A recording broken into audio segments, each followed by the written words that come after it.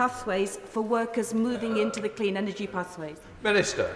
Our skilled workforce in the oil and gas industry will be important for the continued role of oil and gas in the energy mix, but also for the transition to renewable and net zero energy, as the Honourable Lady has pointed out. That's why we've invested significant sums of money into carbon capture and storage, working with exactly those companies, and we'll set out further details for further support for the industry at the spending review in the coming months. You would say, mate.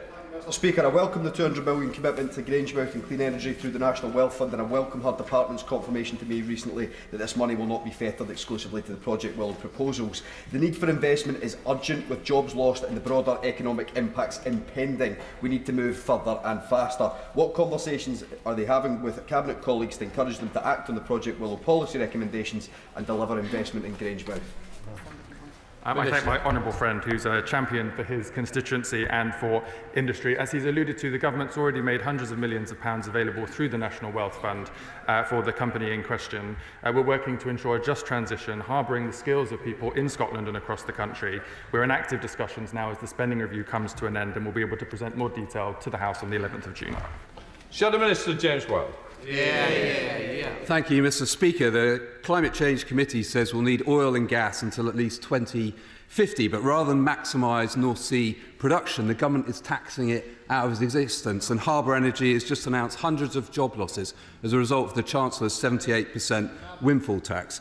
Instead of costly transition imports, will ministers use the spending review to think again and focus on an energy policy to deliver cheaper and cleaner energy that's affordable for consumers and for businesses? Minister. I welcome the honourable gentleman's encouragement. That's why we're investing in homegrown secure energy, including in renewables, nuclear and other forms of energy. And in yesterday's UK-EU trade deal, which I'm sure the Shadow Minister would like to welcome, we've enhanced our arrangements with the European Union on electricity trading to be able to export energy we produce in the UK to the European Union and to be able to do so vice versa. This is ensuring energy security, good jobs and good businesses in the energy sector for decades to come. Question number 2, Mr Speaker. Minister. Thank you, Mr Speaker. Lifetime mortgages have been regulated by the FCA since 2004. These rules provide robust consumer protections, including requiring lenders to engage and provide tailored support to all of their customers. Thank you, Mr Speaker. One of my constituents, a 96-year-old man, took out what he thought was a £15,000 loan in 1990. It was actually an interest roll-up lifetime mortgage. Despite paying £40,000 over the years, he now owes over £52,000 due to compounding interest. He has been denied redress by the Financial Ombudsman due to time limits, and my team has also contacted the FCA and the lender without success. My constituent is now left to deal with the consequences. Will the Minister meet with me to discuss this case and how other people have been missold these products and how we can better support them? Minister. I'm really sorry to hear about the circumstances the honourable member's constituent is facing, and I'd be happy to meet with her to discuss the issue further. I'd just like to add, Mr Speaker, lifetime mortgages are complex financial products, and I would suggest that anyone considering equity release should seek independent financial advice to help make sure that those products are suitable for their needs. Al Pinkerton. Thank you, Mr Speaker. An increasing number of pensioners are reaching the end of their mortgages with outstanding borrowing and find themselves unable to meet later life lending criteria. This is likely to become an even more prevalent issue in years to come as house price rises continue to outstrip earnings. So can I ask the Minister what discussions she is having with lenders and the mortgage industry to expand later life lending criteria and to give hard-working pensioners who might otherwise be forced to seek council support the opportunity to remain in their own homes? Minister. I thank the honourable gentleman for raising this important issue. I discuss mortgages with lenders and indeed with the FCA on a weekly basis, and I'll be sure to ensure that I reflect the comments he's made today. Graham Stewart. Thank you, Mr Speaker. DIY store Johnson's of Hedden has had a question number 3, Mr Speaker. So sorry. Chancellor of the Exchequer. Little glimpse ahead. I thank the honourable gentleman for that question. The government carefully considered all of the policies in the autumn budget in the context of the difficult fiscal inheritance that we face from the party opposite. The decisions to increase the employer national insurance contribution and reduce the secondary threshold were taken to stabilise the public finances and ensure that money was available for our crucial public services, particularly the NHS. Graham Stewart. Thank you, Mr. Speaker. As I mentioned, Johnson's of Hedden, a DIY store, has successfully traded for 56 years. But Mike Brooke, the owner, who's run it that entire time, says that the national insurance hike brought in by the Chancellor has finally made that business unviable. So can I ask the Chancellor, was the cruel destruction of Johnson's of Hedden and the jobs that it provides deliberate or an accident? Chancellor. Well, the money raised from national insurance, which of course only came in last month, is being used to fund investment in the National Health Service. And since the election, we've delivered 3 million additional appointments in the NHS, which benefits constituents in East Yorkshire and across the country, but also in terms of supporting businesses. Yesterday, the trade deal that we secured with the European Union was welcomed by the CBI, the Food and Drink Federation, the Institute of Directors and others, because it will add around £9 billion to the size of the UK economy. Shadow Chancellor of the Exchequer, Mel Stride. Speaker, only last week the Right Honourable Lady was trumpeting that the economy has turned a corner. And yet it is only barely a month, as she has just stated, since her disastrous job tax started to bite. So could I ask the Right Honourable Lady precisely which business confidence survey, just one, she can point to which supports her assertion that everything is coming up roses? Chancellor. Well, the PwC survey of global CEOs say that Britain is the second best place in the world to invest. That's just one of the surveys that backs what this government is doing. But the Shadow Chancellor just simply isn't serious, and his party is becoming completely irrelevant. Now, he talks about jobs. 200,000 jobs have been created since the general election. He talks about economic growth. The UK is now the fastest growing economy in the G7. And he talks about business. Well, we have secured 3 trade agreements which are backed by British businesses and British trade unions, and every single one of them the party opposite opposes. No wonder even George Osborne says that the Shadow Chancellor has no credible economic plan. So while the Conservative Party plummet into irrelevance, this Labour government will deliver in the national interest. Daisy Cooper, Liberal Democrat spokesperson. Thank you, Mr. Speaker. In the budget, the government reduced business rates relief, and that is really hitting small businesses hard. Under current plans, in the next financial year, we could face a situation where small independent businesses see their rates go up by 80% and chains see their business rates go down by 40%. I've shared that analysis with government ministers. Could the Chancellor please promise that she will personally look at this analysis to make sure that this, I think, unintended consequence doesn't come to pass, so independent businesses don't close, leaving even more of our high streets looking the same? No. Chancellor. Well, the Honourable Lady will know that in the budget we extended business rate relief. It was due to end entirely by the plans we inherited from the party opposite, and at a cost of around £1.5 billion we were able to extend that business rates relief. And also, as the Honourable Lady will know, we are reforming how business rates work so that there is permanently lower rates for hospitality and retail sectors, particularly on our high streets. Lisa Smart. Question 4, Mr. Speaker. Chancellor. Thank you very much. With permission, Mr. Speaker, I would like to answer this question together with question number 12. In January, I announced a review of the Green Book to ensure that it is supporting fair, objective and transparent advice on public investment across the country. And I'm working closely with our mayors, particularly with Steve Rotherham, who has championed this issue. Since January, the Treasury has been in conversation with over 70 different organisations and individuals, regionally and nationally, to identify areas where we can make changes to the Green Book and champion investment in the north of England. Lisa Smart. Very much, Mr. Speaker. Bear with me on this.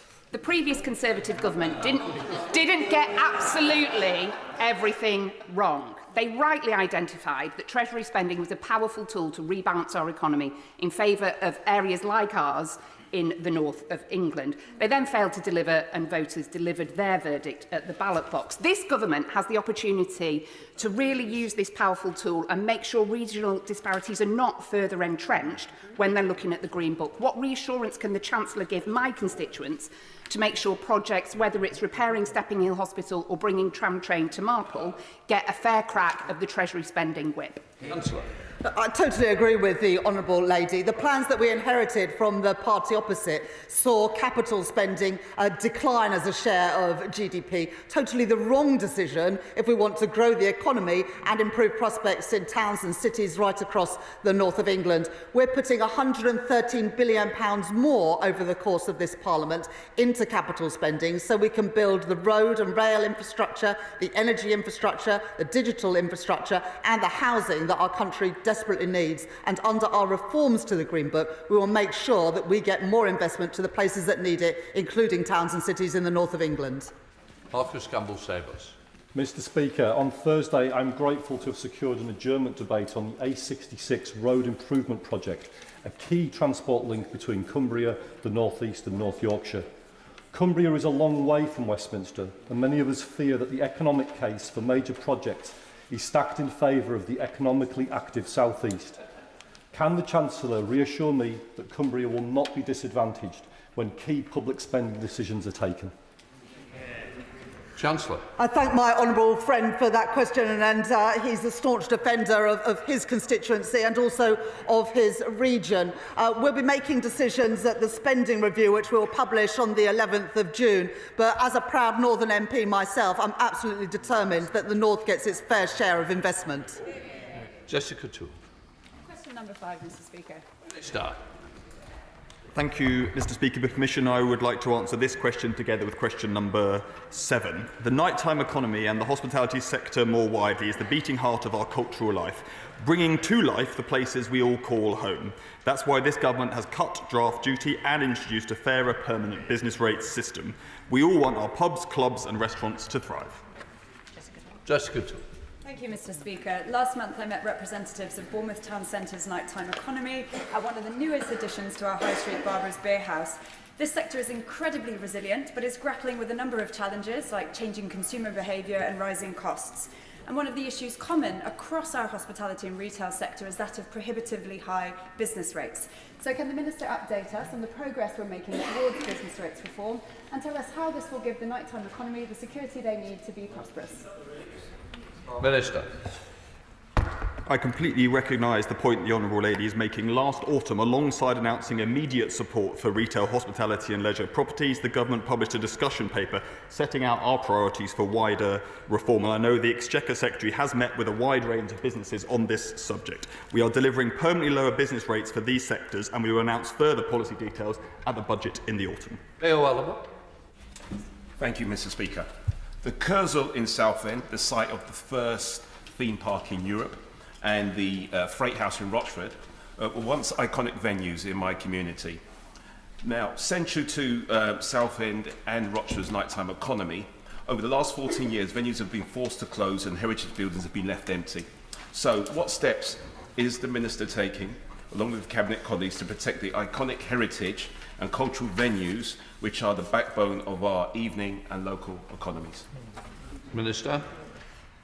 Thank you, Mr Speaker. I've missed out on the particular historical gems that the Honourable Member mentions, but my daughter is a big fan of Southend, so I obviously agree wholeheartedly with them. And because we agree with the Honourable Member, that is why last December this Government announced the largest round of the Community Ownership Fund, awarding £36 million to 85 projects right across the UK. In fact, I agree with the Honourable Member so much that my own office is in the rejuvenated Albert Hall in Swansea, which has previous incarnations as a cinema and a bingo venue and a music venue, but behaviour in that building is much better these days. Mr Speaker, just a few weeks ago I held a round table in my constituency with UK hospitality and other hospitality businesses, hotels, nighttime economy businesses, pubs. It was just after the first national insurance rise payment, which means that those businesses have been devastated and are having fewer jobs, fewer apprentices and less investment. What they're worried about as they look to the future is whether the Chancellor will be raising taxes again in the coming months. So can the Minister assure my businesses that the Chancellor won't be coming back for more? Minister. Well, what the sector is doing is welcoming the trade deals done by this government yesterday. What they're worried about is a Conservative Party that can't bring itself to welcome a single trade deal with any country round the world. The party of Robert Peel has turned its back on the entire world. Alison Bennett. Thank you, Mr. Speaker. The Hop Tub in Hurstpierpoint, the Hop Sun in Haywards Heath and the Brickworks in Burgess Hill are three fantastic microbreweries serving constituents in mid-Sussex. Given the pressures of national insurance and the challenges of business rates, what is the Treasury doing to support these innovative businesses? Minister. Thank you, Mr. Speaker. And I think everybody in this House enjoys the proliferation of microbreweries right around this country. And that's why this government is supporting draft beer and cider by knocking 1p off the price of a pint at the budget last year, because it is important we support not only our pubs, but the brewers that produce the content that's sold in them. Thank you, Mr. Speaker. Sasha Lord, Labour's former nighttime economy advisor, says that it's tougher for the hospitality industry today than it was even during the pandemic. But the Chancellor is ignoring his advice and pushing ahead with a cocktail of costs which the Nighttime Association has called a death sentence for our pubs, our bars and our clubs. Can the Minister and the Chancellor not see that the future of the industry is fatally undermined by that anti-growth taxation? Minister. Well, what's anti-growth is the party opposite that sat over 15 long years of decline, completely unprecedented economic stagnation. Our job is to support the Hospitality and Leisure Centre more generally. That's why we're reducing red tape through the cross-government licensing task force. It's why we're permanently cutting business rates, moving away from the year-by-year chaotic system put in place by the party opposite. And it's why we're engaging all the time with the Hospitality Sector Council. Question number 6, Mr. Speaker. Chancellor. Thank you, Mr. Speaker. The trade deal that we have secured with India adds around £5 billion to the UK economy. And the way that social security contributions work is that if somebody who works for an Indian business is posted to the UK, or indeed someone from a UK business is posted to India, they won't be paying two lots of social security contributions. So if you're paying into the Indian Provident Fund in India, you won't be paying national insurance contributions here. And if you're paying national insurance contributions here, you wouldn't be paying into the Indian Provident Fund. On top of this, to come to the UK to work from India, you'll need to pay just over £3,000 in the NHS surcharge to be able to access those services, and £769 in visa fees, contributing to the UK exchequer. Thank you, Mr. Speaker. I note that the Chancellor didn't actually address the point of the cost to the exchequer of the Double Contributions Convention, which this government has agreed with India. Under that convention, Indian workers sent here by their employers on intra-company transfers cost more in taxes than British workers. But with this deal, this flips. And these Indian workers will be taxed less and cost less to employ than British rivals for doing the same jobs. This will not only cost the Treasury lost revenue, which she didn't admit just now, but displace British workers, suppress wages and increase immigration. So will the Chancellor commit now to monitoring the effects of this agreement, and if the data shows any of these things happening, promise to scrap this charter for immigration with India? Well, this deal is worth £5 billion to the UK economy, and it also benefits British workers being posted by their company to work in India. And the party opposite are now in an absurd situation where they oppose the US deal, they oppose the India deal, and they oppose the deal with the EU. The party opposite are simply not serious. And when it comes to the India deal, it reduces tariffs on Scotch whisky by more than half, bringing more good jobs, paying decent wages to the UK, and the party opposite seem to be against that. Chris MacDonald. Thank you, Mr. Speaker. Special steels business Paraloy in Billingham in my constituency has told me that uncertainty on international trade has recently left their customers running for the hills. Does the Chancellor of the Exchequer agree with me that now that we have trade deals coming along like buses with India, with the US and with the EU, then we can give reliability and confidence to important local businesses like Paraloy in my constituency who want to export to the world? The steel sector is one of the sectors that particularly benefits from the trade deals that this government have secured, freeing ourselves of tariffs on steel going into the US, and indeed the deal that was secured with the EU yesterday means that we avoid tariffs on steel being sold into European markets, as well as now being exempt from the European CBAM scheme. Good for steel, good for jobs right across Britain. Dr. Peter Prince. Number 8, please. Thank you, Mr. Speaker. The Treasury has reformed the spending review process to ensure that it facilitates genuine collaboration across departments. As part of this spending review, the Chancellor of the Duchy of Lancaster and I have met with Secretaries of State multilaterally in mission clusters. These clusters have brought departments together to agree cross-departmental priorities, increase transparency, reduce duplication and align spending with mission delivery across Whitehall, whilst learning every possible lesson of the failure of the Conservatives and making sure it's never repeated ever again. Dr. Peter Prince. Thank you. I'm grateful to the Minister for his answer. 9,000 UK medical graduates compete for postgraduate training with 15,000 overseas graduates, meaning that many of our own graduates simply cannot progress into higher professional training and either go abroad themselves or leave medicine. So does the Minister agree with me that the Treasury has a crucial role to coordinate spending on medical university education by the Department of Education and postgraduate training by the Department of Health, so as to ensure that public money we spend on medical student education is not wasted? Minister. I thank my honourable friend for raising this important question. The government is committed to training the staff the NHS needs as part of our 10-year plan. International staff clearly play an important role in the mix of staff that we have, but we also want to create opportunities for people across the country to work in our National Health Service. That's why already, thanks to changes this government has made, we've been able to recruit over 1,500 additional GPs since October who would have otherwise not been able to seek that type of employment. Sir Roger Gale. Mr. Speaker, while discussing the spending review, will the department get the Minister for Agriculture and the Energy Minister together into the same room, make sure that agriculture receives the funding that it needs, while energy is not being allowed to charge agriculture effectively for its loss of income? In other words, could she make sure that we're not robbing Peter to pay Paul? Minister. A meeting of that nature has already taken place as part of our mission-led approach to government. We continue to engage with the Department for Energy and DEFRA as he suggests on these issues, and is exactly what we mean when we talk about cross-departmental collaboration. As he knows, further details will be set out in the spending review in due course. Andy Back. Chancellor.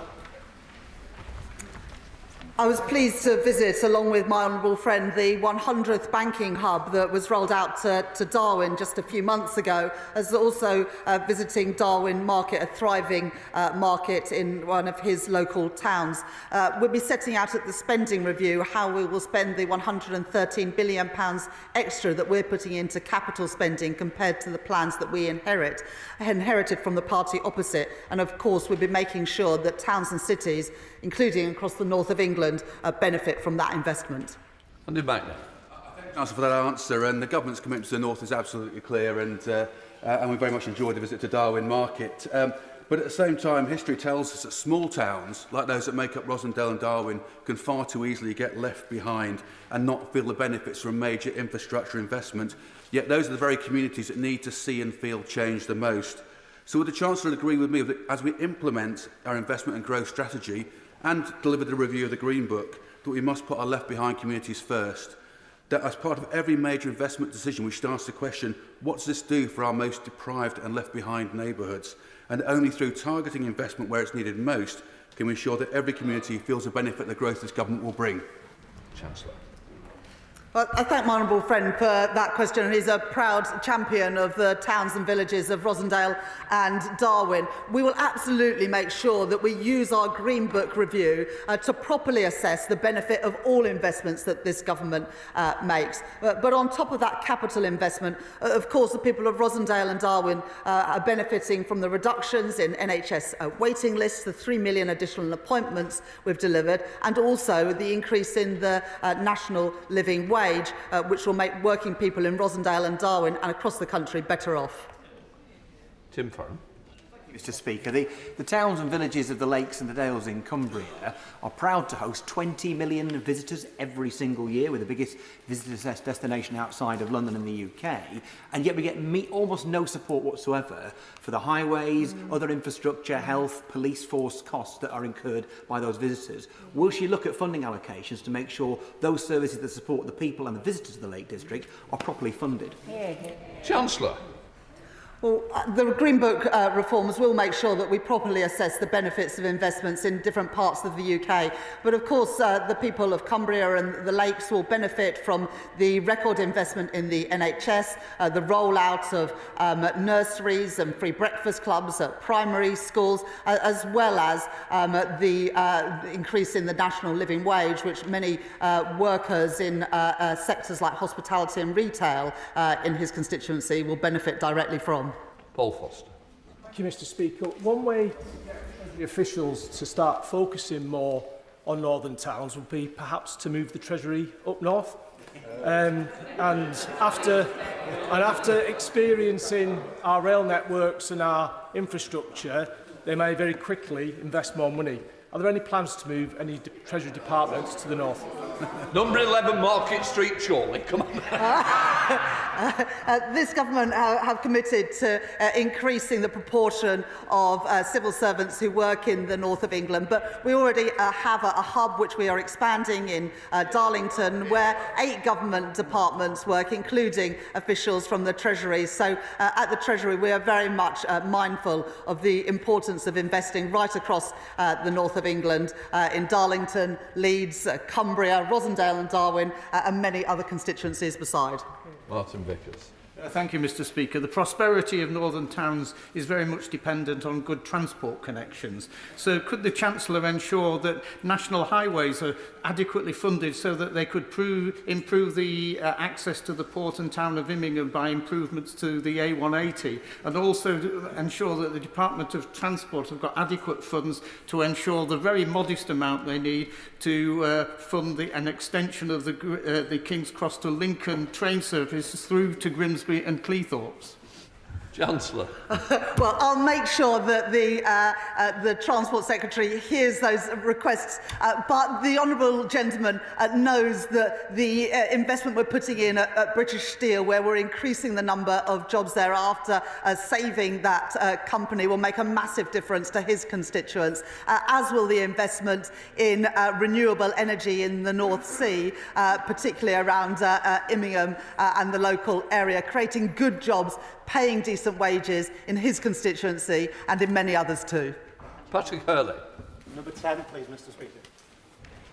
Chancellor. I thank the honourable gentleman for that question, and I'd like to answer this question together with questions 11 and 14. I know that my honourable friend is working closely with the local Labour council in Southport to regenerate the local town centre, and we'll make sure that this government backs him every step of the way. Patrick Hurley. Thank you, Mr. Speaker. Whether it's the Marine Lake Event Centre, the Enterprise Arcade or the new Market Quarter in my Southport constituency, my town has benefited from state-led investment in neighbourhoods and public realm. So can I ask the Chancellor if she agrees with me that investment policies of this sort are essential to driving economic growth in our regions and nations, and will help us to finally turn the page on the failed austerity policies of the party opposite? Chancellor. I absolutely agree, and that is why we reversed the decisions of the party opposite to cut capital spending and instead preserve that capital investment, which means we'll be spending £113 billion more on capital investment on road, rail, energy, homes and digital infrastructure than those plans that we inherited from the party opposite. But also day-to-day things like making sure we've got police on our streets, making sure that we're working with our mayors, including Mayor Steve Rotherham, to make sure that we get the investment into the places that most need it. Charles Athwell. Thank you, Mr. Speaker. Small businesses are the backbone of our economy. In Ilford South, we have many small businesses ranging from restaurants like Deli O'Deli, Mr. Bunt's Bakery, tea shops like My Chai, and local stores like Chopra's convenience stores. They make Ilford an amazing place to eat, shop and do business. Will the Chancellor join me in commending these local businesses who make the High Street the beating heart of Ilford South? And will she lay out what steps she's taking to support these entrepreneurs? Chancellor. I thank my honourable friend for that question. At the budget, we more than doubled the employment allowance to £10,500 to take many small businesses out of paying national insurance altogether. On corporate tax, we've maintained the small profits rate to help smaller businesses. And to help entrepreneurs to raise finance and grow, the government has extended the Enterprise Investment Scheme and the Venture Capital Trust Scheme. And I will very much add my words in supporting businesses right across Ilford and the work that you do, that my honourable friend does as an MP to champion those businesses. Jill Chapman. Thank you, Mr Speaker. Clwyd North is a proud coastal constituency, home to a dedicated hospitality sector, many of them small businesses, including the recently opened Bobcat's Coffee, where young entrepreneur Bobby is an example to us all. Economic circumstances, though, have been tough after a decade of neglect by the Tories. So will the Secretary of State outline the Treasury's plans to support these businesses that are such a vital part of our local economy? Chancellor. I thank my honourable friend for that question. This government will introduce permanently lower rates for high street retail, hospitality and leisure properties with rateable values below £500,000, and we'll be doing that from the next financial year to exactly support the sorts of businesses that my honourable friend champions. Thank you, Mr Speaker, and I draw attention to my register of interests. Earlier this month, Harbour Energy announced that it would be cutting 25% of its onshore workforce, blaming the government's punitive fiscal position and challenging regulatory environment. When the news was announced, the Chancellor said that this was just a commercial decision by one company. So how does the Chancellor explain that in just the last few weeks, the following other energy sector jobs have been lost in North East Scotland? Belmar Energy entering liquidation with 48 job losses. WellSafe Solutions, 45 job losses. Beam, a subsea technology company, all 200 staff made redundant. And on top of the 25% from Harbour, that's 250. We're talking about 600 jobs. How can she explain this, and how will she support the industry in the spending review? Chancellor. Harriet. I thank the honourable member for that question, and my honourable friend, the Exchequer Secretary to the Treasury, is working closely with businesses right across the energy sector. Of course, the previous government increased the rate of tax on energy companies to 75%. We increased it by 3 percentage points above that, reflecting the fact that energy companies have enjoyed huge profits since Russia's illegal invasion of Ukraine. And it is right, when people's bills have gone up, that we ask the energy companies making those profits to contribute a little bit more. Thank you, Mr Speaker. What changes will the Chancellor introduce in the spring statement to compensate for the growth-threatening sword of Damocles she's just placed over the Scottish fishing industry? She should know, but probably doesn't, that 70% of revenue from fishing and aquaculture comes from Scotland. She should know, but probably doesn't, that the fishing industry in Scotland is 50 times larger for Scotland's economy than the UK. So can she explain what discussions did she have with the Scottish Fishermen's Federation or the Scottish Government before making this damaging decision? Well, I was very pleased that the Scottish Salmon Association welcomed the trade deal that we secured with the EU yesterday. And 70% of the fish that is caught in UK waters is sold into European markets. That will now benefit from the SPS deal that we have secured in that deal. We've rolled over the deal that the previous government secured, giving certainty to fishermen in Scotland and across the UK, made it easier for them to export into their European markets. We've ensured that we can now sell shellfish again into European markets, and we announced a £360 million package of measures to support coastal and fishing industries yesterday. The SNP are now in an absurd situation where they support reform and the Tories in opposing the deal with the EU. Callum Miller.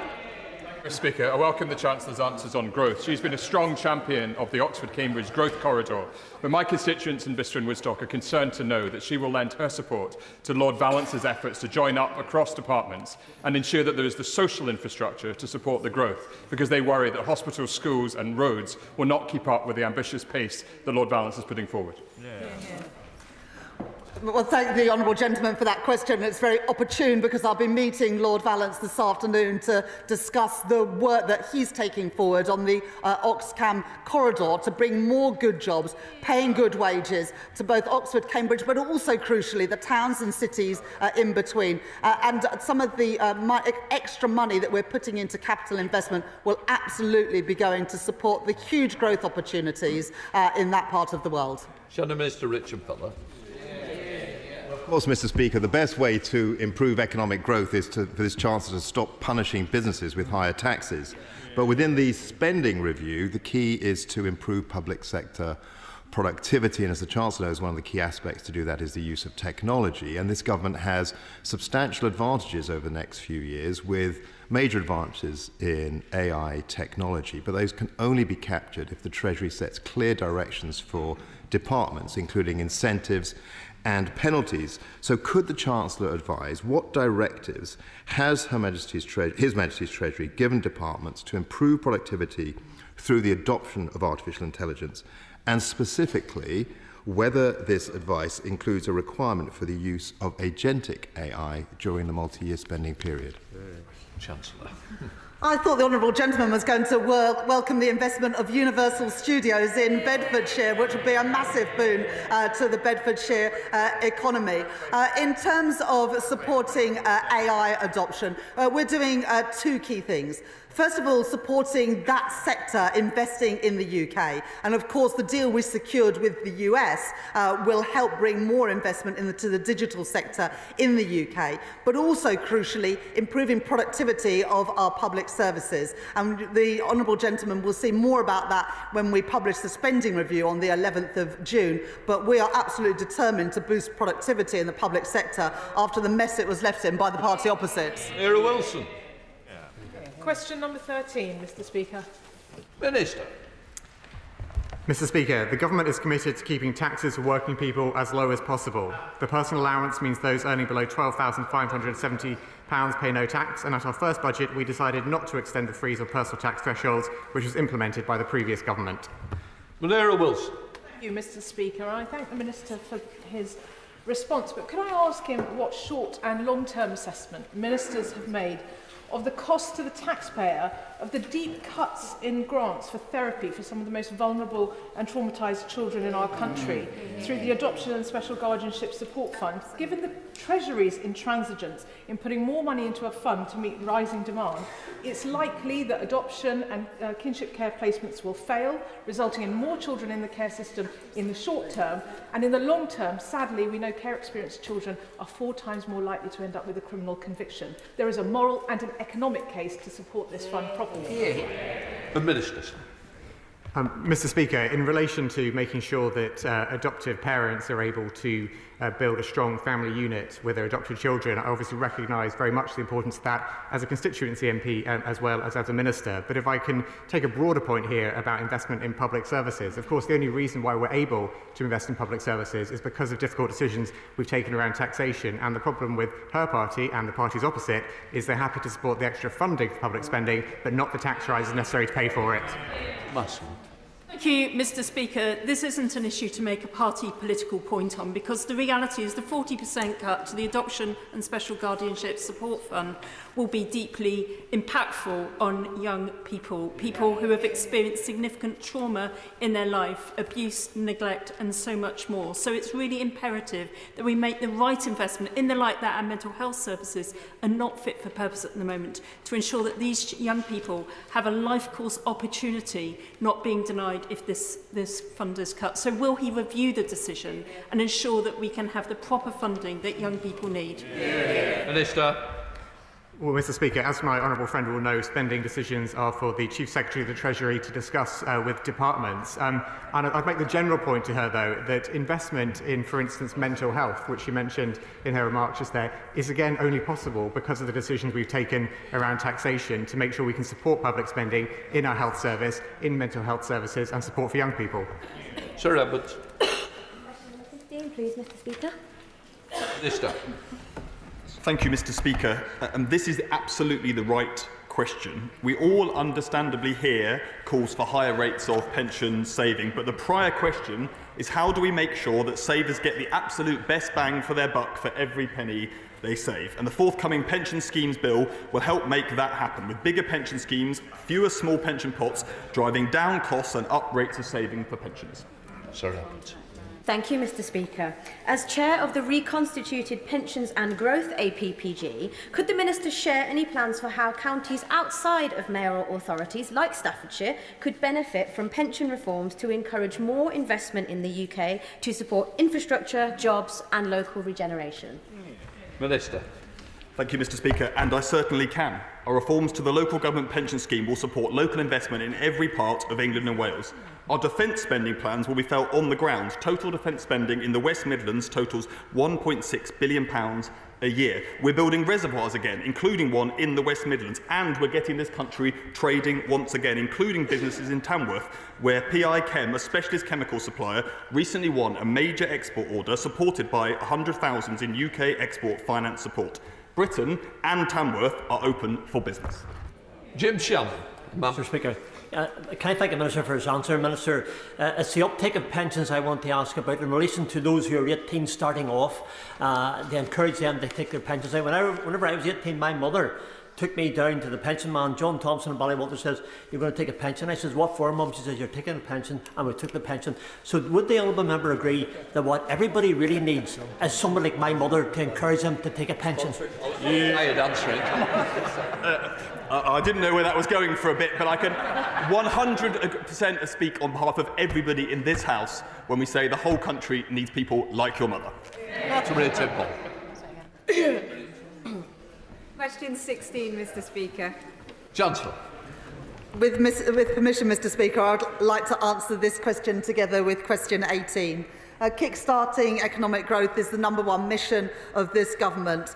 From next financial year, South Yorkshire Combined Authority will receive a single flexible funding pot through their integrated settlement, and the East Midlands Combined Authority will benefit from a new advanced manufacturing and logistics park, unlocking up to £1 billion of investment. Both areas will benefit from the £240 million of investment towards trailblazers to tackle economic inactivity. Thank you, Mr. Speaker. Stocksbridge Speciality Steels in my constituency has strategically significant, highly specialist capability to produce world-leading steel, crucial to our national defence, aerospace and energy industries. This site employs 650 people and has an excellent skills training centre. I welcome the government's £2.5 billion commitment for our UK steel industry. What discussions has the Chancellor had with the Department for Business and Trade to ensure the government will do everything they can to secure the British steel industry using our domestic steel assets productively, in particular for the Stocksbridge Speciality Steel site in my constituency? Chancellor. I thank my honourable friend for that question. And whilst I'm not going to get into the sort of detailed discussions about one individual company, this government did set out the £2.5 billion steel fund in the budget last year to preserve and grow steel manufacturing in the UK. And it's why in the 2 trade deals that we've secured in the last couple of weeks with the US and with the EU, we've reduced tariffs on steel exports, which will be good for the British steel industry. O'Shanker. Thank you, Mr. Speaker. Shockingly, in Derby South, 62% of adults in our community are financially vulnerable, far above the 38% national average. To lift people out of this vicious cycle, we need a growing economy. But if you're worried about how you'll make it to the next pay, dreading the unexpected bill, or struggling to feed your family, the benefits of growth can feel miles out of reach. Can the Chancellor outline how her plan for growth will put money into people's pocket and deliver change for people in our struggling communities? Chancellor. We'll shortly be publishing a financial inclusion strategy, as well as extending the household support fund to support some of the most vulnerable. But there are huge opportunities, as my honourable friend knows, in Derby. I was at Rolls-Royce in Derby just last week, and what we are doing in terms of trade deals, particularly with the US, hugely support our aerospace sector, along with the increased spending on defence, taking it to 2.5% of GDP, helping to invest in great British firms and indeed in great British steel. Thank you, Mr. Speaker. I'm aware that Derby's economy was blighted last November by a foul smell said to be emanating from its local water treatment works. Similar is true of my constituency in Eastbourne, due to the failure of Southern Water's air scrubbing system. Will the Chancellor ensure that the spending review grants the Environment Agency the resources it needs to crack down on smell nuisances, so that these water companies get a grip of this for the benefit of local growth and our economy? Question to the question, forgot it. Let's go to topicals. Rosie Duffield. Thank you, Mr. Speaker. Question number 1, please. Chancellor. Thank you, Mr. Speaker.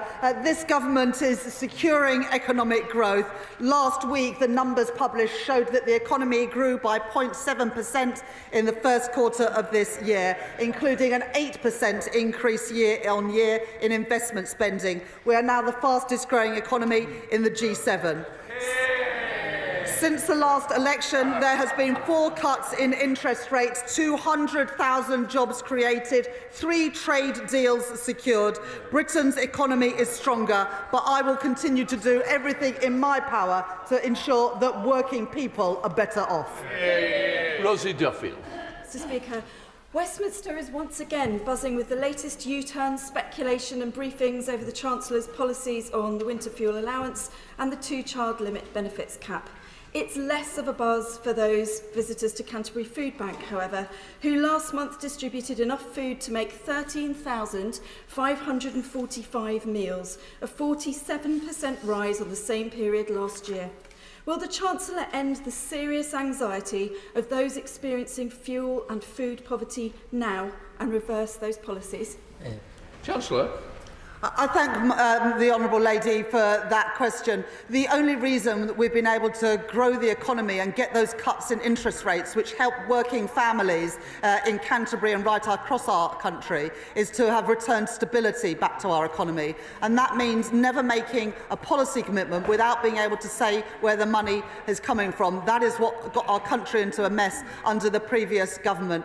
So we've set out the policies that we needed to put investment into the NHS and to secure our public finances. Tracy Gilbert. Last month, Ports officially opened the Charles Hammond berth at the Port of Leith, a £100 million private investment to create Scotland's largest renewable hub. Will my right honourable friend join me in welcoming this investment in Leith and set out how she is working with Cabinet colleagues to ensure green manufacturing and supply chain jobs are created in Scotland? Minister. Can I join my honourable friend in welcoming the news that the Charles Hammond berth is now officially open? As she knows, we've set up Great British Energy in Scotland, bringing forward £300 million of investment ahead of the spending review to secure jobs and supply chains. And funding for the Port of Cromarty Firth, announced in March, is expected to support up to 1,000 highly skilled jobs, while our uplift to the Clean Industry bonus will support offshore wind supply chains across the country. This is yet another example of the government working with business and a Labour government delivering for the people of Scotland. Right, we come to Shadow Chancellor Mellstrop. Mr. Speaker, can the Chancellor explain what the Economic Secretary meant last week when she said that there will be, and I quote, no tax rises on individuals at the autumn budget? And can she similarly confirm that there will be no tax increases on businesses? Chancellor. In our manifesto, we set out that we would not increase taxes on working people, the income tax, national insurance or VAT that they pay. And it's why we also reversed the decision by the previous government to increase fuel duty, which would have had a disastrous effect on working people in our country. We'll set out all other tax policy at the budget. Mellstrop. What many up and down the country, Mr. Speaker, are asking is why that manifesto pledge not to impose taxes on working people was broken. But could I ask the right honourable lady, Last week, the Pensions Minister confirmed to the House that the government will never interfere with the fiduciary duty of pension trustees to get the best return for their members. But when the Chancellor was questioned on that topic by Bloomberg the very same day, she said, "Never say never." This is chaos, Mr. Speaker. They can't even speak with one voice. It is clear that the Right Honourable Lady and the Pensions Minister cannot both be right. So will she now put the record straight? Chancellor. Well, we've secured an agreement with the biggest pension companies to invest on a voluntary basis in UK unlisted equities and infrastructure. That's something that the party opposite never achieved. We're getting investment into British infrastructure and British businesses because that's the way to grow the economy and support working people. Serena Brackenridge.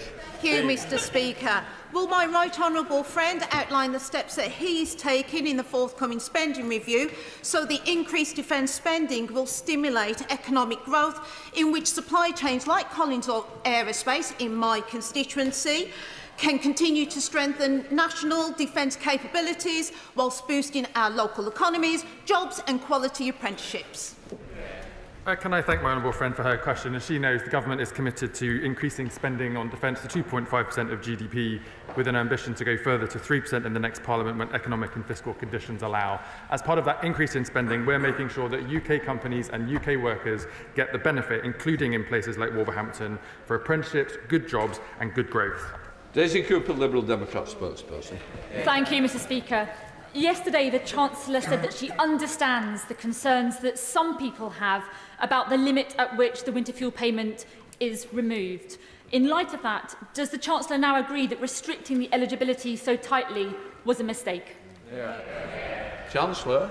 As the Honourable Lady knows, when I became Chancellor last year, we inherited a £22 billion black hole in the public finances, not at some year in the future, but in the financial year that we were already 3 or 4 months into. It meant that we had to make difficult decisions and urgent decisions to put our public finances back on a firm footing, because unlike the party opposite, I will never play fast and loose with the public finances. Borough Council recently announced an investment to reopen the iconic Grimways building, which had been left vacant in our town centre for more than a decade.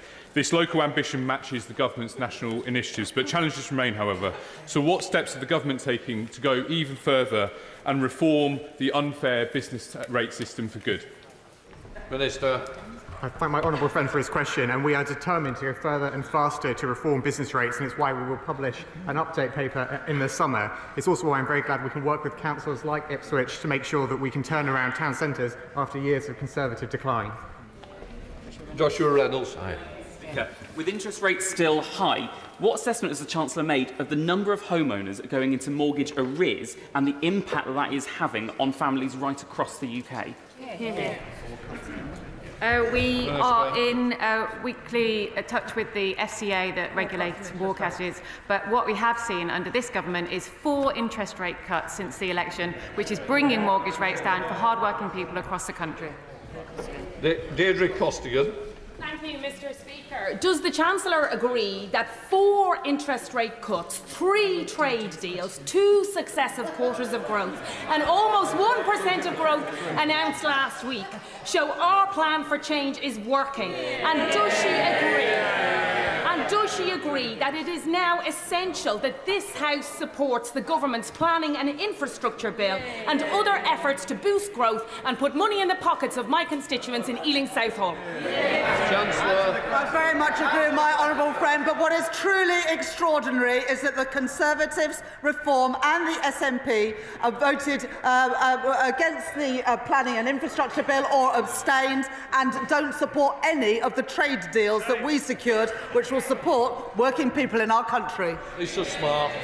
Thank you very much, Mr. Speaker. My Hazel Grove constituents are content to pay their fair share of tax, but they're understandably disappointed when HMRC overcharges them and then ghosts them. Gail from Romiley is a foster carer who was owed a tax repayment. She repeatedly contacted HMRC over a 9-month period, but it was only when my superstar casework team got involved did she get a £1,200 rebate. What assurance can ministers give my constituents that HMRC is adequately resourced to give them the support they need to pay their fair share of tax? Minister.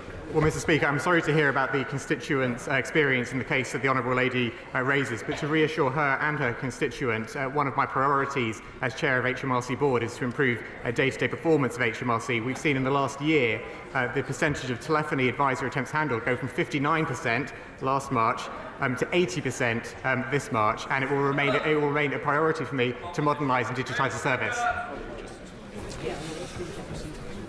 Mr. The European Emissions Trading Scheme has a carbon price 50% higher than the UK's price. What assessment has the Chancellor made of the impact of joining this scheme will have on inflation in this country? Chancellor. Well, as my honourable friend knows, sometimes the UK carbon price has been higher, but sometimes it's been lower than the carbon price in the EU. But what this deal will ensure is a bigger market, which on average brings prices down. We're confident that the deal secured yesterday will bring more good jobs and will bring down bills for consumers. Mr. Speaker, Scottish councils now have the power to introduce a tourism levy. This has gone down extremely badly with the hospitality sector, and in particular, they fear a tax on a tax. A tax would be VAT. Could I ask the government to look at zero rating this in the event that a tourism levy is introduced? Chancellor. Well, I want to welcome tourists to Great Britain and Northern Ireland, and that's why we are securing trade deals with countries around the world, showing that we as a country are open for business. In the end, it's up to the Scottish Government about what additional taxes they introduce, but as with income tax, you can always see that the SNP never take the side of ordinary working people. Mayor. Thank you, Mr. Speaker. Last week I raised the case with the Disability Minister of a local disability charity being hit by increased bank charges. He's committed to work with me. Will Treasury Ministers do the same so we can take these banks to task and support these fantastic local organisations? Minister. I would be happy to meet with the honourable gentleman to discuss the issue raised. Andy Chamberlain. Mr. Speaker, access to banking services is a particular issue in North East Fife where the limitations of the access to cash legislation is becoming clear. Will the Financial Inclusion Committee agree to look at the Act to ensure that we get the access to banking services that local communities need? Minister. Our government secured the commitment of the banking industry to roll out 350 banking hubs across the country. 200 have already been agreed and over 150 are open. The Financial Inclusion Committee that I am chairing is looking at financial inclusion, including digital banking and banking, making sure that people have the bank accounts that they need. David Pinto-Chichinsky. I want to start by congratulating the Chancellor of the Exchequer for securing the Mansion House Agreement, an agreement that Mansion House Accord, an agreement that will channel billions into the economy and will make a real difference for my constituents in Hendon. One of the reasons pension funds agreed to join the Accord is because of the strong pipeline of investable projects the government is creating. Does my honourable friend agree with me that the government's infrastructure plans and planning reforms opposed by the party opposite will unlock... Who was answering? Minister. Thank you, Mr. Speaker. My honourable friend is absolutely correct. Raising investment in the UK is about boosting not just the supply of capital, but the demand for that capital, the investment pipeline. We are approving infrastructure projects from wind farms to reservoirs that the party opposite blocked for years. And by reforming the planning system, we are doing something really radical, building some homes. Greg Ricker. Mr. Speaker, the rollout of banking hubs is helping to a small degree. But what plans do the government have to increase the number of banking hubs beyond that which is currently in the pipeline? Well, as I said in answer to the previous question, we have committed, we have secured the commitment of the industry to open 350 by the end of this Parliament. Banking hubs by the end of this Parliament. And the SCA keeps the access to cash rules under review as legislated under the last government. They have the power to access make rules to ensure that there is access to cash across the country. Thank you, Mr. Speaker. Yesterday there was a lot of coverage of the Chancellor's comments about the ISA limits of 20, and she committed to pledging to keep to the £20,000, but not within that whether how much would be in cash and investment. Can she reassure me that she is seriously considering the impact on the mortgage lending market of changing the cash ISA limit? Minister. As we announced in the spring statement, we are looking for options of reform to ISAs to make sure we get the balance right between cash and equities. But I will reassure the Honourable Lady, we understand that cash savings have a really vital tool for people to act as a financial buffer for a rainy day. Mr McVeigh. I'm sure the Chancellor subscribes to the basic principle that if the cost of something is put up, then we'll see less of it. It's the reason that governments over many years have put taxes on things like smoking. Does she accept this principle also applies to employing people? And the more expensive this government makes employing people with its jobs tax, increasing nick for employers, the less we will see of it. Well, I think a really good example of that is the Conservative Party. The cost of the Conservative Party went up and the number of MPs shrunk. Independent Commission on Neighbourhoods report recently showed Blackpool has 98% of its population living in neighbourhoods that are high need. With 34 critical mission neighbourhoods in my constituency, can the Chancellor outline what this government is doing to improve growth in our forgotten coastal towns? Chancellor. I thank my honourable friend for that question. Yesterday, we announced £360 million of investment in coastal and fishing communities, which will be absolutely vital for ensuring that those constituencies and those communities continue to thrive. Vicky Slade. Thank you, Mr Speaker. Dorset and Wiltshire Fire and Rescue have seen a real total cut in funding, partly because the majority of firefighters are on call, so the employers' NICs weren't sufficiently compensated. Will the Chancellor commit to review the funding formula to fit needs of communities and undertake a local impact assessment on the effect of the funding cuts on public and firefighter safety? Minister. Thank you, Mr Speaker. This government has already increased spending on the NHS by £22.6 billion, police funding by £1.1 billion and fire and rescue authorities by another £65.5 million. Further spending will be set out in the June spending review, but this is yet again another example of a Labour government delivering on the promise of change. Final question, Brian Leishman. Thank you very much, Mr Speaker. To alleviate grinding penury for millions, the Chancellor could introduce an annual wealth tax on multimillionaires that would raise approximately £24 billion per annum. Yet the Chancellor refuses to entertain this, but does consider cuts to welfare as acceptable. Why do, quote-unquote, tough political choices always seem to impact those that are most vulnerable? Chancellor.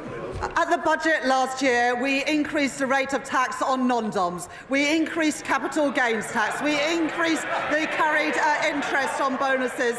And we also introduced VAT on private schools. This government is ensuring that the wealthiest pay their fair share, because that's a basic Labour principle. Right, we'll let the front benches change over.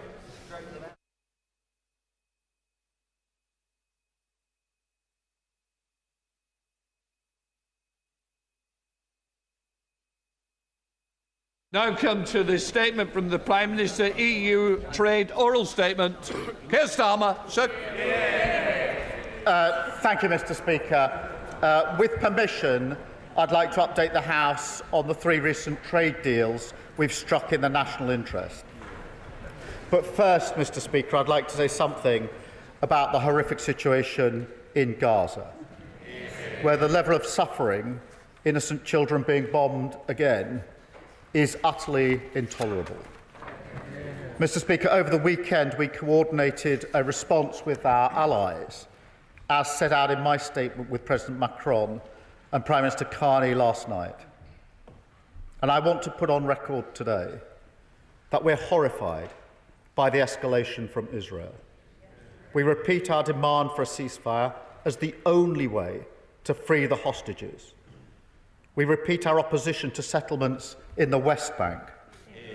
And we repeat our demand to massively scale up humanitarian assistance into Gaza.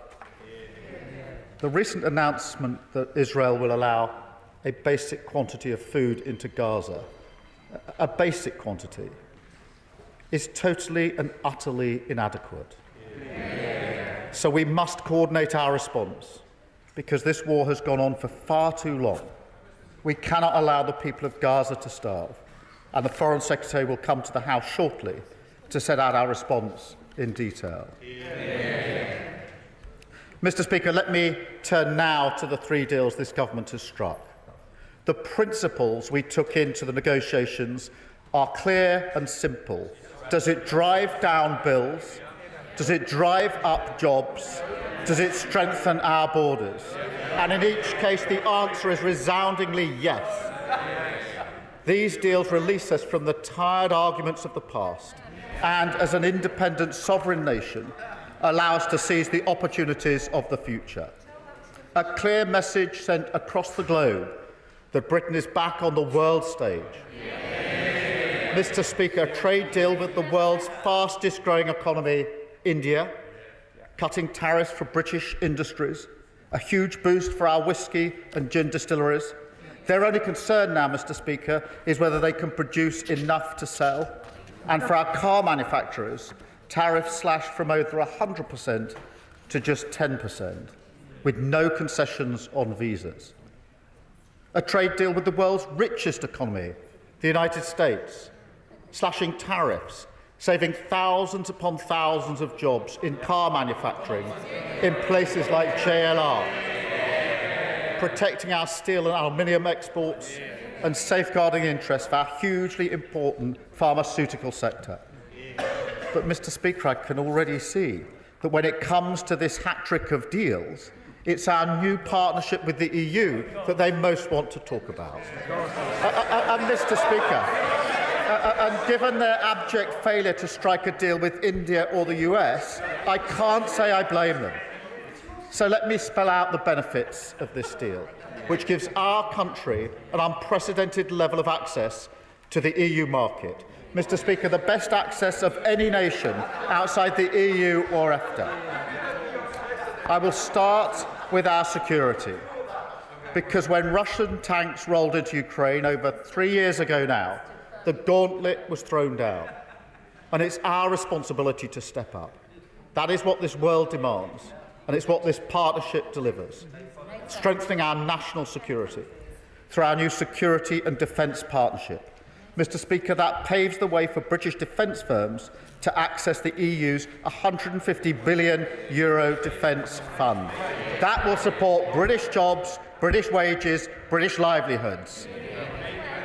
The partnership also increases cooperation on emissions trading, saving UK businesses from having to pay up to £800 million of EU carbon taxes, once again backing British businesses. The deal will drive down bills with increased cooperation on energy, because the agreement negotiated by the party opposite left us with a more expensive way of working with our neighbours, a needless rupture despite our grids being connected by underseas cables. This partnership brings those systems together again, benefiting British bill payers and boosting clean British power in the North Sea.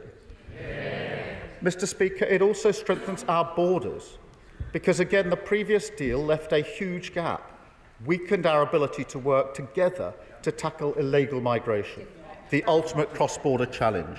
This partnership closes that gap, including joint work on returns, preventing channel crossings and working upstream in key source and transit countries, cooperating along the whole migration route to strengthen our hand in the fight against the vile smuggling gangs. It boosts our cooperation on law enforcement, Mr. Speaker, combating terrorism and serious organised crime, with closer operational work with agencies like Europol and better sharing of intelligence and data, including, for the first time, facial imaging. Mr. Speaker, it helps British holidaymakers because they will be able to use e-gates when they travel to Europe, ending those huge queues to passport control. And it delivers for our young people because we're now on a path towards a controlled youth experience scheme with firm caps on numbers and visa controls. A relationship we have with so many countries around the world, some actually even set up by the party opposite. We should be proud to give our young people that opportunity. And, Mr. Speaker, not for the first time, this government has delivered for Britain's steel industry, protecting our steel exports from new EU tariffs, backing our steel sector to the hilt. But last but certainly not least, Mr Speaker, we have a new SBS deal, as promised in our manifesto, that will cut the price of the weekly shop, more money in the pockets of working people, less red tape for our exporters, no more lorry drivers queuing for 16 hours at the border with rotting food in the back, no more needless checks, the inevitable consequence of their policies that made it so much harder to trade, even within our own market, between Great Britain and Northern Ireland. And, Mr Speaker, that means that British goods that have long been off the menu in Europe can regain their true place, including shellfish, hugely important in Cornwall, Devon and Scotland. Because, Mr Speaker, not only does our deal on fish provide stability, with no increase in the amount that EU vessels can catch in British waters, it also provides a new SBS agreement which slashes costs and red tape for our exports into the European market. We sell 70% of our seafood into that market. It is a huge opportunity which our £360 million investment in British fisheries will now look to export.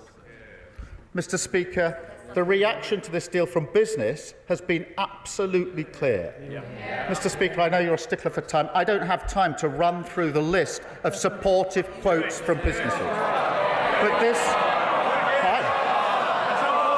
All right. But this new partnership... It was great. Well, Mr Speaker, this new partnership has been backed. This isn't the full list. The Federation of Small Businesses, the CBI, the British Retail Consortium, Asda, Morrison's, Salmon Scotland, the Food and Drink Foundation, the British Chamber of Commerce, Ryanair, Vodafone, producers of meat, foil and poultry, and on it goes. And I wonder whether that long list of businesses coming out to support this deal will temper the reaction of the Leader of the Opposition in her response.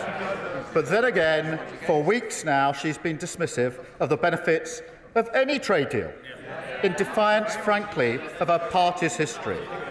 But it's not just them, it's also the member for Clacton, who's not here, the member for Kingston, who've both shown in their own ways that their parties simply do not get that if your whole approach to our allies is about striking a pose, then you don't get to strike a deal. And, Mr Speaker, what that means in a world like ours, where deals are ever more the currency of security and justice, is that you don't get to make a difference and you don't get to deliver for Britain. That is what this partnership means. And for years we were told it couldn't be done. What they meant was they couldn't do it. We were told that a deal with the US or India was impossible. What they meant was impossible for them. We were told that a choice must be made between the US and the EU. What they meant was they couldn't do a deal with both. Mr Speaker, this government can and this government will, because we stay in the room, we fight for the national interest and we put the British people first. That is what these deals represent, a signal that we're back on the world stage, a global champion of free trade, playing our historic role on European security. But above all, making deals that put money in the pockets of working people. Because, Mr Speaker, that is what independent sovereign nations do, and I commend this statement to the House. Leader of the Opposition, Kemi Bedro. Mr Speaker, when Labour negotiates, Britain loses. He talks about a hat-trick of deals. They are own goals. In 2020, the Conservatives concluded the Trade and Cooperation Agreement, the largest and most comprehensive free trade agreement in the world. We agreed to come back in 5 years to improve terms. This renegotiation should have been an opportunity to improve terms for our country. The terms are improved for the EU. And the Prime Minister can dress it up as much as he wants, but he has failed. It is bad for bills, it is bad for jobs, and it is bad for borders. This is not a deal made for Britain. This is a deal made for Labour's PR, to show them on the world stage. But it is a stitch-up for our country for their short-term headlines.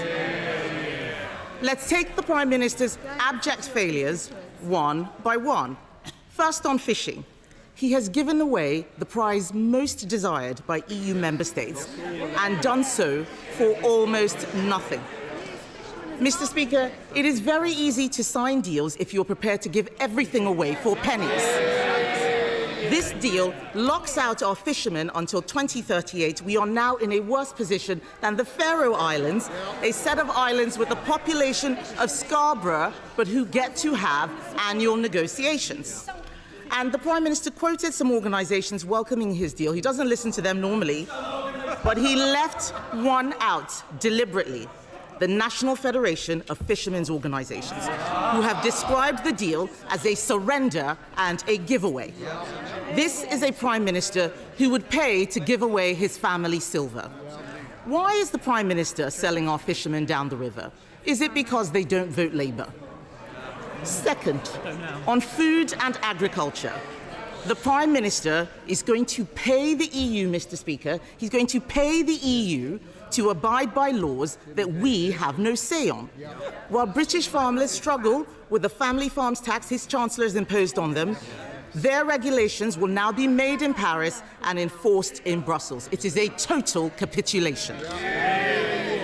We're not in the EU. We are not at the table. So can the Prime Minister tell us how is he going to ensure accountability for the hundreds of regulations he has signed this country up to? Third, on energy, the Prime Minister has shackled us to the EU's emissions trading scheme. This means the government can no longer cut energy costs without the EU's permission. It will also unravel parts of the India FTA he's just negotiated. This isn't a technicality, it is a betrayal. The House should be in no doubt. This means higher bills, more pain, and less flexibility. Fourth, on his own manifesto promises, the Prime Minister said that we would not rejoin the single market. He promised no new payments, that he would protect British interests.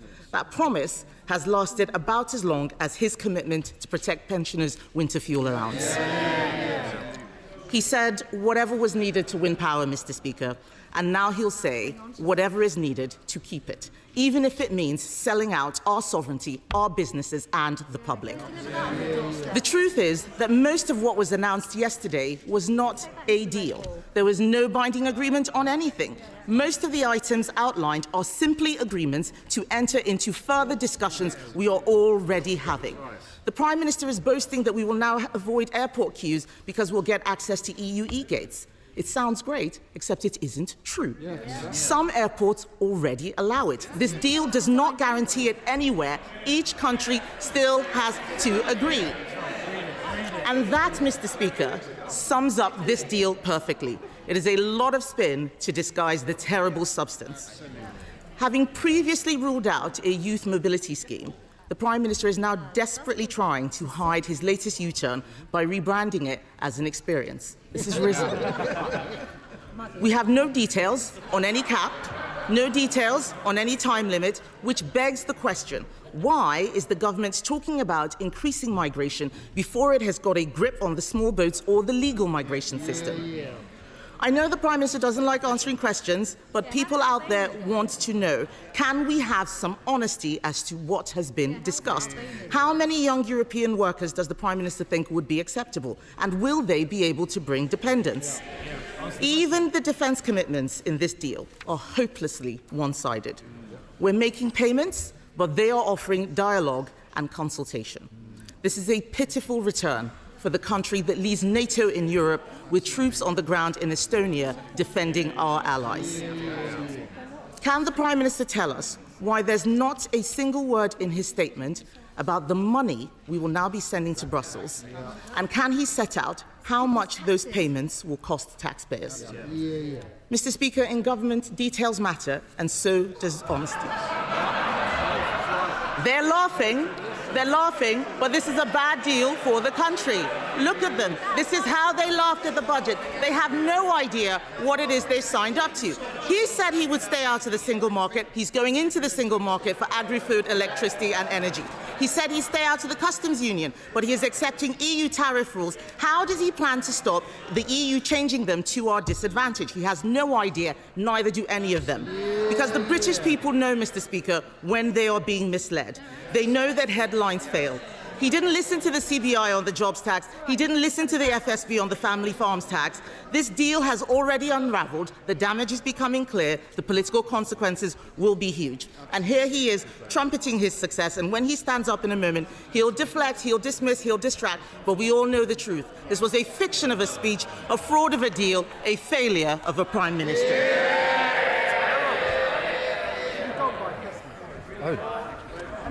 Oh dear.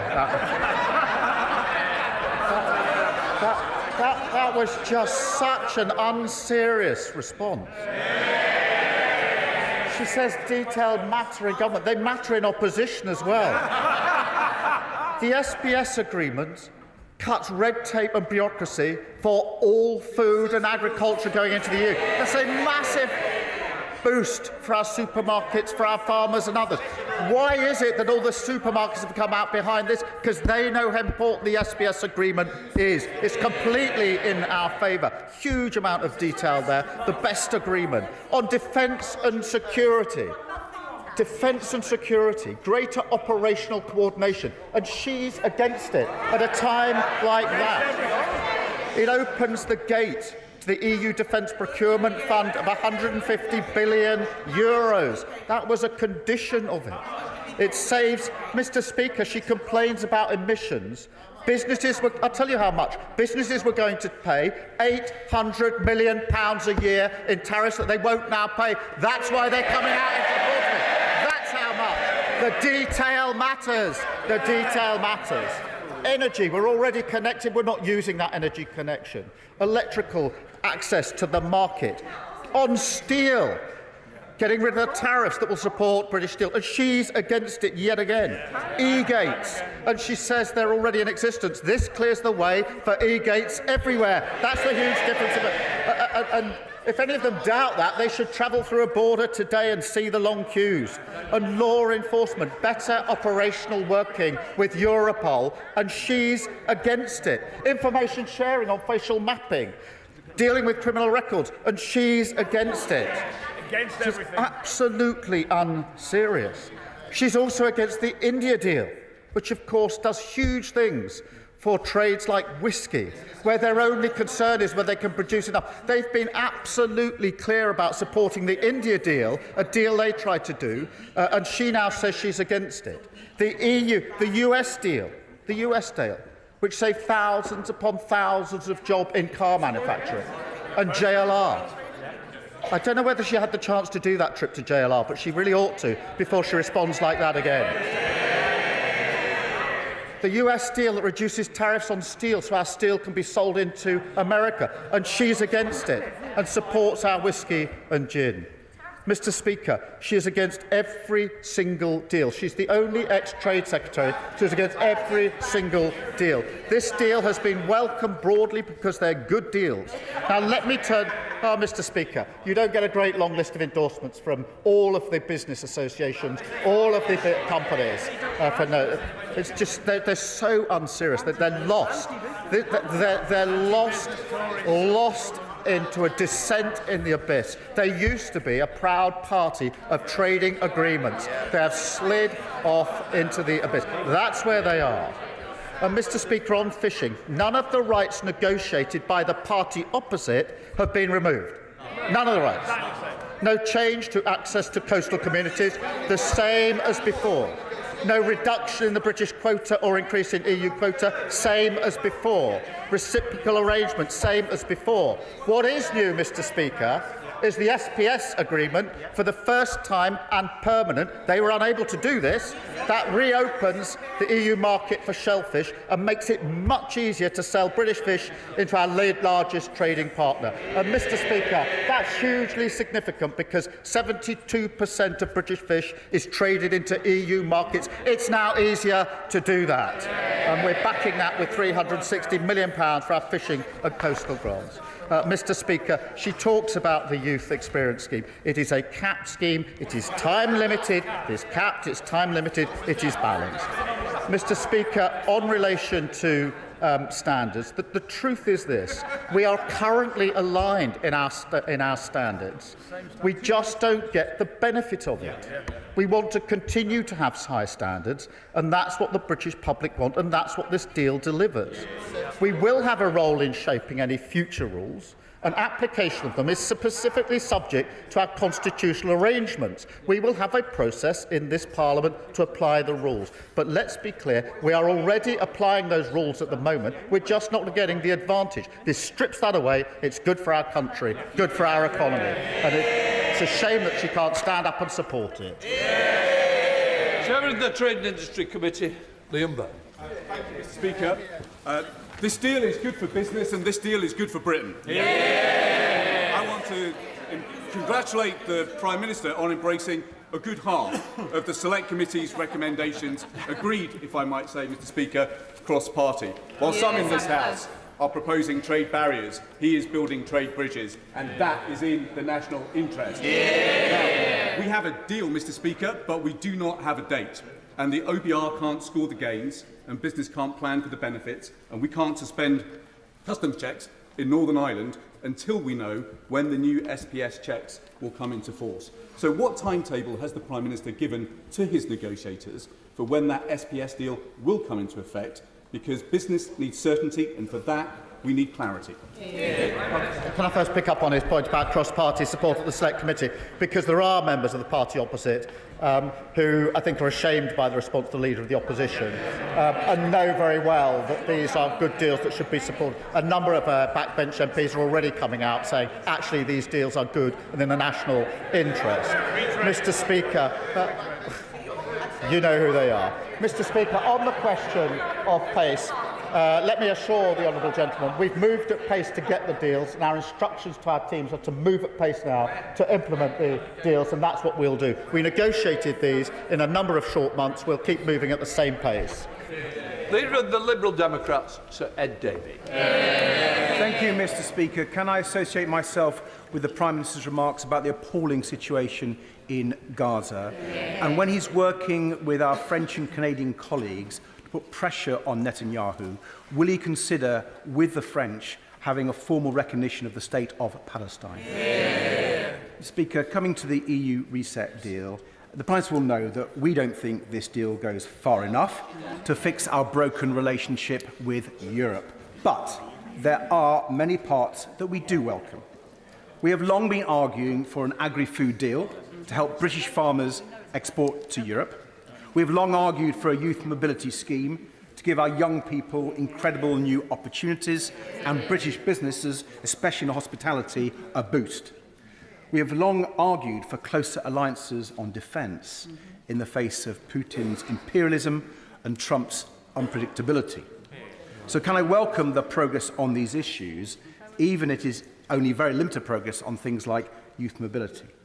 Because, Mr. Speaker, we've all seen the terrible damage caused by the Conservatives' Brexit deal. And hearing the Conservative leader complain today is like listening to a backseat driver who previously crashed the car. Our country has moved on from the divisive Brexit wars of a decade ago, and some members of this House need to do the same. But does the Prime Minister accept that this deal must be only the first step? And we must be far more ambitious in strengthening our economic and security ties with our nearest neighbours. We believe that a bespoke customs union is a key part of that. Not turning back to the past, but forming a new partnership that serves our national interest. I know the Prime Minister once made that a red line, but he will accept that the world has changed since then. So will he open negotiations on a customs union to get a better deal for Britain? Mr. Speaker, a trade deal to dwarf all other trade deals. Well, Mr. Speaker, on this question of first step, it is intended that this is the beginning of a process to complete on what we've already agreed, but also to have annual summits so that we can take our cooperation and coordination further step by step, and we will do that whilst keeping to the red lines that we had in our manifesto. On the question of a customs union, The problem with his proposal, as I know he knows, is that we've just struck the deal with India. We've just struck a deal with the US. If we now undo that good work, we undo all the benefits of those two deals. And for JLR and car manufacturers, this is the here and now of their jobs at the moment. And that is why we had our red lines and we've kept to those red lines. I'm not prepared to rip up the benefits that we've negotiated in these deals. Chair of the Foreign Affairs Select Committee. Mr. Speaker, can I begin by thanking the Prime Minister for what he has said about Gaza? It couldn't be clearer, the message that he's sending to the far-right government of Netanyahu, and it should have the unanimous support of this House. It is essentially, this must stop. Turning to the grown-up EU deal, which comes hard on the heels of the two other trade agreements that have been agreed recently, the government is rightly confident that these deals will be popular and that they will provide great benefits to our country. So can I ask the Prime Minister this?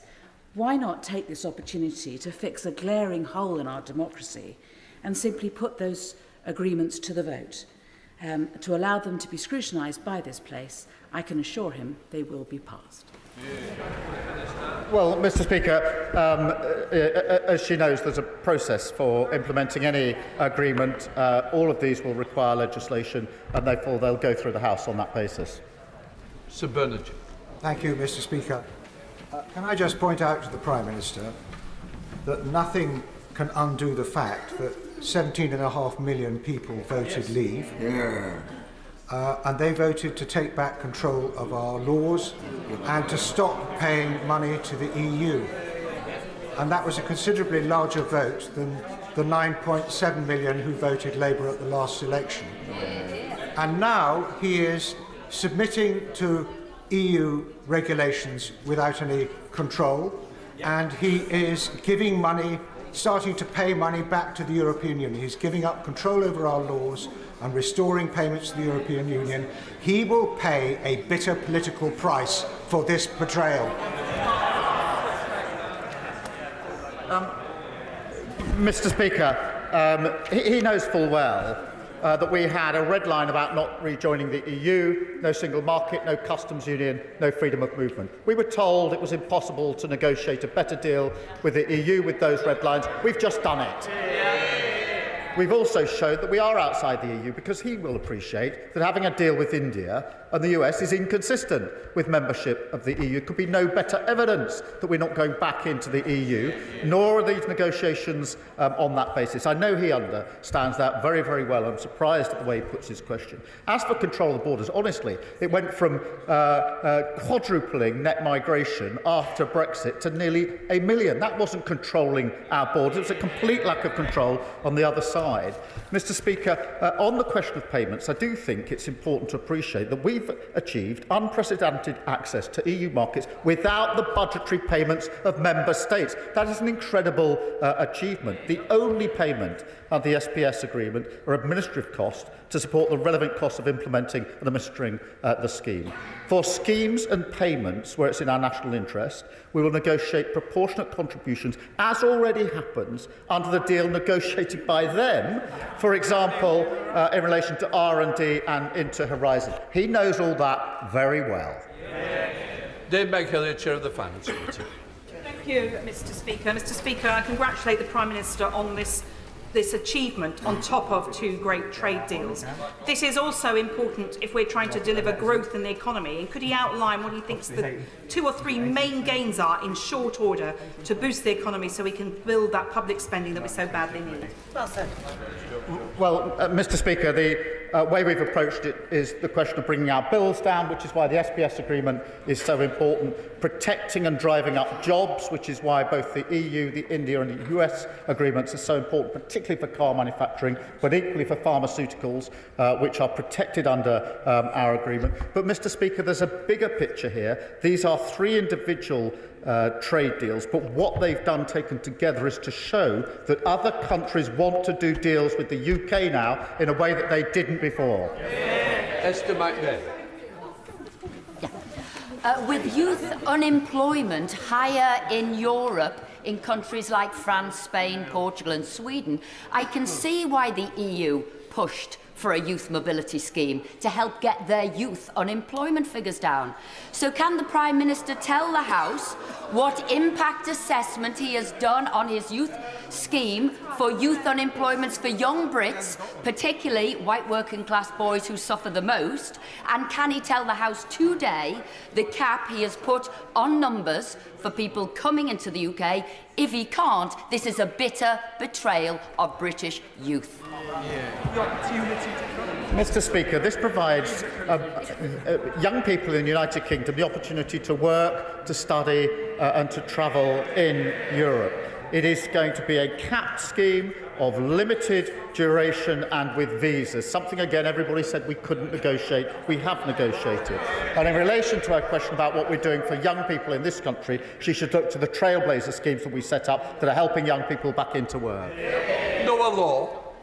Will the Prime Minister join me in inviting members opposite to celebrate the restoration of access to our British sailfishers and the reduction in frictions on the 70% of our British seafood that's exported to the EU, and encourage members opposite to get out there and help us deploy the £360 million of fishing and coastal community funding that we have unlocked? Well, I thank him for his question. Under their deal, shellfish was locked out. Shellfish can now be sold back into the market, hugely important for places like Cornwall. That's why their response to this is so unserious and so un-Tory, if I may say so. Sir Oldie. Thank you very much, Mr. Speaker. On 6 separate occasions since the beginning of the year, I've asked the Paymaster General about plans for a youth mobility scheme, and every single time he told me that Labour had no plans. I realise I was in error. I should have asked about a youth experience scheme.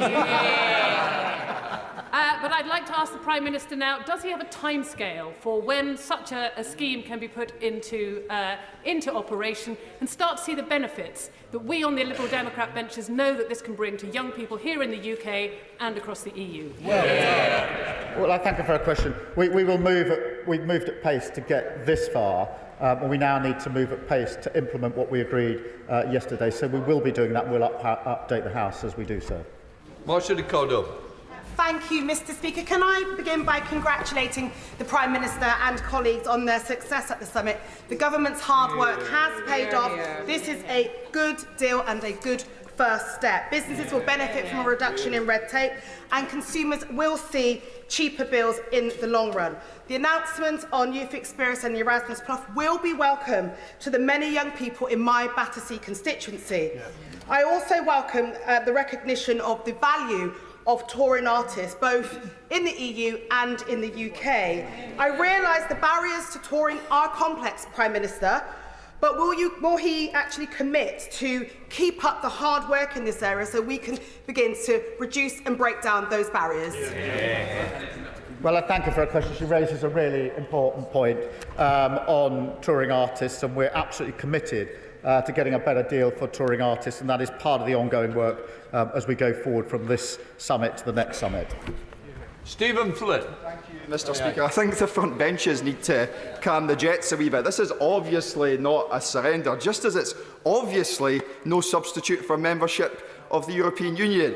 Nor indeed is it, as the Prime Minister has repeatedly said today, providing unprecedented access to the EU market. That is simply absurd. But what the deal does do is provide for cooperation in respect of carbon storage. So will the Prime Minister build upon that good work by committing his government to provide the financial support necessary to take the ACON project forward in the north east of Scotland? Well, Mr. Speaker, this deal does allow us to move forward on renewables and carbon capture as part of the package around renewables, which is why it's so important across the United Kingdom, but particularly in Scotland, because of the potential for job opportunities there. And so, of course, we'll press on there. I would gently ask him to reconsider whether he shouldn't support these deals for the whisky sector in Scotland. Scottish Salmon came out yesterday hugely in favour of this deal. He should stand up and support the work that we're doing. Julie Mims. Speaker, my Carlisle constituency is home to the world's oldest biscuit factory. Carr's has been making table water, ginger nuts and custard creams for many, many decades. In fact, in about 15 years' time, it will celebrate its 200 years in business. Could the Prime Minister say more about the importance of this deal to food and drink businesses like Pladis, who own and operate the Carr's biscuit factory?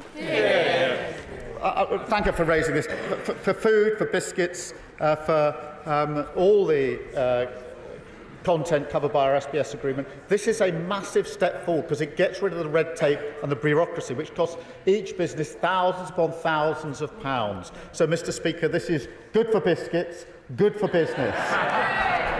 Where's the crumbs? Dame Harriet Ball. Thank you very much, Mr. Speaker, and may I get a serious answer to a very narrow and specific question. We know how much fishing rights the Prime Minister was prepared to give away for how many years in order to accede to the EU demands, but how much UK taxpayers' money is he willing to hand over to the EU to sign up to their protectionist demands? Well, I remind her that nothing that was negotiated by the last government on fishing has been given away, quite the contrary. In relation to costs, I gave an answer earlier in full, which is we are not paying into the EU budget in the way that EU members do, and that's why this unprecedented access is so important. In relation to schemes and programmes, yes, we will make a proportionate contribution in the same way as happens under the agreement that was negotiated by the party opposite in relation to Horizon and R&D. So it's on the same basis and the same principles that her party, her government as it then was, negotiated in relation to the current arrangements. It's hard to see why, having negotiated those arrangements, they're now suddenly against them. Matthew Patrick. Thank you, Mr. Speaker. The energy industry is central to our mission for growth, but it's also important in our tackle against the generational challenge that is climate change. That is a sentiment felt in my constituency of Wirral West, which is proud to be a regional hub of carbon capture and hydrogen storage. Could the Prime Minister please set out how this deal supports the energy industry so we can pursue the growth, bring down energy bills and tackle climate change? Well, it does so in two ways. Firstly, it makes permanent the energy chapter in the current deal, and then it goes beyond that, Mr. Speaker, to allow us to cooperate and coordinate more closely on energy. We do have the ability already for connection on energy. We're now able to take better advantage of it. Gavin Roberts. Mr. Speaker, the Prime Minister will recognise that successive governments and successive parliaments have caused unnecessary and at times intolerable damage to our union. So we can recognise the reduction of some checks on some issues. But can he explain to this House why, if the animals and their products that are able to come to Northern Ireland now free of checks are suitable, why is the European Union still intent on banning the very veterinary medicines that those animals take? If standards are the same in the United Kingdom and the European Union, and this Parliament has already decided that the CE markings will be retained, why are products and manufactured goods not part of this arrangement? And will he confirm to this Parliament that it is his intention as Prime Minister to rid Northern Ireland of the Windsor Framework and get rid of the barriers within our union?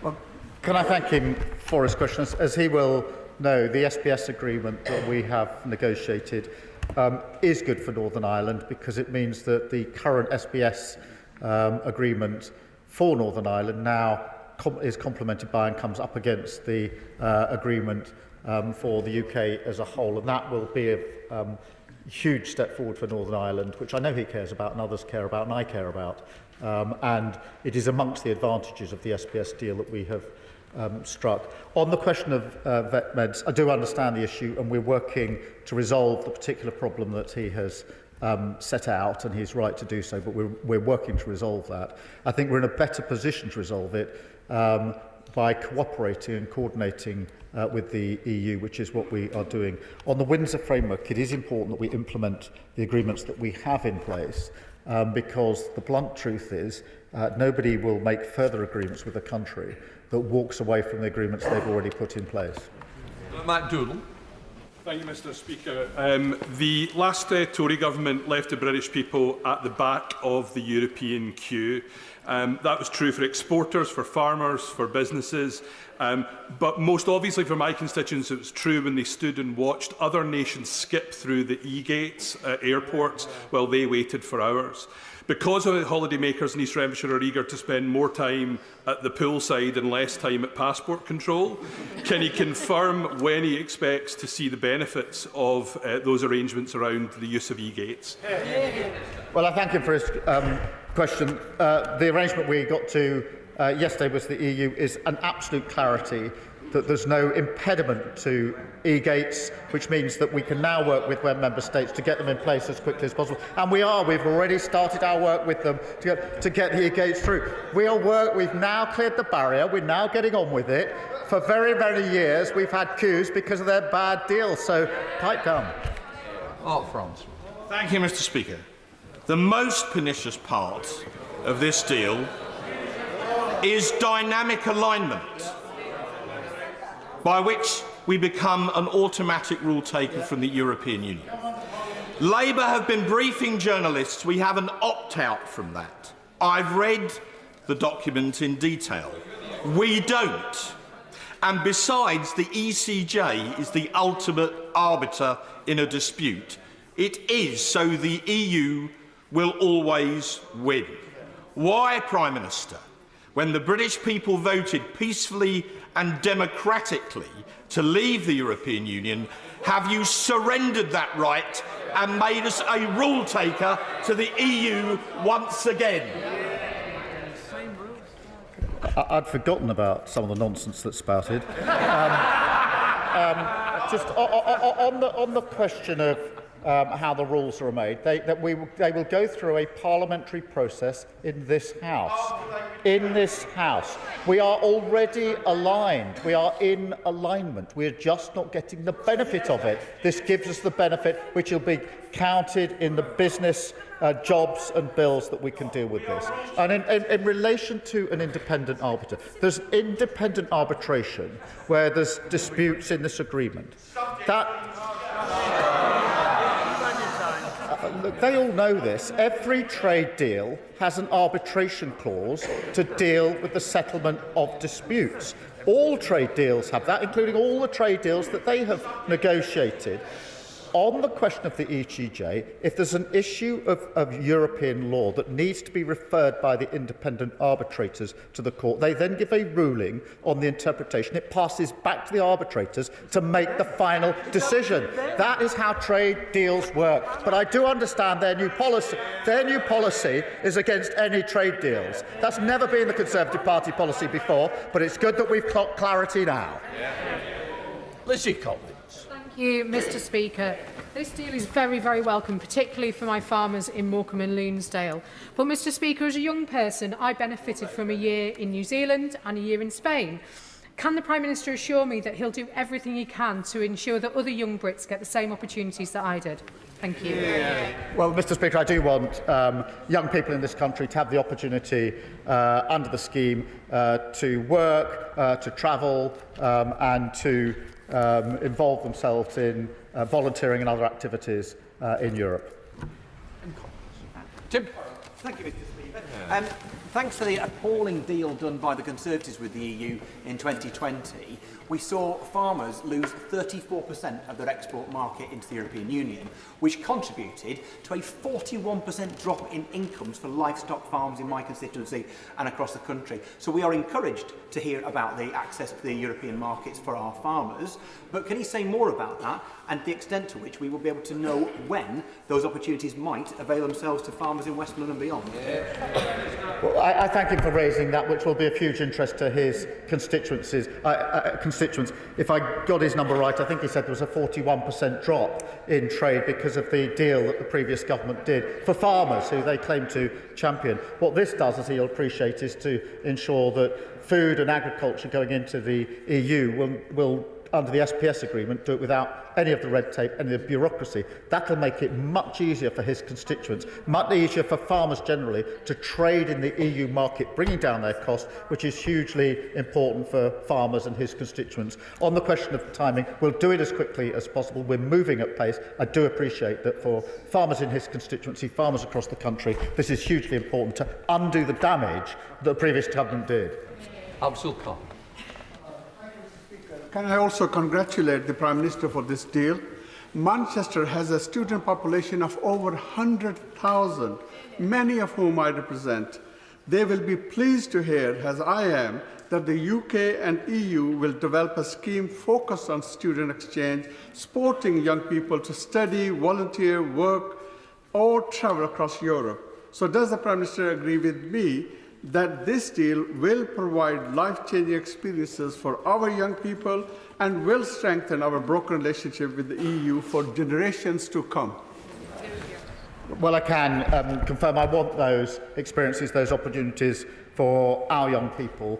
I think the country wants those experiences for young people. I'm not even sure the party opposite are genuinely against better opportunities for our young people to go and work and travel in Europe.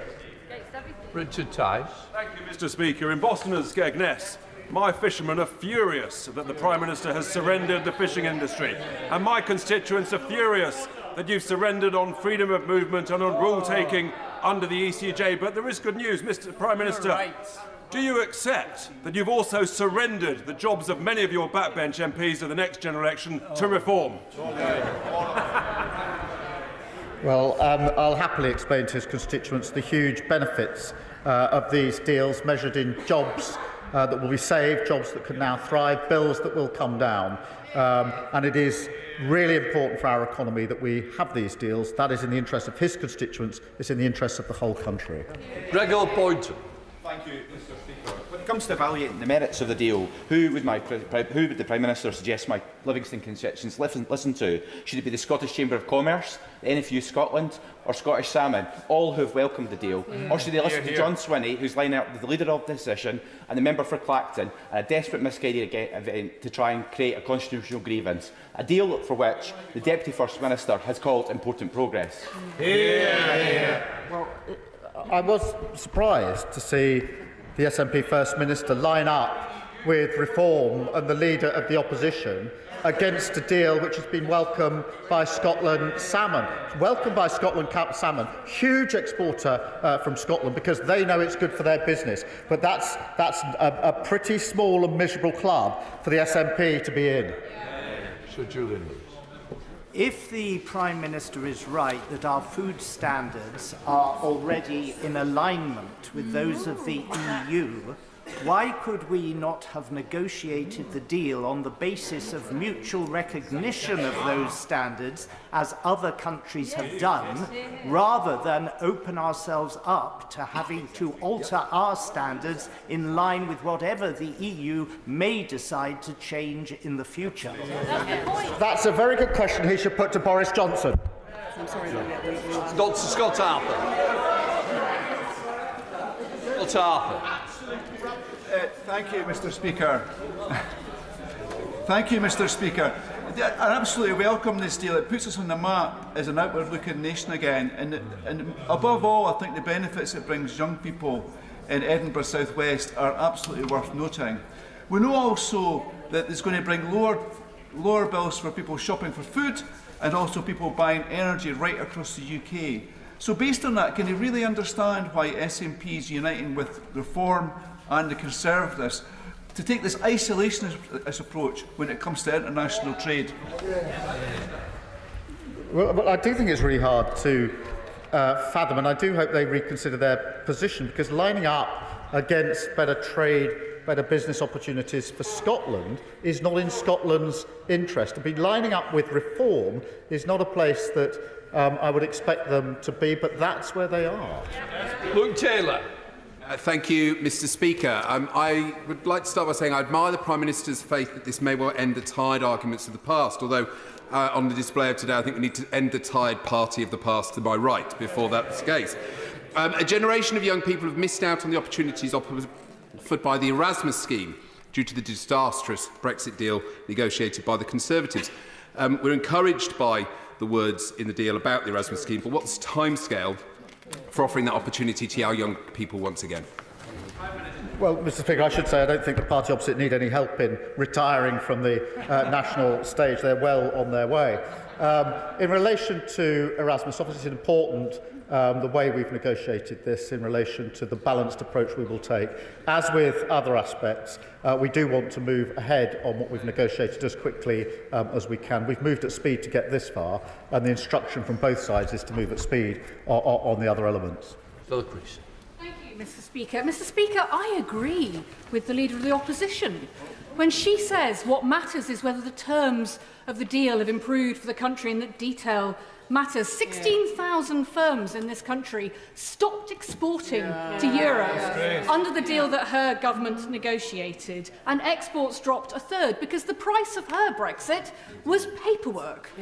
Under this deal, this government is getting rid of the very much hated export health certificate, which is worth an extra £200 on every single consignment. So this government's deal will help business. Her government's deal hurts business. But can the Prime Minister confirm that as part of reviewing the charges at the border, he will also look at the Tories' hated border operating model so we can really get business moving? Well, Mr. Speaker, she puts her finger on it, because under their deal there was huge bureaucracy, huge red tape, huge cost to businesses. The reason businesses have come out to support this in huge numbers is because they know this deal is going to make life better for them, it's going to improve their business opportunities and drive our economy forward. After a blunt. Thank you, Mr. Speaker. I asked the Prime Minister on the 7th of May to reassure the House that he would not hand over hard-won controls over UK fishing waters in backroom deals with Brussels. In reply, he said a better deal can be had. Does he agree that EU access to our waters until 2038 is only a better deal for Brussels and nothing short of a betrayal of British coastal communities? Mr. Speaker, the deal we've struck makes it easier for fishermen to sell into the EU market. 72% of their fish is sold into the EU market. Until we came along with the SPS agreement, which is permanent, they had to put up with the red tape and bureaucracy, the added cost, which the party opposite negotiated with disastrous consequences. This makes it easier for them to sell their fish into the market, which is hugely important to them. And on shellfish, which was banned by the party opposite, the doors open again, they can sell into the market. Hugely important. Mr. Speaker, may I put on the record my thanks to the Prime Minister and the Paymaster General for this landmark first step in the government's reset with the European Union. As the government removes barriers to trade, what further information can the Prime Minister share with the House about how the deal will bring down the cost of living, including for my Bolton West constituents? Well, Mr. Speaker, I would point him to the endorsements from the very many supermarkets yesterday who made precisely that point, which will allow them now to lower the price of goods and food on their shelves. That's good for them and their businesses, it's good for working people, and it massively helps with the cost of living. Liz Supple. These incremental improvements are welcome as we begin to move on from some of the illusions of Brexit, that we had all this and far, far more 10 years ago. The Prime Minister once argued, and we quote, "We should retain the benefits of the single market." Given his recent tendency to dismiss the views of others, what would he say to his younger self? Mr. Speaker, I think last week I was overly rude, and I apologise. I do respect the honourable member. She raises a serious point. We're now outside of the EU. We had red lines in our manifesto on the single market. We've kept those red lines and delivered a very good deal with it. Clive Efford. Mr. Speaker, can I congratulate my right honourable friend on securing this deal? But is the agreement with me that the attitude displayed by the party opposite betrays a fundamental dislike and mistrust of all things European, which makes them totally inadequate for accepting any sort of deal whatsoever with the EU? And can he confirm that no matter where you do an international trade deal, whether it's through WTO rules or with Europe, there is always an arbitration system, whether it's this deal or any other? Mr. Speaker, I thank him for his question. I don't think they're just against all things European, because they say they're against the India deal as well. This is a deal they tried for 8 long years to negotiate. It's deeply embarrassing for them to say that's what they're trying to negotiate, and now they're behind it. They're against the deal with the US, which they said that they wanted to negotiate, which saves thousands upon thousands of jobs. They really go to JLR and tell those workers you're going to reverse that deal, and look at the expressions on their faces. It is further evidence of the decline of the Tory party away from free trade. I never thought I'd see that, but we're seeing it now under this leader of the opposition. He's absolutely right about arbitration clauses. They're there in every trade deal that's ever been struck. Sir Roger again. Thank you, Mr. Speaker. I don't want to be dog in the manger, but the Prime Minister's statement appears to me to be very strong on self-congratulation and very short on detail. Now, I know he doesn't like answering detailed questions, but the response that he gave to my right honourable friend, the member for the New Forest, was quite simply unacceptable. When will this be signed off in a form that this House will be able to debate properly and vote upon? Well, the detail is set out of the agreement we reached yesterday in a document which was released during the course of yesterday, and if he hasn't had the chance to see that, I'll make sure he does. On the detailed text that follows, obviously that needs to be drafted in legal form so that everybody can see it. Of course, we can debate it and scrutinise it, and of course none of this can go through without legislation, so he will have that opportunity. It's quite right that he presses for it. Joanna Baxter. Thank you, Mr. Speaker. The new UK-EU agreement is a welcome and pragmatic step towards rebuilding a strong trading relationship with our closest economic partner. This deal will help reduce costs, reduce red tape and make it easier for Scottish businesses to compete and grow across European markets. These are not my words, Mr. Speaker. They're the words of the Chief Executive of the Scottish Chambers of Commerce. So does the Prime Minister agree with me that when Labour negotiates, business and customers in my constituency of Paisley and Renfrewshire South benefit? Well, she's absolutely right, and there's reasons why the Chamber of Commerce in Scotland are coming out in support of this deal, is because they recognise the huge benefits of it, and it's very important in Scotland we do everything we can for working people and for businesses, and that is what we're delivering. Ellie Charles. Thank you, Mr. Speaker. On behalf of the Green Party, I broadly welcome the progress that was made at the summit yesterday. It's not quite the step change that we need, but it is a step forward towards the closest possible relationships with our closest neighbours that we continue to champion, although I would gently point out that it's hardly unprecedented because, of course, up until we left the EU, we had a much better relationship. Can I ask the Prime Minister, though, given that free movement of people in addition to goods, services and capital is such an important component of growth and also of building good relationships, why is he being so timid on the youth mobility scheme, given the huge benefits that this would offer to our young people and our country as a whole? Good question. Mr. Speaker, we had a clear red line in our manifesto on freedom of movement. We did that because we had a referendum, and at the heart of that referendum, and one of the key issues, was freedom of movement. Everybody made their case, and the country voted to leave. We respect that, and that's why we put the red line in. What we've now negotiated is a scheme that doesn't cross our red lines, but is good for young people, both here and in Europe. Mr. Speaker, I'd like to turn to the cooperation aspect of this agreement, which I congratulate the Prime Minister for. When I was an international liaison prosecutor, my colleagues and I in the CPS, in Eurojust, in Europol, were relieved when the trade and cooperation agreement was finally agreed. Does the Prime Minister agree with me that this new deal enhances and improves our ability to tackle cross-border crime, serious and organised crime, and to keep the people of the UK safe? Well, can I thank her for her previous work? And one of the important things I was able to do when I was Chief Prosecutor was to play our part in Eurojust. Mr. Speaker, Madam Deputy Speaker, I apologise. Before we left the EU, we could play our full part in Eurojust. That meant we shared evidence, we shared strategy, arrest arrangements, and issues about where a case would be prosecuted. What we want to do is to ensure that we improve law enforcement by making sure that wherever we can cooperate better with Europe. That wasn't possible under the deal that the party opposite negotiated. I want to make sure that we have better cooperation on criminal justice issues. Callum Miller. The previous deal that was done by the Conservatives tied up many businesses in red tape, so I warmly welcome the progress on SPS. But advanced manufacturers in my constituency are part of integrated supply chains with the EU, and they are still tied up in red tape. In light of the further summits that will be held, can the Prime Minister outline what this government will do to reduce that red tape and allow them to grow jobs in my constituency?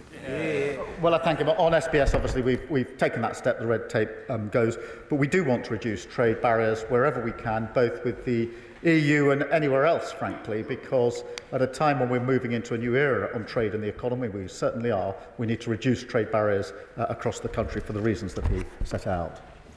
Liam Conlon. Thank you, Madam Deputy Speaker. I thank the Prime Minister for his work on this deal, which takes important steps in resetting our relationship with the EU. Alongside lowering trade barriers, many of my younger constituents in Beckham and Penge will be excited by the prospect of a youth experience scheme. Does the Prime Minister agree with me that far from being a concession, a youth experience scheme mirroring agreements that we already have in countries like Australia and New Zealand would create fulfilling cultural opportunities for young people across the country? Well, I do agree with him and remind the House we do have agreements in place with a number of other countries, some of them actually negotiated by the party opposite. I find it hard to believe anybody in this House genuinely thinks that we want to make it harder for our young people to work and study and travel in Europe. Graham Stewart. Thank you, Madam Deputy Speaker. We need 15 billion barrels of oil and gas between now and 2050, and currently we're expected to produce just 4 billion. New licences would support tens of thousands of jobs in this country, tens of billions of tax revenue. Can the Prime Minister assure the House that the agreement on alignment on climate policies does not stand in the way of common sense restoration of new licences in the North Sea so that we can produce the oil and gas we must consume in this country? Mr Speaker, on the question of licences, we have been clear about honouring new licences, and there's nothing in this deal that cuts across what we've said previously in relation to licences. Sheehan Wara. Thank you, Madam Deputy Speaker.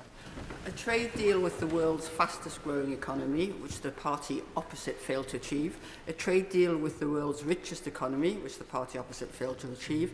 A trade deal with the world's biggest trading bloc, which the Tories in Reform would tear up despite the enormous benefits for British businesses, consumers and tourists. Would the Prime Minister agree with me that all this, plus financial stability, investment in key public services and our national security and infrastructure, that makes the UK the best place to start and grow a business in the world? And further, would he agree that given our fantastic quality of living, our great universities and skilled and passionate people, the North East should be the destination of choice for such investment? I think she's right that the 3 trade deals taken together do indicate that other countries want to negotiate and deal with the UK because they can see the path that we are on, and that is good and should be welcomed because there are huge benefits of it. And of course the North East and her constituents should benefit under all 3 of these deals. Chris Law. Speaker, the people of Scotland overwhelmingly voted to remain in the European Union in 2016 and overwhelmingly support rejoining it today. Perhaps you may want to listen. A fact that's been continuously ignored by successive UK governments. The limited measures announced do not come anywhere near to repairing the hammer blow that Brexit will continue to inflict on our public finances. Indeed, Madam Deputy Speaker, UK government's own figures show the cost of Brexit is 20 times greater, or 4% of GDP, compared with this deal. So does the Prime Minister recognise that by continuing to pursue this disastrous Brexit policy, he's demonstrating that Westminster governments will never work in the interests of Scotland? I find it impossible to follow his reasoning. He thinks that we should be in the EU. He thinks we should be in the EU. That was voted on, but he's entitled to his position. But he's against a closer relationship. I don't understand why the SNP is against this deal. This is a closer relationship. There's a complete contradiction in the argument that he is making. And it's completely out of kilter with Scottish businesses who are welcoming what we achieve tomorrow. And on behalf of Scotland, they should be welcoming it. Conor Naismith. Madam Deputy Speaker. Can I congratulate the Prime Minister for securing this sensible, pragmatic deal that demonstrates that we can respect the result of the 2016 referendum without settling for a bodged Boris Brexit. Does the Prime Minister agree with me that if the Conservatives and Reform want to rip up this deal, they should explain to my constituents why they should pay higher prices for food and energy? Well, I completely agree with him. They should go around the country and explain to constituents why they should pay higher prices. I think they'll get a pretty universal response. Harriet Cross. Thank you, Madam Deputy Speaker. Our fishermen had been promised, and the EU had agreed, that annual access agreements would be reverted to from 2026. But seemingly, at the 11th hour, the Prime Minister abandoned our fishing communities, our fishing fleets, and control of our seas by handing not 3, not 4 or 5, but 12 years of multi-annual agreements of access to the EU. He sold out our fishermen to meet his self-imposed deadline for announcing the agreement. He has shown that he won't stand strong for UK fishermen, so can he confirm that it will be Parliament who have the final say on the fisheries deal and it won't be ratified elsewhere by unelected officials in Whitehall or Brussels? Well, Mr. Speaker, the simple fact of the matter is, under the agreement that they struck, it was much more difficult for fishermen to sell into the European market. We are making it much easier. That's 72% of their stock. Shellfish can be sold back into the market again, and we've set up a fund for our fishing communities. The alternative, which was to come off the current agreement, then negotiate every year with no certainty at all, is not good for anyone. Joe White. Thank you, Madam Deputy Speaker. I want to welcome and congratulate the Prime Minister for this deal, which will benefit so many of my constituents.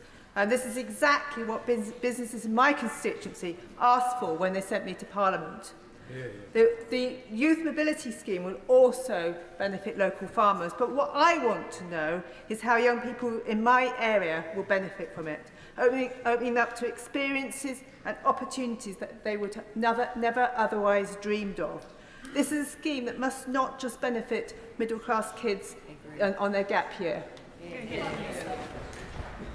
I completely agree with her wholeheartedly. This has to benefit all of our young people, and we'll make sure that it does, whether that's work or travel or study, because it is a really important opportunity for young people that we would want to provide to them and to help them then to take advantage of.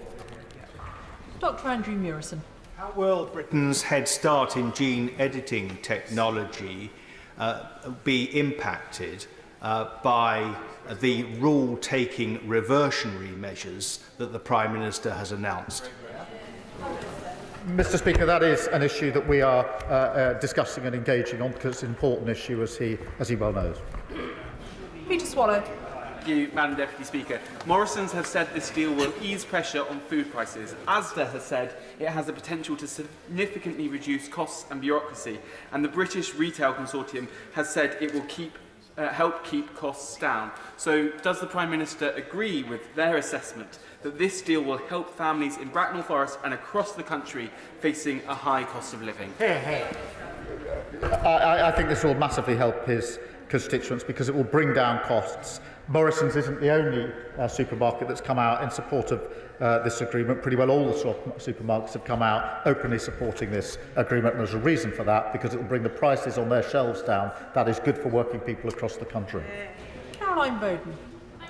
Deputy Speaker, I welcome the SPS part of the agreement that was signed yesterday, as I'm sure all the farmers of South Devon will, and those who are exporting fish and shellfish from Brixham. Now, the Prime Minister may not know the answer to this question, but perhaps one of his ministers will. Could I ask whether bivalve molluscs that are fished in Grade B water will be included in this SPS agreement, which is very important for one of my major exporters? Thank you. Look, I mean, she raises a really important issue. I'm not going to pretend I've got the answer in my back pocket, but what I will do is make sure that she gets the proper answer to her question that is detailed, that she can then make use of with her constituents.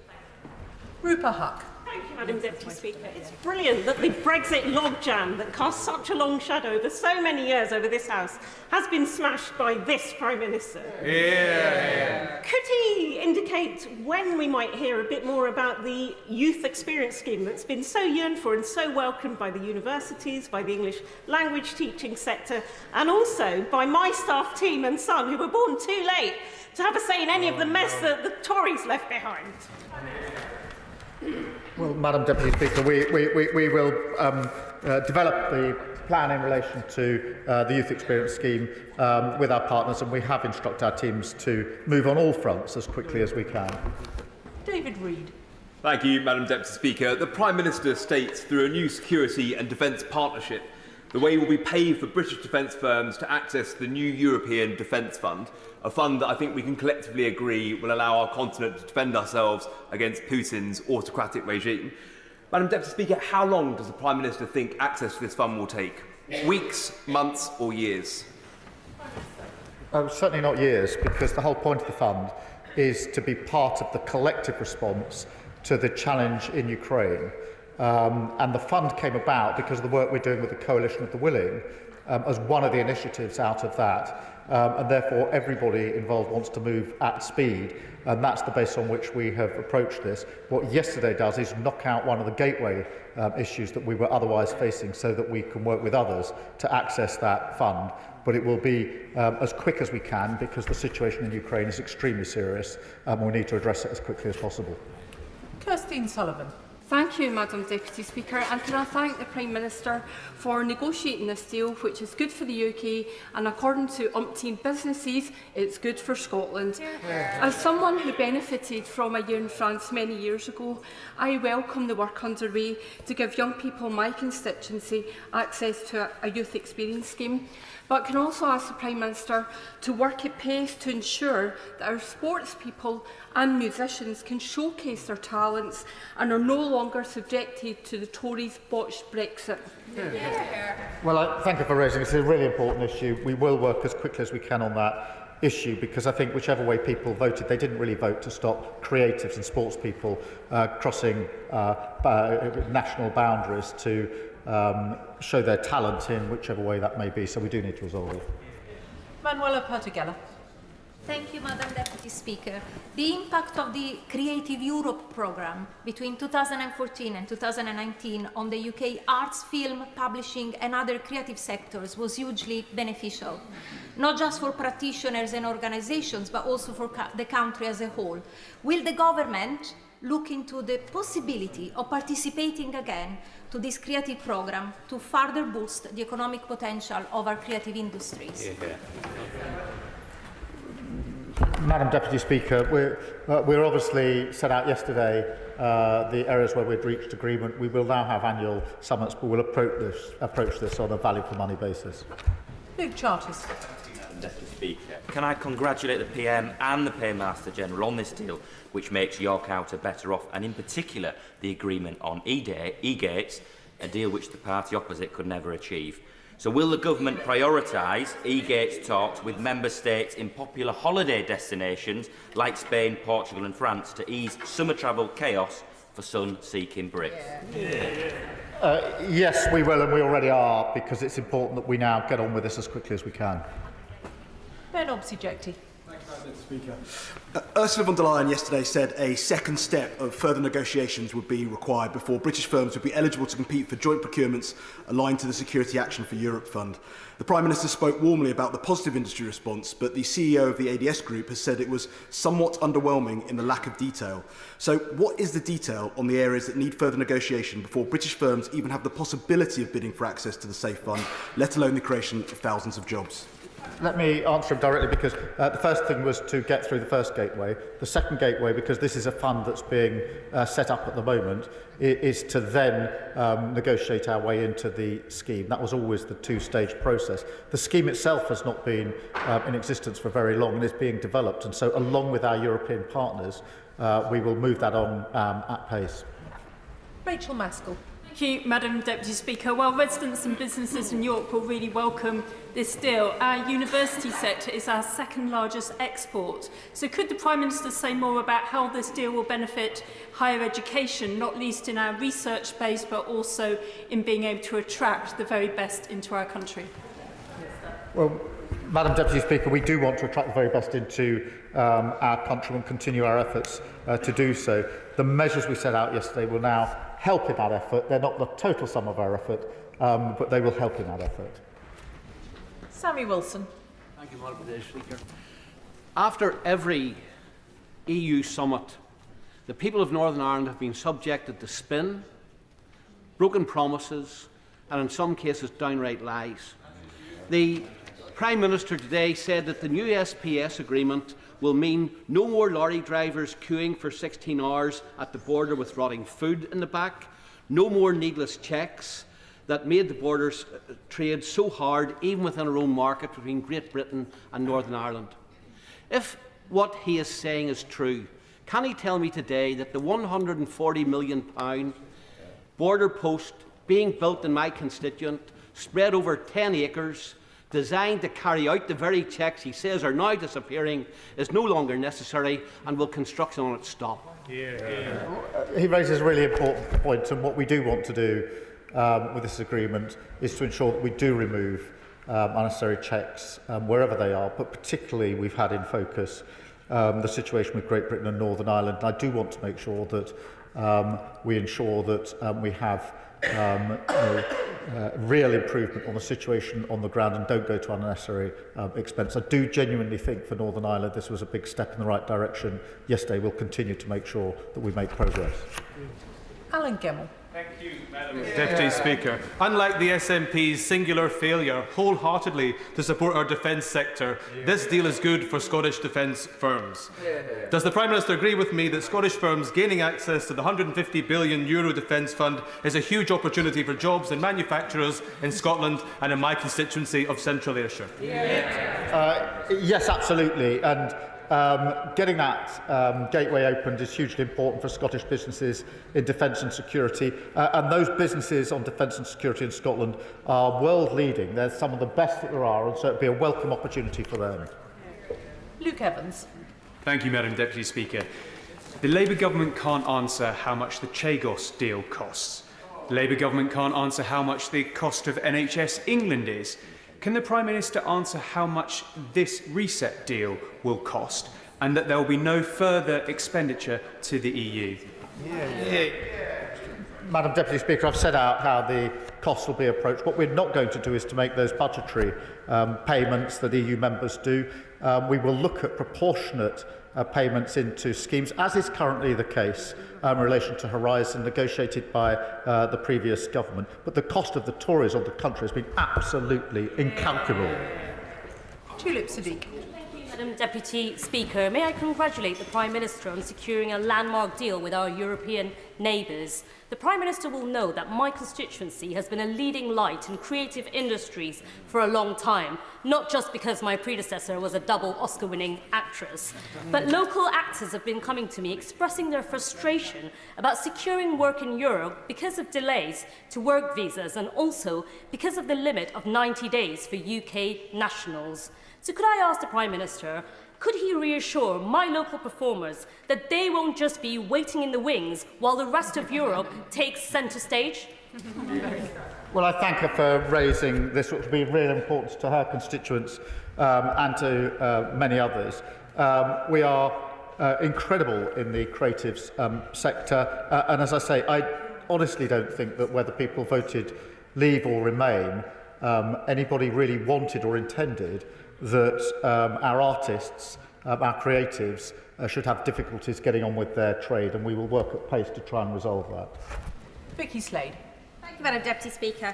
British people having access to e-gates is welcome, as the Minister for EU Relations said to the BBC. It should ensure more time for UK residents when abroad. But my constituents in Mid-Dorset North Ball have a better suggestion to achieve that. Does the Prime Minister agree that we should be developing a reciprocal travel arrangement so Brits can return to 6-month visits to the continent as EU visitors can here, doing away with the confusing 90 and 180-day rule? Well, I think the e-gates will make a huge difference and probably be the first impact that many people see, hopefully getting those in train just as quickly as we can. As for other measures, we are looking at other measures. Mark Ferguson. Thank you, Madam Deputy Speaker. I welcome the Prime Minister's statement and this deal. Perhaps most important to people in Gateshead will be the downward pressure on food prices. So I ask the Prime Minister, when it comes to food prices, when it comes to this deal, would he rather listen to Asda, Morrison's or perhaps M&S, or the Leader of the Opposition who doesn't think sandwiches are food? I listen to business on this, and they are universal in what they say about food, and that's why I am surprised that the party opposite is against a deal that brings down the price of food. Greg Smith. Thank you, Madam Deputy Speaker. Dynamic alignment does undermine sovereignty, and to undermine sovereignty does not just undermine the central principle that 17.4 million people voted for, but it undermines everybody who respects the democratic outcome of that referendum. So if the Prime Minister won't think again about this Brexit betrayal, will he at the very least reinstate the European Scrutiny Committee of this House so that this House can scrutinise every single rule that we now have to take rather than make? Absolutely. Well, Madam Deputy Speaker, I've set out the position in relation to how the rules will be applied. We are already aligned, we don't get the benefit. This allows us to get the benefit, which is why businesses are so in favour of it. Every trade deal requires agreement on both sides as to the way forward. This agreement is no different. Darren Paffy. Thank you, Madam Deputy Speaker. And can I congratulate the Prime Minister on this common sense reset? Does he agree that while the Conservatives slammed the door of opportunity in the faces of younger generations with their useless Brexit deal, this youth mobility scheme opens up life-changing experiences for young people from Southampton? And can he say how schools and universities can have input into shaping the best scheme possible? Well, this does provide great opportunity, and we will make sure that all those interested are able to help us in the design of the scheme. Wendy Chamberlain. Madam Deputy Speaker, to re-emphasise the point made by my old friend, the member for Mid Scotland and Poole, Mid Dorset, sorry, my constituent runs an agricultural consultancy which requires travel to the EU, which is especially frequent during seasonal peaks, and he has been hampered by the rolling 90-day rule. And I think the issue here is that EU citizens coming to the UK have 180 days and 365. So what we are asking for is an equalisation of that scheme. Is the Prime Minister going to look at that? We are looking at a range of issues. I completely understand the point that she makes and the frustration that causes for her constituents and for people across the country.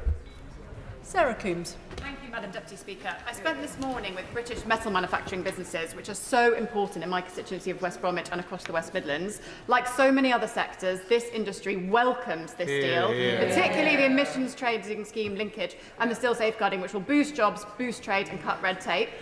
Can the Prime Minister agree with me that this deal firmly backs UK manufacturing and metal industries, and will he continue to bang the drum for them here and around the world? Well, I can firmly agree with her, and it's not just this deal, because it goes with the India deal and it goes with the US deal, where we've made real progress when it comes to our exports. Peter Bedford. Thank you, Madam Deputy Speaker. Given that my constituents in Mid Leicestershire overwhelmingly voted to take back control of their borders at the 2016 referendum, what safeguards specifically is he putting in place to ensure that his youth experience scheme isn't open borders by the back door? Otherwise, it'll be seen by my constituents as yet another Brexit betrayal.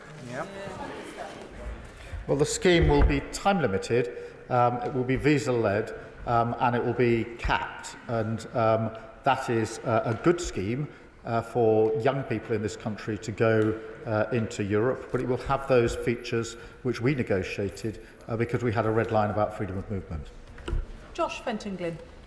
Deputy Speaker, Calder Valley is home to many of this kind of SMEs that simply stopped trading with Europe because of the disastrous deal from the benches opposite.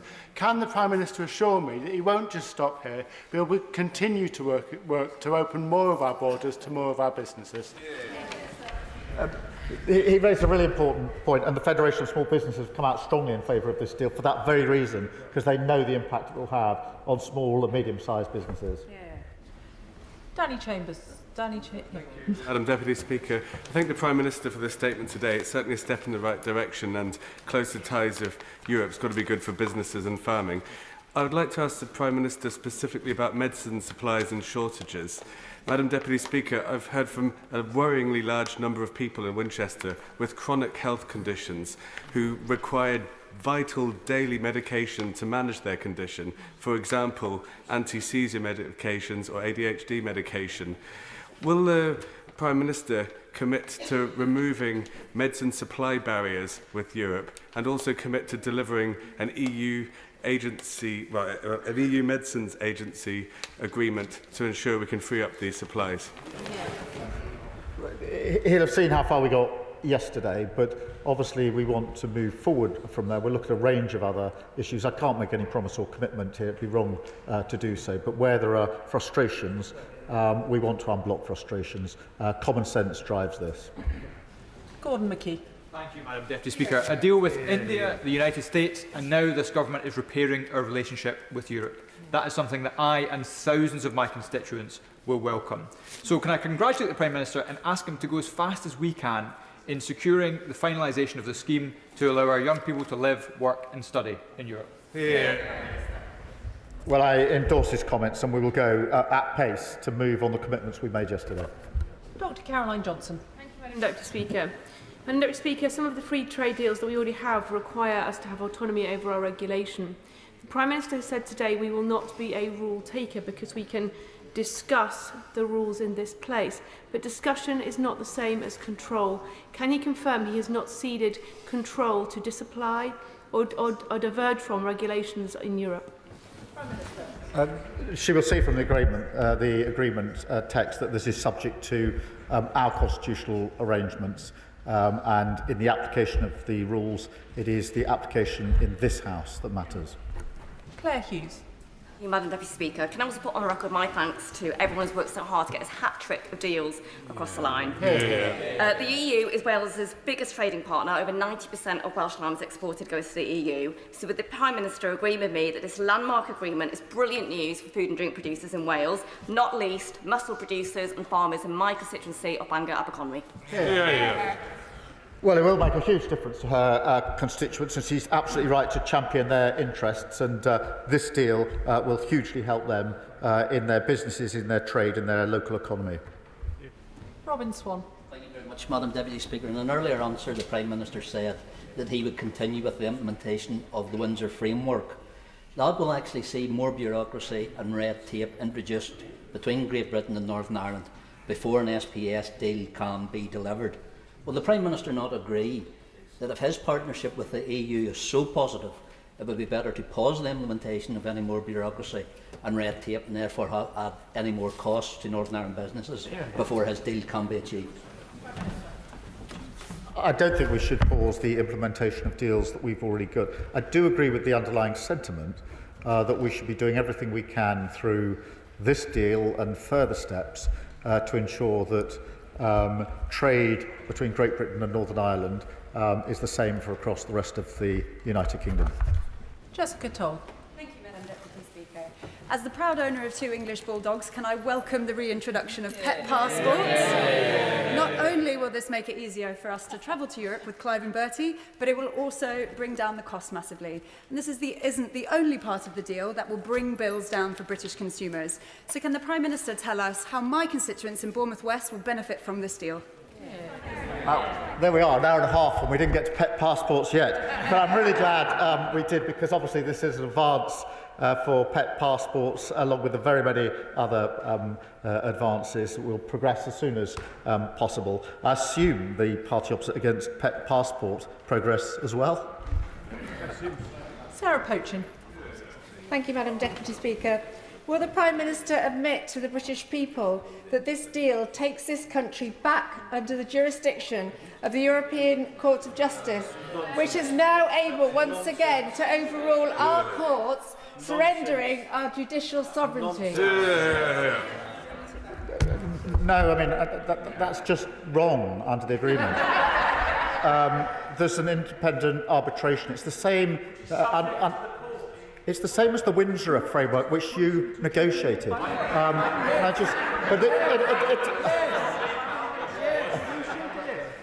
It is an important point. It's an independent arbitration process. There's the same process for pretty well every trade deal that's struck, not just by us and other countries, but most other countries. In this particular case, if the independent arbitration needs reference on a point of law, it's referred to the ECJ, which then refers it back to the independent arbitrator to make a decision. So that's how it operates. Josh Dean. Speaker. Can I thank the Prime Minister for his statement today and warmly welcome this landmark deal with the European Union? And can I welcome in particular the commitment to work towards a youth experience scheme to once again allow our young people to live, work and travel freely in Europe? Does the Prime Minister agree with me that while this Labour government is taking important steps to open up opportunities that will shape our young people's future, the party opposite is dangerously stuck in the past? Well, I would agree with that. I think they're lost in the past. I think they're lost altogether now. They're on a decline into oblivion. As I say, a once great party that used to support trade deals is now against every single trade deal. It's a pretty extraordinary turnaround. Mike Wood. Thank you, Madam Deputy Speaker. Paragraph 27 of the Common Understanding published yesterday requires the immediate application of European Union rules relating to food, sanitary and phytosanitary safety. Can the Prime Minister set out what measures would be open to the EU should this Parliament choose not to adopt those new European Union laws? The first thing I would say is this. We're not making an argument for lowering our standards. And therefore, we're proud to have high standards at the moment. We want to maintain those high standards. But there will, of course, be provision, should the occasion arise, for dealing with any conflicts that may arise. Rosie Writing. Thank you, Madam Deputy Speaker. The Business and Trade Committee visited Brussels earlier this year and we saw firsthand how the previous Conservative government damaged our relationships with our close trading partners and British businesses paid the price.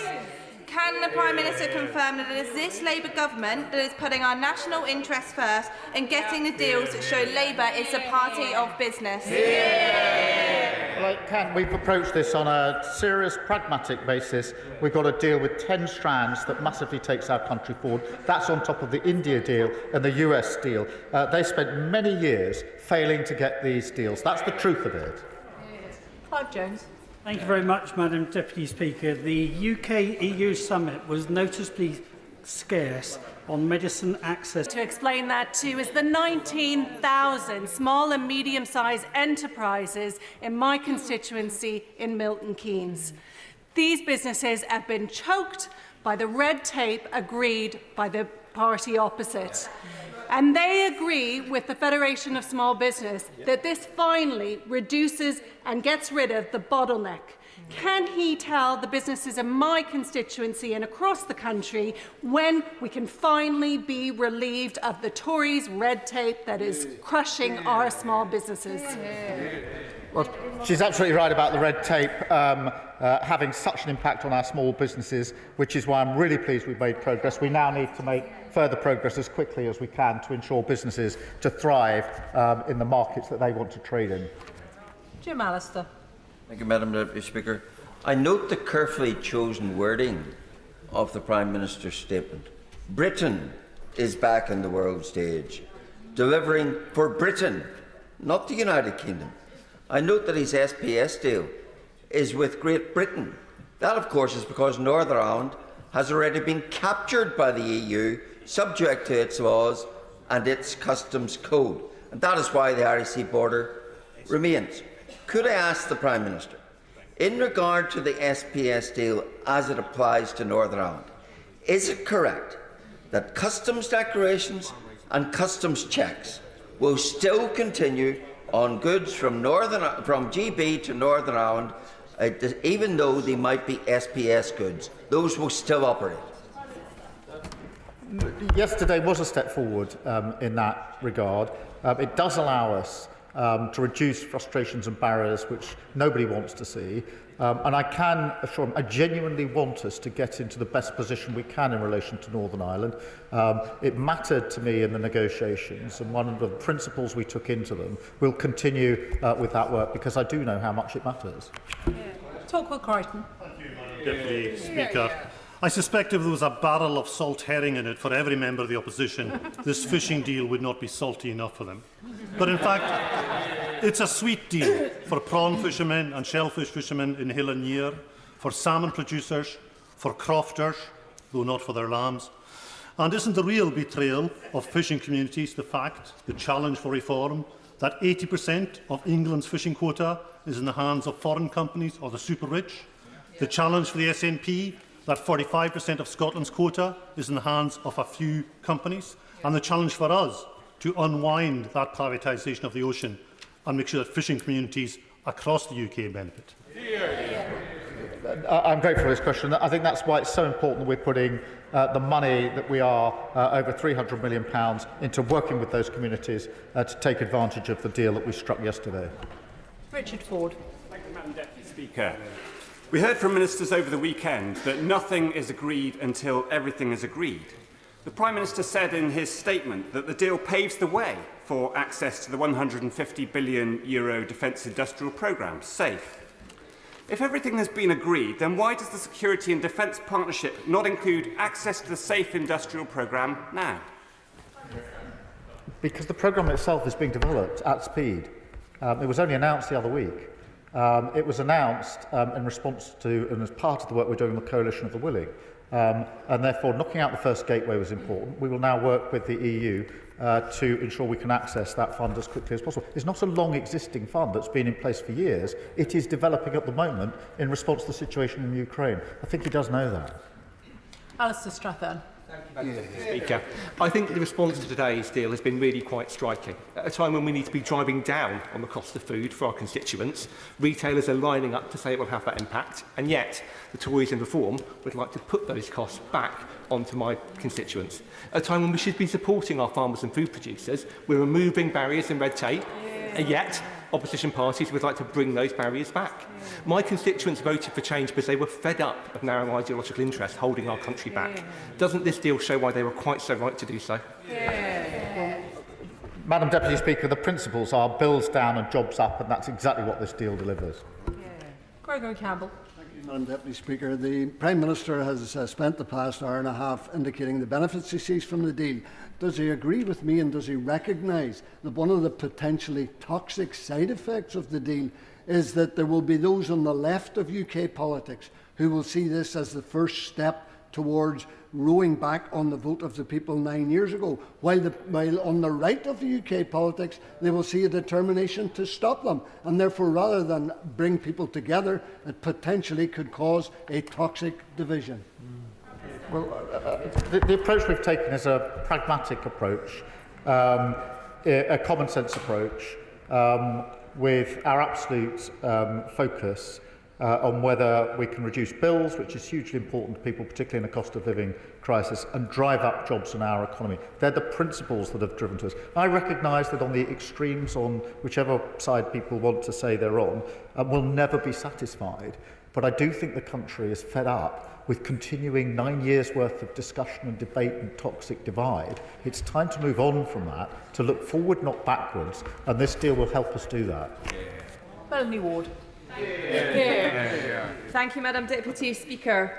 The truth is that this deal with the EU is good for my constituents in Fife, good for Scotland and good for the UK. Does the Prime Minister agree with me that the SNP are tying themselves in knots over this deal, while the member for Aberdeen South and the Scottish First Minister are desperate to talk it down? The Deputy First Minister was in Downing Street last night saying how wonderful it is, and she is right. I learned this morning the Deputy First Minister was in, I think, the garden at Downing Street last night. As she was with businesses. That was a business reception, Madam Deputy Speaker. It was buzzing because they were celebrating the deal. It was very good to see her there. I'd like to see other members of the SNP joining her because she's got the right judgment on this one. Andrew George. Madam Deputy Speaker, fishermen in my constituency were let down by the Conservatives and their Brexit friends, and now feel very disappointed at the news about the EU vessel access within the 6 to 12-mile limit. Both before and after Brexit, we have retained regulatory autonomy within the 6 to 12-mile zone, and therefore will the Prime Minister ensure that we exercise our right to control the access of vessels within that area, especially in respect of grandfather rights, kilowatt effort, fishing methods and other regulatory controls to ensure that area is properly regulated? Minister.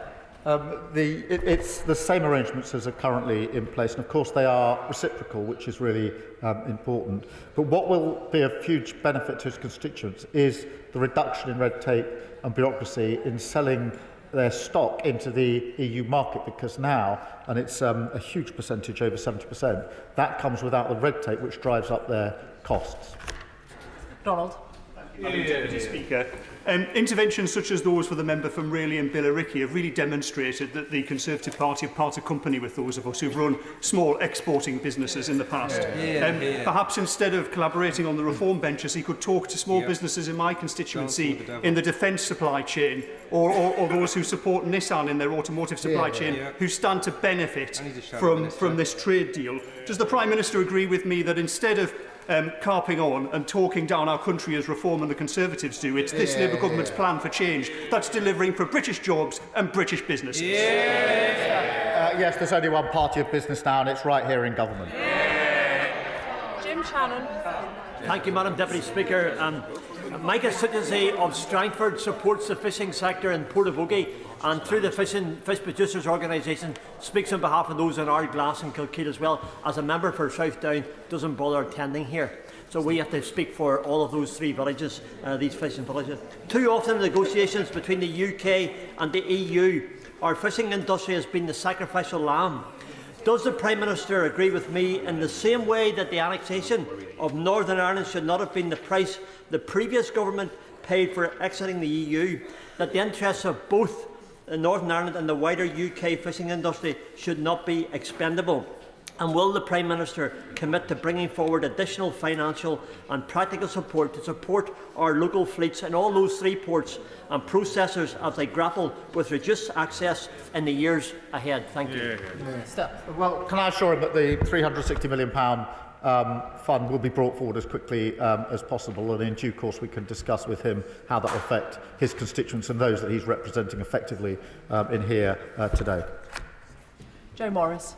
Thank you, Madam Deputy Speaker. And can I begin by congratulating the Prime Minister on a realistic, sober, sensible deal that will deliver for businesses in my constituency, including with the SPS deal with businesses like Northumberland Honey, which face real barriers to export. But can I particularly welcome the first step on the way to a youth mobility experience? The economy of the North East, the world-class universities have much to gain.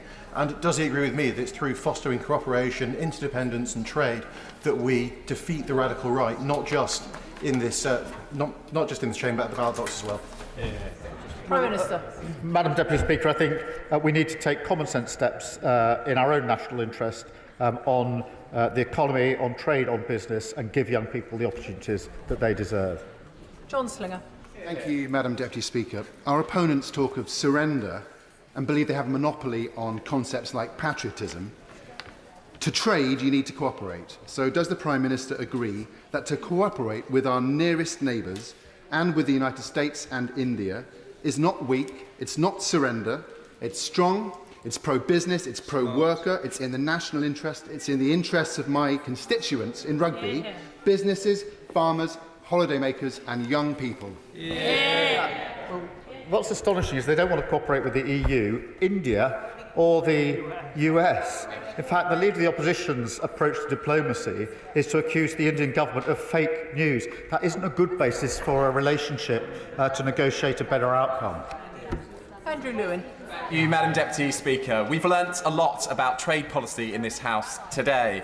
The party opposite still desperately defending their failed deal. Reform, a no-show from the leader from the party of no deal. And on this side of the House, the only party that is serious about a good deal with the European Union. Can I congratulate the Prime Minister, but also say to him, as somebody who has campaigned for a youth mobility deal, to thank him for this agreement in principle, but to ask him to go as fast as possible to make sure our young people have the opportunity to go and travel and work in the European Union. Well, I thank him, and we will move at pace on all fronts, and it's very important that young people have those opportunities. Chris Vince. Thank you, Madam Deputy Speaker. Can I thank you for getting everybody in, because it was quite a mammoth session today. And can I thank the Prime Minister's statement. I notice many businesses are in support of this deal. My constituent of Harlow is home to many great businesses, from manufacturing companies, pharmaceutical companies, defence manufacturers and food exporters. Can I ask the Prime Minister to outline how this deal will benefit my great businesses in Harlow? Because it massively reduces bureaucracy and red tape, making it easier for them to do business, opens up opportunities of defence and security, and that's why it's been so welcomed by the business community. On a point of order. Point of order, Mark Francois. Thank you, Madam Deputy Speaker. I regret that in an earlier exchange, the Prime Minister, who is still in his place, may inadvertently have misled the House.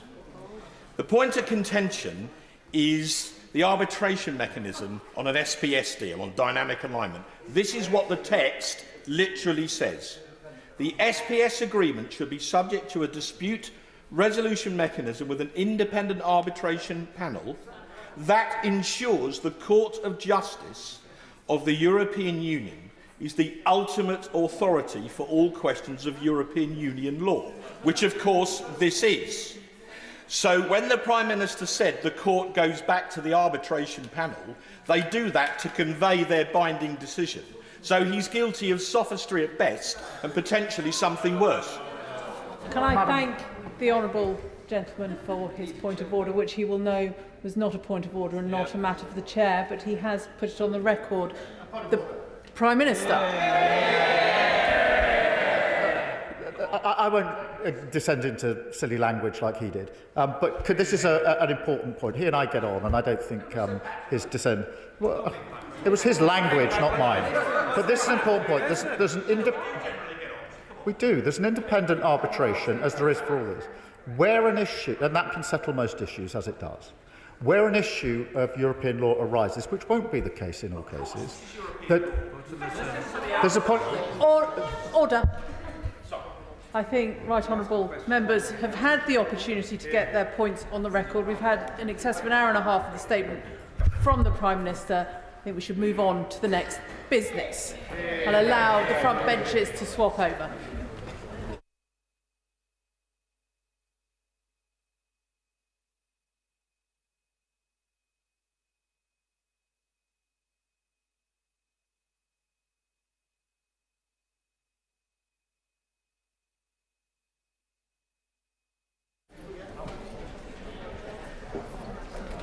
Which brings us to the next business statement from the Foreign Secretary on Israel and the occupied Palestinian territories. David Lammy. Well, with permission, Madam Deputy Speaker, I'll make a statement on Israel and the occupied Palestinian territories.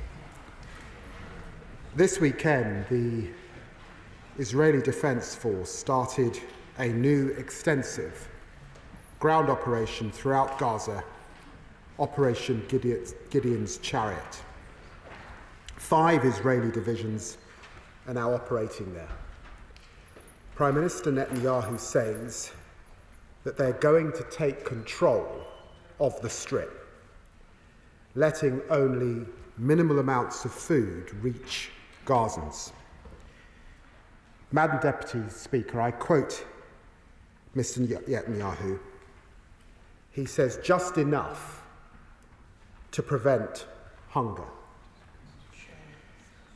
Fewer than 10 trucks entered Gaza yesterday. The UN and the World Health Organization have issued stark warnings of the threat of starvation hanging over hundreds of thousands of civilians. Madam Deputy Speaker, this is abominable. Civilians in Gaza, facing starvation, homelessness, trauma, desperate for this war to end, now confront renewed bombardment, new displacement, and new suffering. And the remaining hostages, kept apart from their loved ones by Hamas for almost 600 days, are now at heightened risk from the war around them. Madam Deputy Speaker, 2 months ago, the ceasefire collapsed. Since then, the humanitarian catastrophe has rapidly intensified. For 11 weeks, Israeli forces have blockaded Gaza, leaving the World Food Programme without any remaining stocks. Israel has repeatedly struck hospitals, with 3 more hospitals in northern Gaza ceasing operations this weekend. Yet more aid workers and medical workers have been killed. After last year proved the deadliest year on record for humanitarian personnel, the diplomatic deadlock between Israel and Hamas has sadly also hardened. Despite the efforts of the United States, Qatar, and Egypt, which we of course support, no ceasefire has emerged. We repeat our demand that Hamas release all the hostages immediately and unconditionally, and reiterate that they cannot continue to run Gaza. Madam Deputy Speaker, we are now entering a dark new phase in this conflict. Netanyahu's government is planning to drive Gazans from their homes into a corner of the Strip to the south and permit them a fraction of the aid that they need. Yesterday, Minister Smodrick even spoke of Israeli forces cleansing Gaza, destroying what's left of residents, Palestinians, being relocated, he said, to third countries. We must call this what it is. It is extremism. It is dangerous. It is repellent. It is monstrous, and I condemn it in the strongest possible terms. Madam Deputy Speaker, Israel suffered a heinous attack on October the 7th, and the government has always backed Israel's right to defend itself. We have condemned Hamas and its abhorrent treatment of the hostages, and we have stood with families and demanded their loved ones be released. It's morally unjustifiable, it's wholly disproportionate, it's utterly counterproductive. Whatever Israeli ministers claim, this is not the way to bring the hostages safely home. Nearly all the hostages have been freed through negotiations, not military force. And that is why hostage families themselves and many other Israelis oppose this plan so strongly. Nor will this plan eliminate Hamas or make Israel secure. This war has left a generation orphaned and traumatised, ready for Hamas to recruit. As we learned in Northern Ireland, to defeat terrorists and their warped ideology, you cannot just rely on military might. You have to offer a viable political alternative, opposing the expansion of the war that's killed thousands of children is not rewarding Hamas. Madam Deputy Speaker, since entering office, we've taken concerted action in Gaza. We restored funding to UNRWA. We supported the independence of the international courts. We suspended arms export licences. We provided food and medical care to hundreds and thousands of Gazans. We've worked with Arab partners on a plan to ensure a reconstructed Gaza no longer run by Hamas. And since Israel restarted strikes on Gaza, this government has demanded Israel change course. Privately, in my conversations with Foreign Minister Saar and Strategic Affairs Minister Dermer, publicly in repeated joint statements with my French and German counterparts, we've made clear that Israel's actions are intolerable. We have raised our concerns in the UN Security Council and before the International Court of Justice. Yesterday, my honourable friend, the Prime Minister, joined leaders from France and Canada strongly opposing the expansion of Israel's military operations. And the UK led a further statement with 27 partners criticising Israel's proposed new aid delivery mechanism and defending the essential humanitarian principles of the international system that the UK did so much to establish in the first place. Our message is clear. There is a UN plan ready to deliver aid at scale, needed with mitigations against aid diversion. There are brave humanitarians ready to do their jobs. There are over 9,000 trucks at the border. Prime Minister Netanyahu, end this blockade now and let the aid in. Regrettably, Madam Deputy Speaker, despite our efforts, this Israeli government's egregious actions and rhetoric have continued. They are isolating Israel from its friends and partners around the world, undermining the interests of the Israeli people, and damaging the image of the State of Israel in the eyes of the world. I find this deeply painful as a lifelong friend of Israel and a believer in the values that were expressed in its Declaration of Independence. As the Prime Minister and fellow leaders said yesterday, we cannot stand by in the face of this new deterioration. It is incompatible with the principles that underpin our bilateral relationship, rejected by members across this House, and frankly, it's an affront to the values of the British people. Therefore, today, I'm announcing that we have suspended negotiations with this Israeli government on a new free trade agreement. We will be reviewing cooperation with them under the 2030 bilateral roadmap. The Netanyahu's government's actions have made this necessary, Madam Deputy Speaker. Today, my honourable friend, the Minister for the Middle East, is summoning the Israeli ambassador to the Foreign Office to convey this message. I say now to the people of Israel, I want a strong friendship with you based on shared values, with flourishing ties between our people and societies. We are unwavering in our commitment to your security and to your future, to countering the very real threat from Iran, the scourge of terrorism, and the evils of anti-Semitism.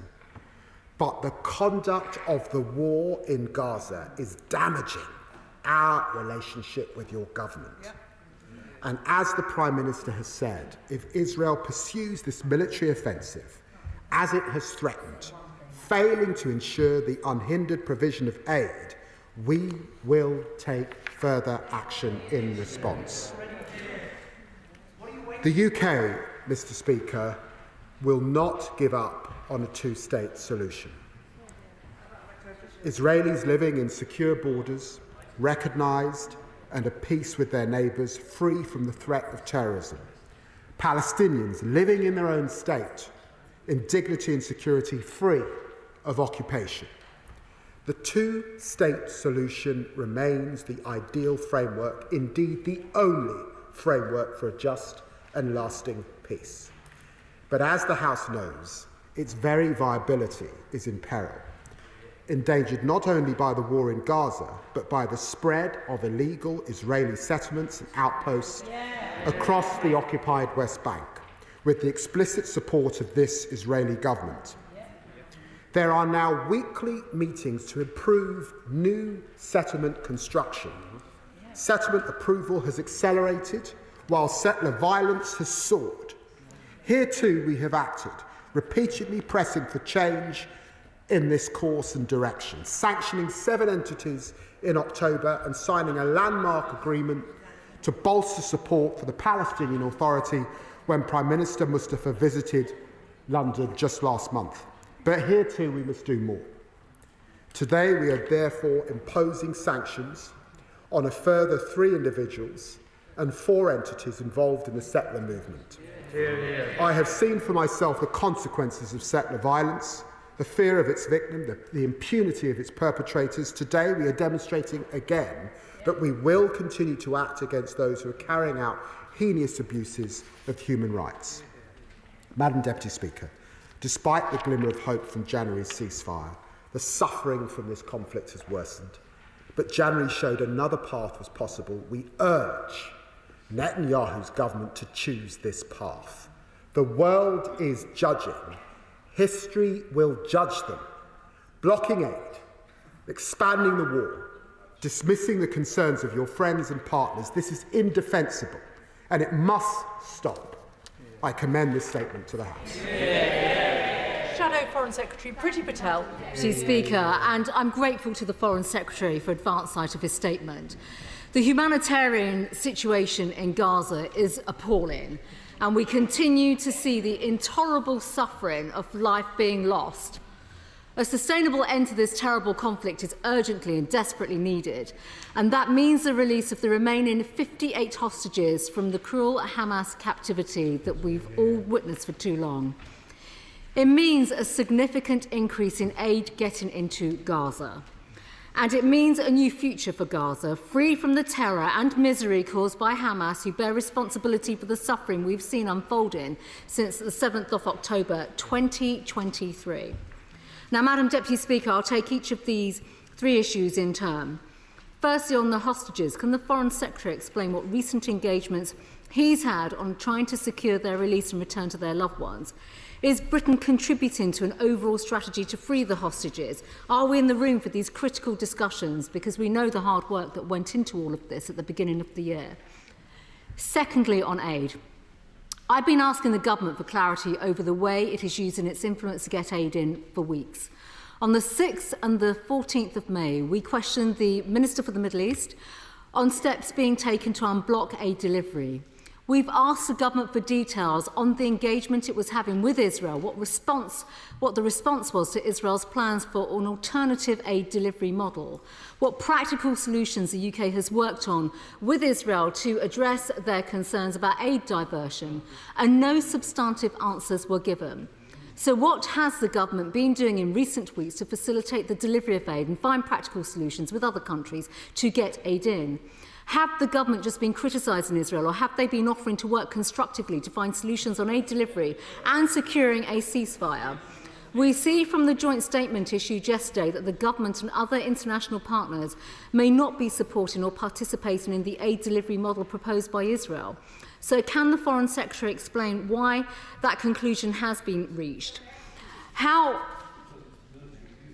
If I can return to my statement, how does the non-participation help to get aid into Gaza and to stop the suffering that is being experienced by everyone? And while members shake their heads, we should be all focused on securing that. Members opposite should be ashamed of themselves, because the focus of this House should be on getting aid into Gaza. Because the UK, and I can speak as someone that has supported aid getting into Gaza and other humanitarian crises, and the member opposite might want to even intervene rather than calling me out and saying that my comments are shameful, because the UK has consistently been a leader when it comes to world aid delivery. So we should be at the forefront of finding practical solutions, supporting the delivery of aid of those in need. So has the Foreign Secretary, with with the approach that he has just outlined towards Israel, done all he can to secure an increase in aid? And has the UK's influence actually fallen now when it comes to this entire aid discussion and also the dialogue we've had with Israel?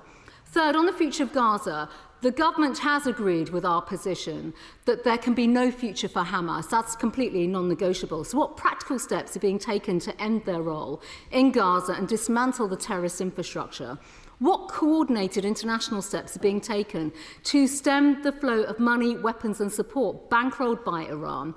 We're still awaiting an Iran strategy coming from the government. Can the Foreign Secretary expand upon this? We had the statement last month from the Foreign Secretary on the MOU with the Palestinian Authority. Can he give an update on what steps are being taken to improve the governance of the PA? Because the MOU posed many questions, and I don't need to go over those questions. I've raised them previously. The UK obviously needs to be involved in this process, given our historic role in, for example, the Abraham Accords. This may be our best shot when it comes to regional peace, and the Foreign Secretary must convince us that we have influence when it comes to the ceasefire and negotiating a better future in this part of the world. And can I ask the Foreign Secretary what discussions have taken place with one country that does have influence, and that is the United States administration, when it comes to peace efforts and also getting aid into Gaza? Madam Deputy Speaker, I just want to conclude by saying a few things. Strong words will do little to resolve the real challenges that are taking place and the suffering that we are seeing day in, day out. And it should be a cause, that's a matter for your government to address. It should be the cause of concern that we've reached a situation now where statements and actions, if I may say so, that have been echoed by the government today, and by that I'm referring to the Prime Minister's joint statement with France and Canada. That statement and actions of this government have now been supported by Hamas, a terrorist organisation that I prescribed as Home Secretary. They've actually put out a statement. I'm sure the Foreign Secretary has seen that. Now, the Foreign Secretary's decision to tear up trade negotiations with Israel and if I may finish, and actually stop the bilateral roadmap will not, and it's not shocking. These are important questions. These are important questions. So can I just ask them, if the Foreign Secretary if the Foreign Secretary can't answer these questions, that's fine. So then please do answer these questions, because they're important. Well, I would if members didn't keep interrupting, because it's quite obvious that the government doesn't want to respond to these important questions. I think it is important now, because there is so much human suffering. I understand the points that the Foreign Secretary has made with regards to the steps that he's taken with Israel. But how is this going to help now when it comes to wider security issues, threats from Iran, and how do we know that this will not be self-defeating in any way forward? Foreign Secretary. Well, Madam Deputy Speaker, for decades there has been a cross-party commitment to a two-state solution in the pursuit of peace. Friends of both Israel and Palestinian people across this House. It was the Thatcher government that imposed an arms embargo after Israel's invasion of Lebanon in 1982. It was David Cameron who first called Gaza a prison camp, and it was Theresa May's government that championed the UN Resolution 2334 on settlements. It was William Hague who worked with John Kerry on the push for peace and condemned the idea of moving the British Embassy to Jerusalem. Sadly today, it seems that the Conservative Party, or at least the current front bench, is refusing to confront the appalling reality of what is happening in Gaza and what the Netanyahu government is doing. The Honourable Lady seems incapable of offering any serious criticism about the egregious actions by the Netanyahu government, unlike many honourable members, on her own side. I think the whole House should be able to utterly condemn the Israeli government's denial of food to hungry children. It is wrong. It's appalling. Will she condemn it? Well, the whole House has seen. Opposing the expansion of a war that has killed thousands of children is not rewarding Hamas. Opposing the displacement of hundreds of thousands of civilians is not rewarding Hamas. On this side of the House, we are crystal clear. What is happening is morally wrong, unjustifiable, and it needs to stop. And that's why we've taken the actions we have. She knows that hostage families are deeply concerned with what is happening. They're deeply concerned with their loved ones. She knows that. She knows that we oppose the blockade on aid. Does she?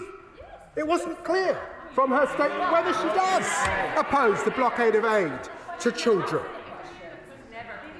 And she should note, our diplomats led that call, 27 countries joining us, to condemn what is happening and stand on the side of truth and history. What a shame she couldn't bring herself to do so today. Yasmin Qureshi. Yasmin. Madam Deputy Speaker, I welcome the Foreign Secretary's statement in the Chamber today. Just last week, the UN humanitarian chief, Tom Fletcher, warned that the Security Council must act decisively to prevent genocide, and that today, he said, 14,000 babies could be dead in the next 48 hours. The level of destruction we have seen of the Palestinian people and their land is remarkable. Now, Israel has shown it will not respond to diplomatic appeals. What we need now is continuation of full arms embargo, sanctions, accountability of war crimes, immediate recognition of the State of Palestine, and the return of UNRWA. And can I ask the Foreign Secretary what additional steps he's going to be taking in order to stave off this genocide? Foreign Secretary. Well, can I say to the Honourable Lady, I draw her attention to the announcement that I've made today on further sanctions, building on the announcement I made back in October. It's very important that we send a clear message to Israel that they should allow a full resumption of aid into Gaza immediately, that they should enable the UN and the humanitarian organisations to work independently and impartially to save lives, reduce suffering and maintain dignity. And she will have noted the coordinated statement of 27 countries, including Canada, Denmark, Finland, France, many others, that came together to make their views crystal clear about what we now see happening and what we expect to see happening and the further action that will have to take place if we don't. Lib Dem spokesperson Callum Miller. Thank you, Madam Deputy Speaker. I also thank the Foreign Secretary for advance sight of his statement. And I know that he, like me, has been horrified by the scenes coming out of Gaza.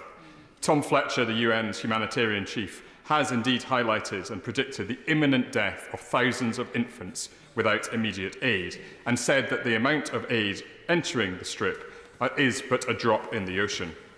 Let us be clear. Mass starvation will do nothing to remove Hamas or secure the release of the hostages. So I welcome yesterday's joint statement with Canada and France. In it, the Prime Minister spoke of taking further action if Israel does not fully lift its aid blockade and draw back from expansion of military activity. So can the Foreign Secretary confirm whether the expanded sanctions list includes extremist ministers Ben-Gvir and Smotrich, who have advocated illegal actions to dispossess Palestinians across the occupied territories, and if not, why not? And will the government go beyond reviewing the 2030 bilateral roadmap and urgently suspend it unless the government of Israel changes path? Will the government now finally block the export of all UK arms to Israel? In response to my letter to the Foreign Secretary last week, the Minister of State reaffirmed the government's position that it considers that Israel only risks breaching international law through its blockade. So I asked the Secretary of State, what more would Israel have to do to the people of Gaza for its actions to constitute not simply a risk, but an actual breach of international law? The Minister in his reply also stated that the government would only proceed with recognition of a state of Palestine at, and I quote, a time that is most conducive to the peace process. Does the Foreign Secretary agree with me and the Liberal Democrats that the time to recognise Palestine is now, and that immediate recognition, ideally jointly with France at next month's summit, would send the strongest possible signal about the UK's commitment to the Palestinian people's right to self-determination. Secretary. I'm very grateful to the honourable gentleman. Can I say to him that I have condemned the statements of Ben Gvir and Smodrick in the past. On the 6th of May this year, Israel Finance Minister Smodrick said Gaza will be entirely destroyed. Civilians will be sent to the south to a humanitarian zone without Hamas or terrorism, and from there they will start to leave in great numbers to third countries. We condemn that language. We condemn the language of Minister Ben Gvir, and of course we keep that language under review and will continue to discuss these issues with our international partner. He asks about recognition and the work that we see France and Saudi Arabia doing, and of course we are in close dialogue with our P5 partner in France and with Saudi Arabia. In fact, I touched on these issues with the Saudi Arabian PM in Rome at the weekend. He asks about the roadmap. As I've said, we will review the roadmap. He will recognise that there are elements of that roadmap, particularly as they pertain to security issues, the work we do jointly on Iran, that would not be right to suspend, but we are reviewing it, as we should, given the circumstances. And I have said time and time again that we have suspended arms sales that could be used in Gaza, notwithstanding those that we must necessarily retain, that particularly pertain to the supply chain on F-35s and their use in warfare in other theatres with which we have an interest. Dawn Butler.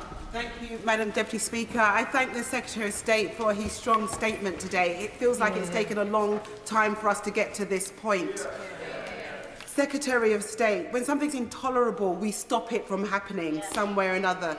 Will this actually stop what is happening in Gaza, or is it too late? The fact that Netanyahu has said he will let a small amount of aid in means that he understands that he's been withholding aid. That is a breach of international law, and we must call it out for what it is. And we must insist that the hostages are returned, and also the prisoners who are held without charge. Secretary. Well, the Honourable Lady rightly praise and aid international humanitarian law, and she knows that because we in this country were one of the great architects of that international humanitarian law, we have to stand by it. And when we see it breached, we have to call it out. I begun that process less than 3 months into office, back in September, when I suspended arms sales to Israel. I'm terribly sad that we've had to act in this way to suspend any discussion of a new trade deal with Israel, to review our roadmap with Israel. And it is deeply worrying that 3 leaders came together to have to put out the statement they did, to make it crystal clear that the actions that are taking place must now come to an end, or there will be further acts to bring this war to an end. We will do all we can. Mark Pritchard. Madam Deputy Speaker, can I welcome the Foreign Secretary's statement today? I think this is the strongest statement that I've heard in this House in recent times on this issue. And can I welcome the actions and the sanctions that have been announced today, and I hope the Government will continue to keep those under review and take further measures if necessary. Is it not now increasingly clear that the Israeli Prime Minister has misled the US President over allowing aid back into Gaza? 10 trucks is a perverse and pathetic token. And does the Foreign Secretary agree with me that the Israeli Prime Minister is in real danger of taking both the American people's support for granted and the support of the US President for granted? Well, I noted reports today of deep frustration in the US administration in relation to what they are seeing. And certainly President Trump has said that this war is just going on too long. And I think he said that again last week on his own visits to the Middle East. I note the Honourable Gentleman's tweets and has been raising these issues, is he as concerned as I am about the position of this front bench? Florence Eshalomi.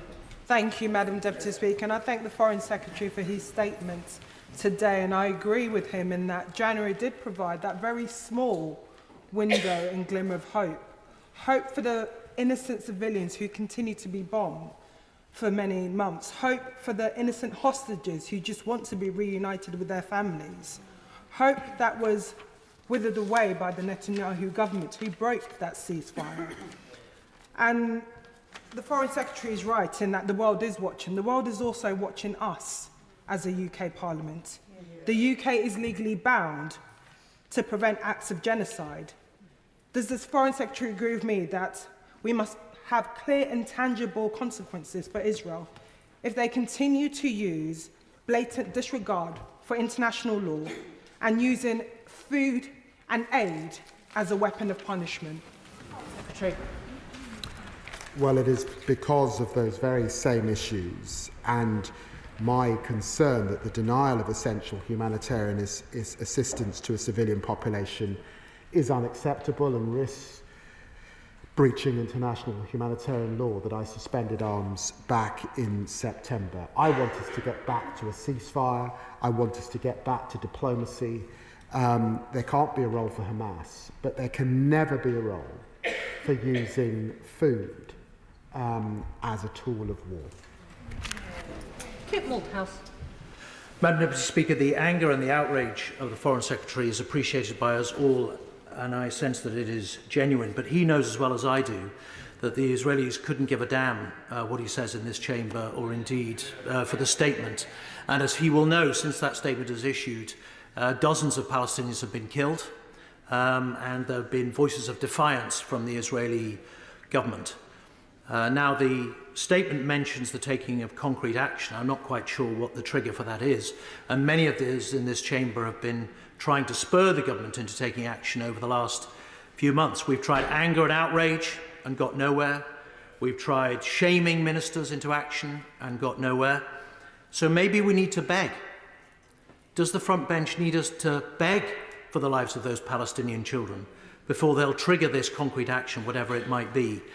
I'm begging the Foreign Secretary to pluck up all his moral authority and courage, stand up in government against the blockage in Downing Street, and please try to save these children's lives as soon as possible. Foreign Secretary. Well, I listened carefully to what the Honourable Gentleman says, and I just want to take issue with the way he began his question. I think it's wrong. It's wrong to characterise the whole of Israel in the way he did. It's not the Israelis couldn't give a fig what's said from this front bench. That is not the case. Our issue today and why I've taken the decisions I've taken about a new free trade agreement, about a review of the roadmap and why I've announced further sanctions is because of the position of this Netanyahu government and the language that we see from these ministers. And it was why I was so shocked that his own front bench couldn't stand up and find their own moral authority. I am proud of what we have done since coming to government, right from the beginning. I want to see an end to this war. He knows that, and our diplomats are doing all they can to try and use our lever to bring this war to an end. Abdissam Mohammed. Madam Deputy Speaker, I welcome the Foreign Secretary's very strong statement today and thank him for his work on this matter. The Foreign Secretary confirms the words of Minister Smotrich that Israel's goal is to destroy everything that's left in the Gaza Strip. Smotrich has also said that Israel will carry out the conquering and cleansing of the Gaza Strip. Prime Minister Netanyahu has praised these words, saying that Smotrich was speaking the truth. This is effectively an explicit admission that Israeli officials intend to carry out ethnic cleansing. Foreign Secretary, what are we doing to satisfy our obligations of the Geneva Convention to prevent a genocide from taking place, and why are we not sanctioning Minister Smotrich? Foreign Secretary. Our obligations were met under our legislation to ensure that none of us are complicit in any acts that breach international humanitarian law when I suspended arms back in September. And she will remember many of us were in opposition, were surprised and shocked that the last government had failed to do that. So our obligations were met. But they weren't satisfied. They weren't satisfied because the war still goes on. And that is why, working with international partners, I have announced further measures today. It's why we continue to discuss these issues with the Israeli government. And it's why my honourable friend has summoned the Israeli ambassador to make our position crystal clear. Right honourable members will see that there are in the region of 70 members wishing to contribute. This is a very important statement, and equally there is important business to follow. You may all help each other by asking short questions. Stephen Flynn. Right. Thank you, Madam Deputy Speaker. No pressure. To see the Foreign Secretary finally find some fire in his belly on this issue was certainly most appreciated, but long overdue. But ultimately, as has been mentioned earlier, the government is still a block to action. So would he support this House being given a vote on whether we support the work of the ICJ and the ICC or not? This House being given a vote on whether we will recognise the state of Palestine, and this House being given a vote on ending all arms sales to Israel. Secretary. What can I say to the honourable gentleman? I've had fire in my belly since the day I was born in the Whittington Hospital in North London. Be sure of that. This House led the call for the international criminal architecture that we have, and we will continue, and successive governments have, to support that international architecture. Paul Wall. Deputy Speaker, I welcome the Foreign Secretary's statement today. The children of Gaza are being not just starved to death, they're being bombed to death, as Israel tries to wipe Palestine itself off the map. So I welcome his statement, particularly his robust action on the illegal settlements in the West Bank, but also on suspending any free trade agreement talks with Israel. Does the Foreign Secretary agree with me, though, that history will judge all governments around the world and every member in this House, not just on what we said, but on what we did in the face of this 21st century atrocity? Well, I recognise why the honourable gentleman puts his remarks as the way he does. What we must do is act in concert. You know, this is deeply, deeply frustrating, of course, but he will know, because I know he knows history, that the ability for the UK to act unilaterally or to act with one other partner was determined in the Suez crisis, where it was crystal clear that we did not have that influence unilaterally any longer in the Middle East. That's why it's so important that 27 partners came together, and why it's so important that I continue to discuss these issues with Secretary of State Rubio and Vice President Vance, and I did discuss these issues with Vice President Vance this Sunday. Sir Roger Gale. Deputy Speaker, I doubt whether there's a single member of this House that does not wish to see the 58 remaining hostages returned to their families, whether dead or alive. The 10,000 Palestinians. I think that the Foreign Secretary was right to say that genocide, my words, not his, that genocide and war crimes are not the way to get the hostages released. There are in this House parents and grandparents who will stand up for children anywhere in the world. I'm prepared to nail my colours to that mast. We have to take action. We cannot stand by and do nothing. A number of us, I think all Privy Councillors, Madam Deputy Speaker, wrote to the Prime Minister relatively recently, calling for the two-state solution to be imposed immediately. Sadly, that private letter did not receive a response, which is why it was published. Foreign Secretary, please take that message back to the Prime Minister and act. Foreign Secretary. Well, can I thank the honourable gentleman for what he said. In a cross-party spirit, he brings great authority and experience to these matters, and he knows that as a P5 nation, we are talking to our French counterparts about the way forward as we head to their conference next month, and we're also talking to Saudi Arabia, who are jointly hosting that conference with him, and I recognise why he raises these issues, particularly in relation to the children, in the manner in which he does. Alex Ballinger. Thank you, Madam Deputy Speaker. And can I thank the Foreign Secretary for his statement today and these essential actions, the sanctions on extremist settlers and the suspension of our trade negotiations with Israel. It is important that Israel sees that its allies will not stand by while they continue to forcibly displace Palestinians and blockade. So can the Foreign Secretary tell us what further discussions he's had with the EU on suspending their EU-Israel Association Agreement so we can put further pressure on Israel to stop the brutalisation of Palestinians in Gaza? Foreign Secretary. Well, I can confirm that I was invited to the EU's foreign ministers' informal meeting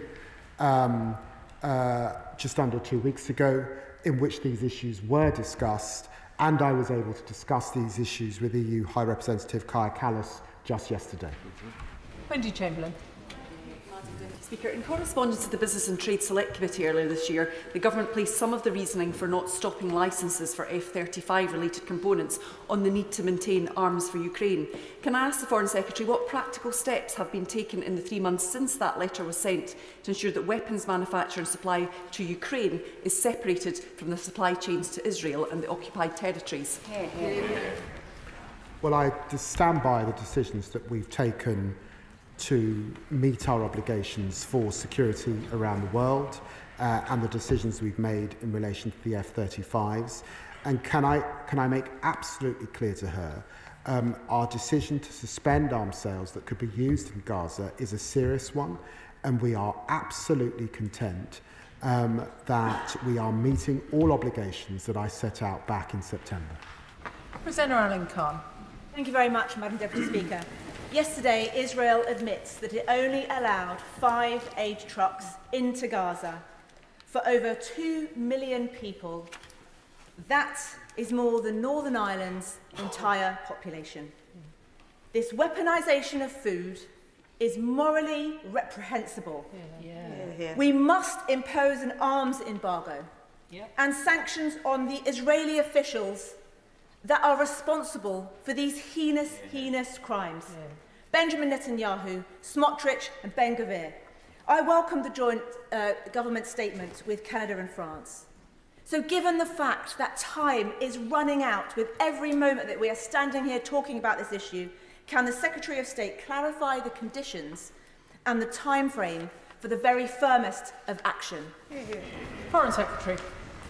Well, can I say to my honourable friend that we've made the decisions that we've made today. She will recognise that there is an important conference convened by France and Saudi Arabia where we will be working jointly with those partners. And can I ask her to look carefully at the leader's statement and our absolute commitment to take further action if necessary to try and bring the course of action that the Netanyahu government has set its desire on in terms of military expansion and the blockade of aid, that we will take further action if needed in the coming days and weeks. Ayub Khan. Thank you, Madam Deputy Speaker.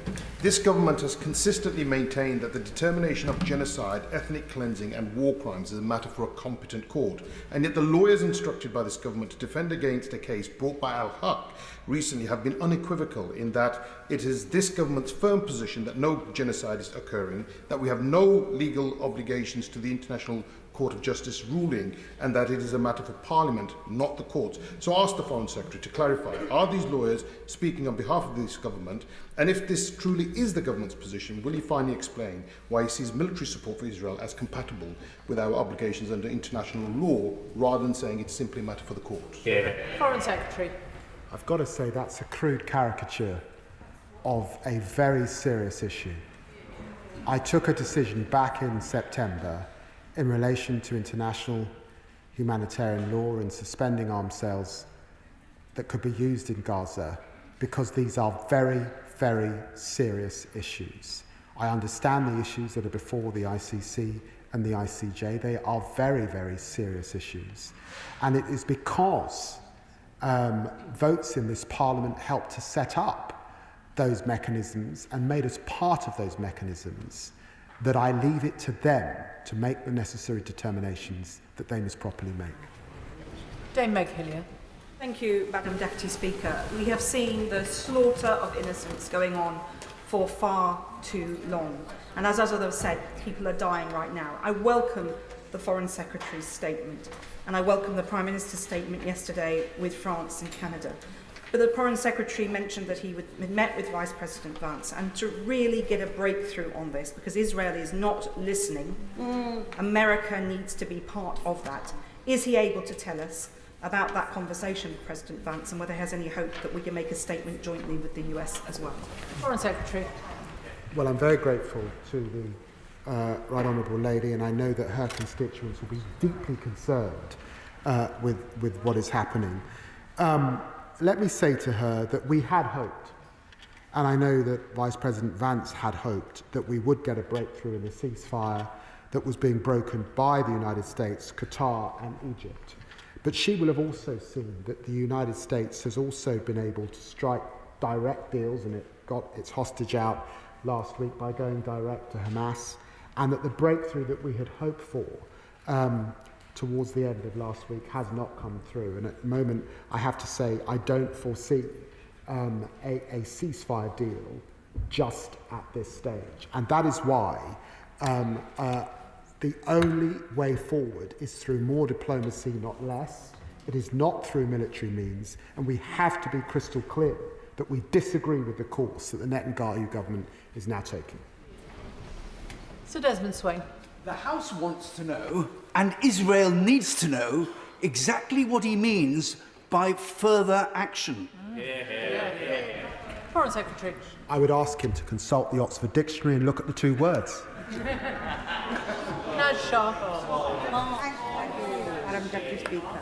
Can I first thank the Secretary of State for coming to his House and his statement, and for the actions that he's taken. I also welcome the Prime Minister's statement with regard to yesterday's statement jointly. One of the things that we talk about genocide, the word is used quite often here, and all indicators are pointing towards that. So what else can be done to stop? I appreciate the suspension of the free trade agreement, those negotiations.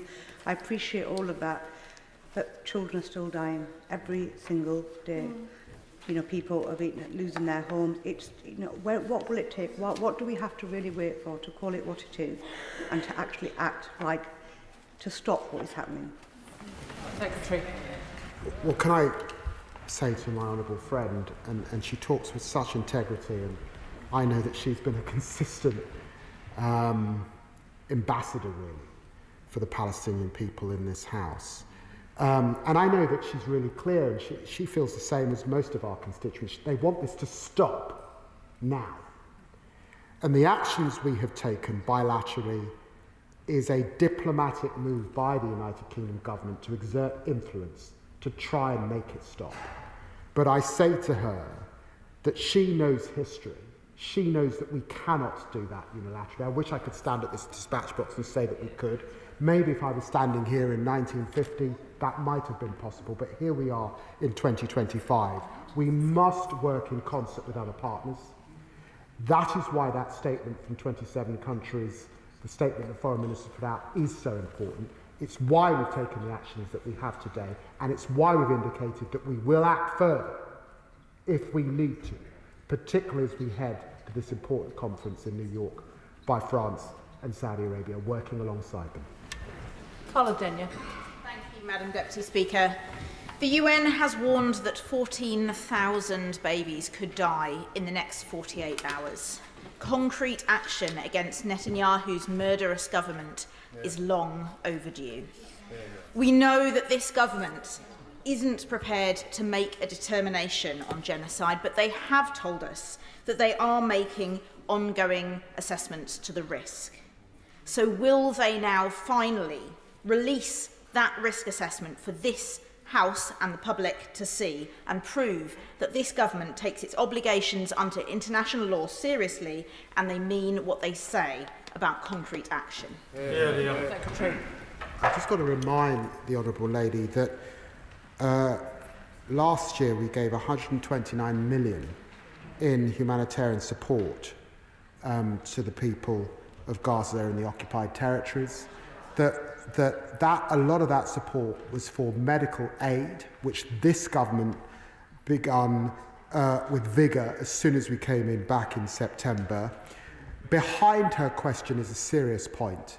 It falls to me to make serious decisions about the sale of arms where there might be or there is a clear risk of a breach in humanitarian law. I took that decision in September. It's a quasi-judicial decision, and it's one I take very soberly and very seriously, and that has continued to be the position since September last year. Melanie Ward. Thank you, Madam Deputy Speaker, and I welcome today's steps forward, particularly on trade. The fact that we are on the brink of the ethnic cleansing of the Palestinians is such a collective global failure. It betrays words. And I want to ask, unlike the Shadow Foreign Secretary, will the Foreign Secretary confirm the UK's total opposition to Israeli plans to replace humanitarian NGOs and the UN with mercenaries? And in relation to the important statement by the UK, France and Canada threatening further important multilateral action if Israel does not stop, can I ask, what is the red line? We've been here before with the Rafah offensive, when the international community said it would stop Israel and it did not. Gaza is out of time. Well, I'm very grateful to my honourable friend. Let me be crystal clear. This government opposes Israel's model for aid. We believe it does not respect humanitarian principles. It cannot deliver aid effectively at speed or at the scale required. It's wrong and it's dangerous to the humanitarian system. Martin Vickers. Thank you, Madam Deputy Speaker. Earlier, the Foreign Secretary used the phrase morally wrong, and I entirely agree with that, and it's equally morally unacceptable, the original Hamas massacre. I'm sure we can all agree on that. But could I take him back to the issue of recognition? I'm one of the members who's previously supported recognising the state of Palestine. Can I suggest that if there were a free vote in this House, there would be an overwhelming support for that, something that would give the government moral authority to take even more robust further action? Could I suggest that they might take that course of action? Well, I'm grateful to the honourable gentleman. UK bilateral recognition is the single most important action the United Kingdom can take with regard to Palestinian statehood. And that's why it's important for us to get the timing right and to work with partners as we consider these issues very closely. I've talked about the international conference and the implementation of the two-state solution in June. We will, of course, be in attendance at that conference and are talking with our partners about it. They will have heard what he has said. Hafsal Khan. Deputy Speaker, I welcome the Foreign Secretary's statement and also welcome last night's collective statement. However, repeated strong words without action now ring hollow. Netanyahu's government continues with starvation and killing of innocent Palestinians. Foreign Secretary, suspending trade negotiation and other steps that you announced today will not stop the killing of innocent Palestinians. We are dealing with an extremist right-wing Netanyahu's government. Concrete steps are overdue to uphold our humanitarian commitments. When will you, Foreign Secretary, impose a full arms embargo on Israel and also recognise Palestine? Well, can I say to the honourable gentleman that we have imposed a ban on arms sales for the eastern Gaza. We did that in September, and I know that his constituents will care a lot about the war in Ukraine and other conflicts across the world, and therefore he will recognise the decision we made, particularly in terms of the F-35 supply chain, and his points around recognition the whole House will have heard. Monica Harding. Thank you, Madam Deputy Speaker. Can I welcome the Secretary of State's statement today? And can I also start by paying tribute to the humanitarian workers in Gaza who are risking their lives in order to help the Palestinian people today? Madam Deputy Speaker, the very powerful words by our own UN humanitarian chief have already been referenced today, that 14,000 babies need food within the next 48 hours or face starvation. He also said that we have not moved fast enough in the past in the face of other war crimes. Starvation is a weapon of war and is against humanitarian law. The Secretary of State has said that he will not stand by and that unless aid gets in, the government will take consequential action. So how quickly will the government take action to save the lives of those Palestinian babies? Well, can I say to her that 430 aid workers have been killed. Gaza is the deadliest place on earth for humanitarians. She's absolutely right to recognise those tremendous aid workers. Let me just also reference the medical workers who have lost their lives. Absolutely appalling, the loss of life and the children. And we will continue to do all we can to bring this to an end. Alex Sobel. Thank you, Madam Deputy Speaker. I'm sure that we're all absolutely horrified to see the Israeli government creating a mass starvation event in Gaza, that we're seeing the language of a Gaza plan which talks about the concentration of the Palestinian people in the south of Gaza, and even against its own citizens, arresting 9 Israeli citizens, including civil society leader Alon Lee Green, who was here, I was hosting him here last week in Parliament, and not yet releasing them from arrest. Does the Foreign Secretary agree with me that this is a deliberate and systemic attempt to destroy the Palestinian people in Gaza? And isn't it time that instead of sanctioning those taking orders, we sanction those giving the orders in the Israeli government? Well, I say to my honourable friend, and I know that he too has consistently raised these issues, the abandonment and the displacement of Gazans to this small strip is just entirely unacceptable. The idea that we could see this go on right through 2026 is abominable. Tom Fletcher was right to speak out, I think, in recent days, and it's why I think you're seeing the response that you're seeing from international partners. And I hope that Netanyahu heeds the words of friends. Thank you, Madam Deputy. Essential that aid reaches innocent civilians in Gaza, as my right honourable friend for Whittam was equally clear in stating. It is also vital that this war comes to a swift end. But in searching for that path to peace, is it not equally vital that we reflect on certain realities?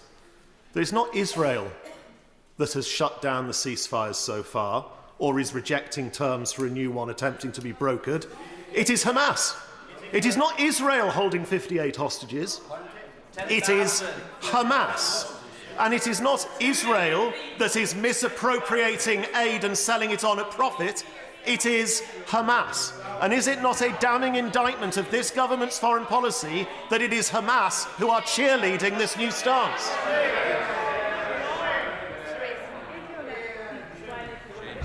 Well, can I say to the honourable gentleman that I don't think I've been at this dispatch box on the 6 occasions that statements have been made on this subject when I have not condemned Hamas. I have not condemned what they did on October the 7th. I have not condemned those that are keeping hostages. And let me be clear, I actually believe Hamas are holding hostage the Palestinian people. But just as you can hold that, you can also hold in your heart and in your mind that it is morally reprehensible to continue this blockade, to reduce 400 humanitarian aid points to 4. This is impossible, it's intolerable, and of course the United Kingdom must speak up against it. Thank you, Madam Deputy Speaker. It is welcome that I believe the Foreign Secretary has listened and heard the strength of feeling on this side that more needs to be done. And I believe that he is more in tune with the families of the hostages who were at the border yesterday protesting what the Israeli government is doing and who should get our solidarity for their work standing up to Prime Minister Netanyahu. But if solidarity matters, then let him hear from these benches as well as he has from other benches the call for a vote on the recognition of Palestine. We held such a vote in this place in 2014, but it is fair to say a minority of those people who supported it are in this House today. With the conference before him, would it not show how we speak as one in calling for an end to what is happening in Gaza, in calling for the Palestinians' right to exist to be recognised, for us to have that vote in this House? Well, can I say to my honourable friend, the British people made a determination when they voted Labour at the last general election, and she knows that in our manifesto we committed to Palestinian recognition in the right circumstances. I've said a lot about the conference, and she will no doubt read a lot about the conference that is coming up on a two-state solution. And I do think that we are, given that we're only days away, that is what should concentrate minds at this time. Colleagues can see by just looking around the chamber that not everybody is going to get in, and this statement's been already going on for an hour. I'll try and go fast, but I need your help with short questions and shorter answers. Jerry Corbyn. Thank you, Madam Deputy Speaker. Could the Foreign Secretary tell us exactly what arms have been supplied to Israel over the past 6 months? What arms are being supplied now to Israel? What RAF criteria is being used for? Is it supporting the Israeli war machine? And can he inform the House categorically that no component part of an F-35 jet made in Britain is supplied to Israel to continue their bombardment of Gaza? Well, can I say to him with judgment that he asked me a similar question a few weeks ago, and I gave him the answer that we suspended arms sales. That was a sober decision made. They're not being given to Israel for use in Gaza at this time. That is a strict decision under our export licensing regime, save for the carve-out we've made for F-35s, which I know he disagrees with, but that is the position because we're not prepared to disrupt supply chains across the world. Say. Thank you, Madam Deputy Speaker. What we've heard from senior UN officials this morning should frankly send shivers down the spine of every member in this chamber. 14,000 Palestinian children could die in the next 48 hours because of Israel's actions. And what we're getting today is stronger words, but with limited action. The time for this Foreign Secretary is long gone. We need further bold and immediate actions. End all arms sales to Israel, impose economic sanctions and ban Israeli settlement goods. What is the government waiting for? I'm very grateful to the honourable gentleman. I've set out the position as it stands today, and I would ask him to look carefully at the Prime Minister's statement just this morning and to look at what he's indicated. Further action could be taken if we do not see this further expansion and this restriction of aid come to an end. Chambers. Thank you, Madam Deputy Speaker. We welcome the statement today, and I would like to reiterate my honourable friend's call for the recognition of Palestine and the immediate cessation of all arms sales to Israel. But as important as these are, given that the UN has said 14,000 children and babies may die within the next 48 hours. I would like to reiterate what many members have asked here today, is what is the concrete action that can be taken against an illegal blockade that is preventing medicine and food getting to these people? Does it include, with our allies, for example, airdrops of aid? Can I say, when the Honourable Gentleman says what is the concrete action, the concrete action is really straightforward, that Netanyahu stops. He halts his course of action. That is the concrete action. We are taking concrete action with our allies to try and bring this to an end, but he knows that in the end, this is in the hands of the Israeli government.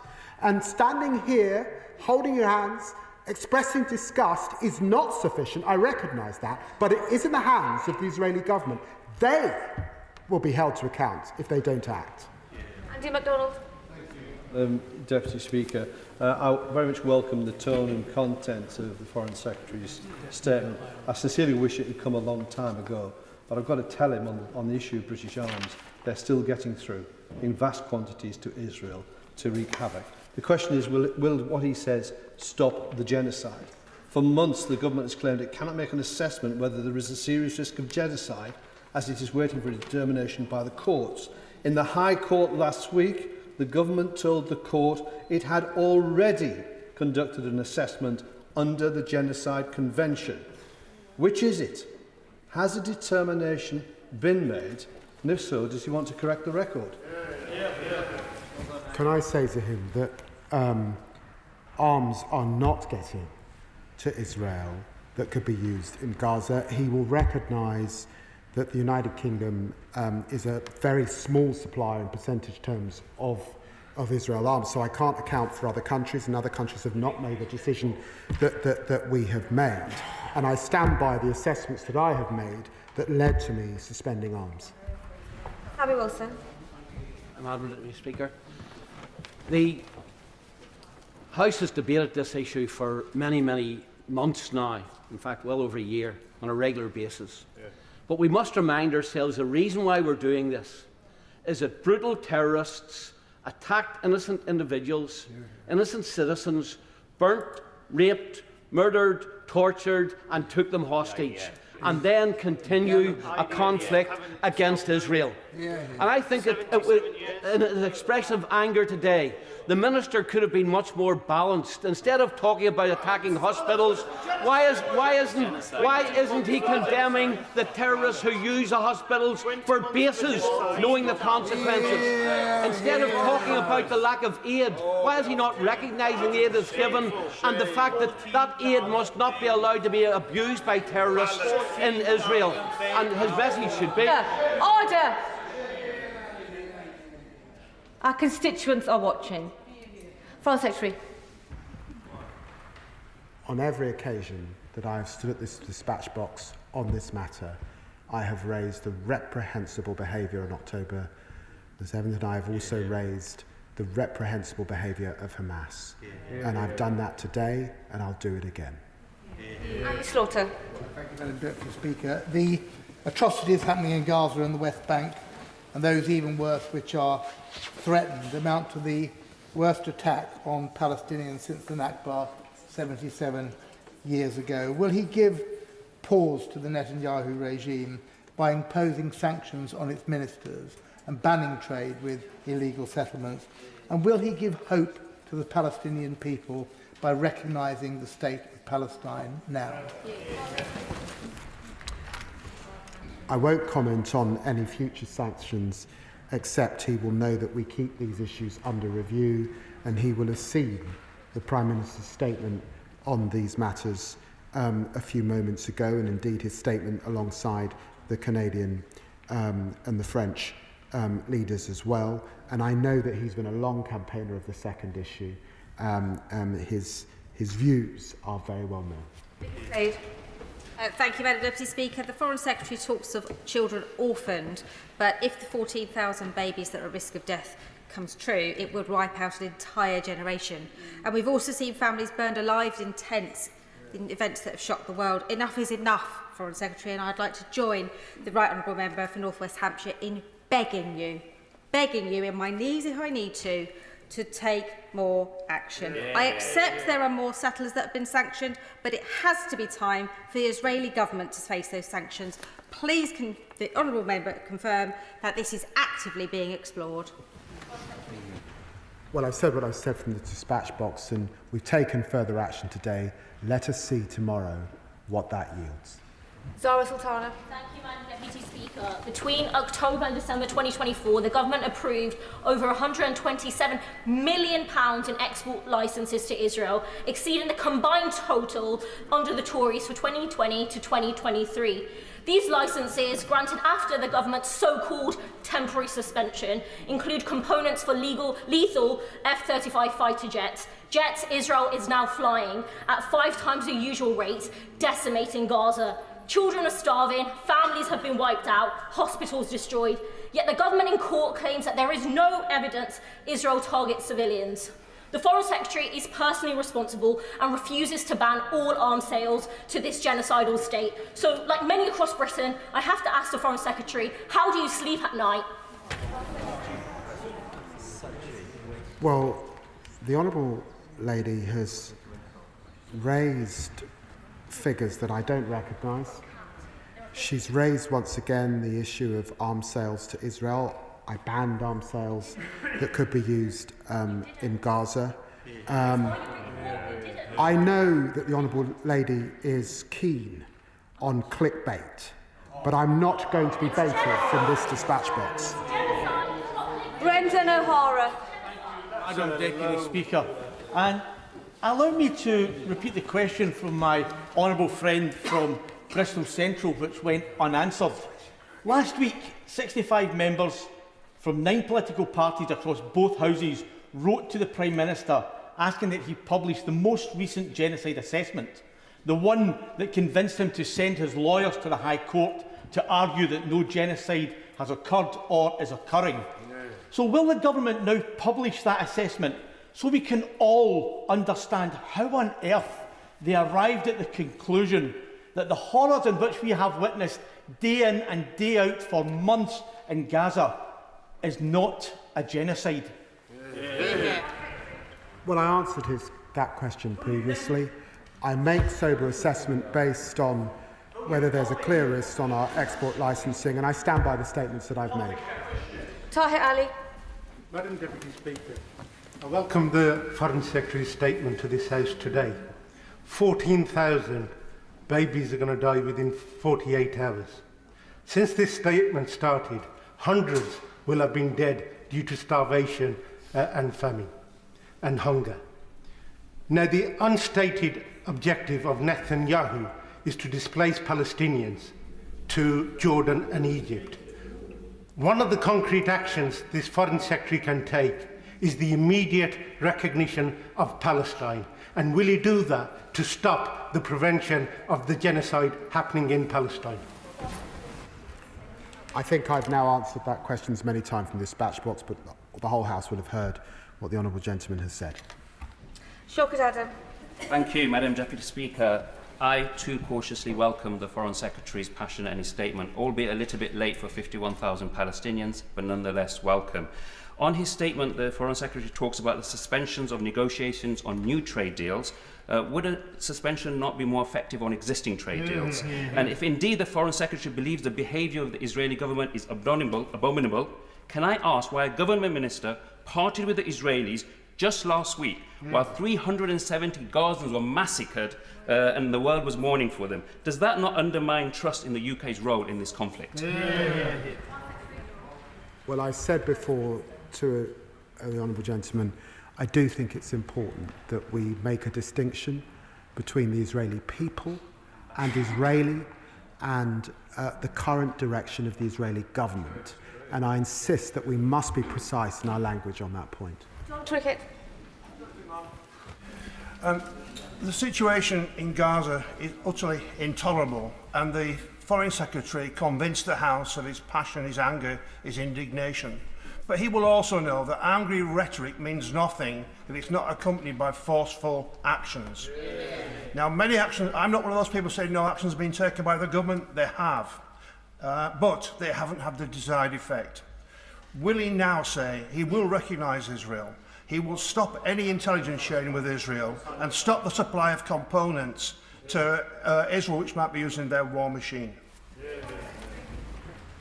Well, again, I've now said much on this matter, particularly the point on recognition. I'm glad that he's recognised what the government has done, because this is the government that increased aid, humanitarian aid, to the Gazans. It's the government that absolutely made clear our position on international humanitarian law. We didn't see that under the last government. We suspended arms sales for use in Gaza.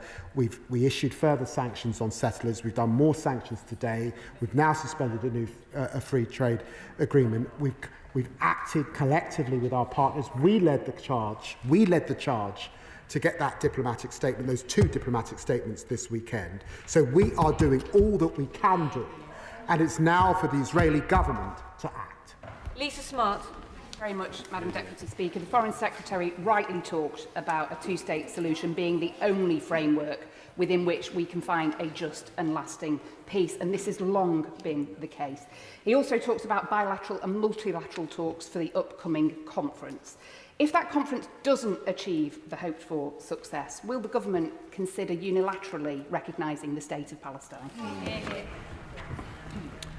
Our position was set out in the Labour manifesto. We do believe in recognition. We've always believed that recognition should be part of a process, and that is what we're discussing with our French, Saudi Arabian and other partners. Olivia Blake. Starvation is a horrific and entirely preventable way to die. 14,000 babies' lives are at risk in the next 48 hours. To put that in perspective, there are 15,000 babies born each and every year in South Yorkshire. So nearly all of them would be wiped out in 2 days if this was the situation here. Can the Secretary of State outline what steps he will take to make sure that this cannot go on, and what more can be done to ensure that there is access to urgently needed aid to prevent this? Well, the Honourable Lady is right to bring to mind, as other Honourable Members have across this House, the children, the babies, and the words particularly of Tom Fletcher.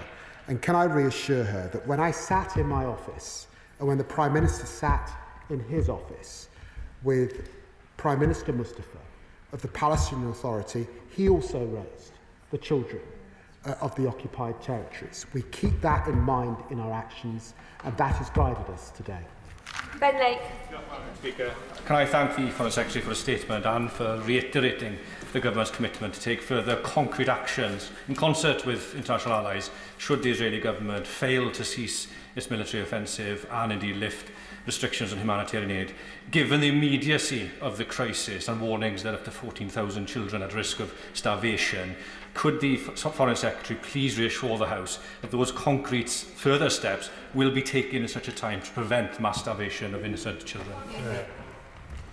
Well, as I said before, and as the Prime Minister's statement indicates, we will take concrete action, further action, if necessary, but it's my sincere hope that we don't need to take that action because Prime Minister Netanyahu heeds what those within his country and what the international community is saying. John McDonnell.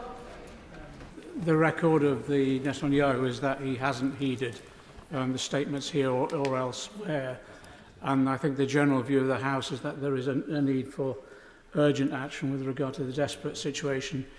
Can we come back to the situation and the proposal that's been raised before by a number of us? If the Israelis are not willing to provide the aid, therefore others must. And I agree with the Foreign Secretary, we cannot take unilateral action, but what this government is good at is calling for coalitions of the willing. Can we put on the table now that we call for a coalition of the willing to come together to set a deadline for the Israeli government to deliver the aid, or failing that, we will start taking action where we will start delivering aid by air or sea or whatever other method we can use?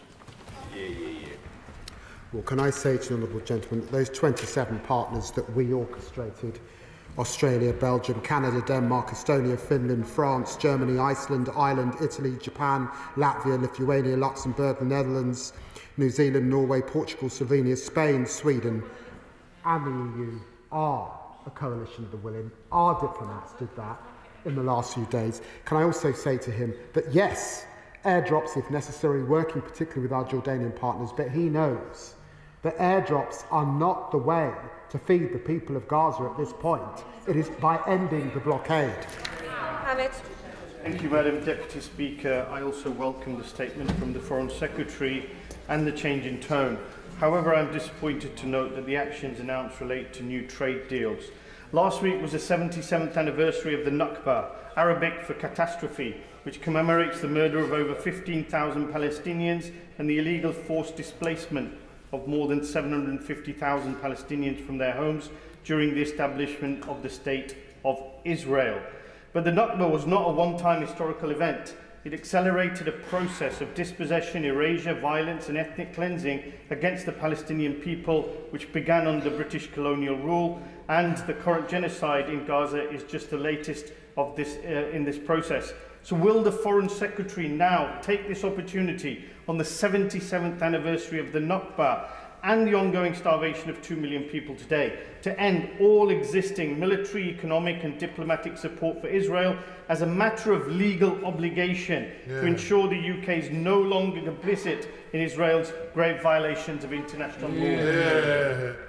Well, as I said before, and I'll say again, the Palestinian cause is a just cause, and that is why we are opposed to the further displacement of the Palestinian people, to those in the Israeli government that talk about cleansing and driving people out from their land. And I repeat that we stand by a two-state solution. Very grateful, Madam Deputy Speaker. And can I thank the Foreign Secretary, my right honourable friend, and the ministerial team that I know have done so much work to get the statement out and other deliverables. But given what we've heard, 48,000 babies in the next 48 hours about to lose their life, hundreds of Palestinians slaughtered in the last overnight. What are the red lines and what is the time frame for action? If babies have only got 48 hours, it needs to be in that order. Well, the Honourable Lady will have heard what I've said from this dispatch box. She will have seen the efforts of the diplomatic community to come together, and she will know that the United Kingdom is not able to act unilaterally and affect decisions in Israel, but we must take the steps we can take with others, and we are doing that. But she's absolutely right to call to mind those children, and particularly those who may lose their lives in the hours ahead of us. George. Thank you, Madam Deputy Speaker. Although it's long overdue, I warmly welcome the sentiment behind the government's announcement today. Along with the honourable member for Leicester South, we visited Israel and the occupied Palestinian territories last month, and what we saw there was absolutely shocking. Others have described it as apartheid. I think it's actually worse than that. Now, the Foreign Secretary has said that the question of the recognition of the Palestinian state is one which is stuck in a process, but can he not at least today accept that he can recognise the right of Palestinians to statehood and democracy? What we're discussing with France as a member of the UN Security Council, a permanent member of is how we can actually affect things on the ground. He will recognise that others have recognised a Palestinian state, but we would not be having this debate if it had affected things on the ground. That is the seriousness of what we are discussing with France. And I have to say, as the country's chief diplomat, I stand by the seriousness of actually making a decision that might bring about change on the ground. Deputy Speaker, the UN has stated that 14,000 babies could starve to death if aid doesn't get in. The Right Honourable Member described this as intolerable, but it sometimes feels like we still tolerate it. So can the Honourable Member tell me what the escalation of diplomatic measures against the Israeli government will look like in order that we can stop this atrocity from happening? Well, can I say that our Honourable friend, the Middle East Minister, has left the chamber because he has summoned the Israeli ambassador, and he will be discussing these issues, the issues I've discussed today, but also the mood of the House today, and urging her to watch this debate because we need to see action on the ground. Adnan Hussain. Thank you, Madam Deputy Speaker. 14,000 babies is the number. 14,000 babies will die in Gaza within the next 48 hours if aid is not let in. Minister, I ask you, honestly, does your government honestly believe that what's happening in Gaza is not a genocide? And in fact, what is your government doing to stop genocide in Gaza? It seems that you're comfortable in supplying weapons to a state that is also equally comfortable in starving children.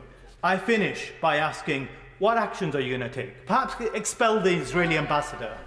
What actions you are going to take? I think we've been in this chamber for long enough to know that's not appropriate language. I should not have to repeat myself, Mr. Foreign Secretary. We took action when we suspended arms sales to Israel that could be used in Gaza. We did that back in September, and I would urge the honourable gentleman to look at the remarks I made then and to recognise that decision that was made by me and this government. Hayes. Thank you, Madam Deputy Speaker. I welcome the Foreign Secretary's statement today and the suspension of trade talks with Israel and further sanctions on Israeli settlers. But in the horror of Gaza, it is clear that the Israeli government is not listening to the exhortations of the international community and that it is very unlikely to listen to this further action today. So I want to press the Foreign Secretary. Foreign Secretary, the UN has placed a timescale on the lifespan of babies in Gaza. It is not too much to ask that the government sets out a timescale for the meaningful further action that the government will take in the event, as seems likely, that the Israeli government does not change course.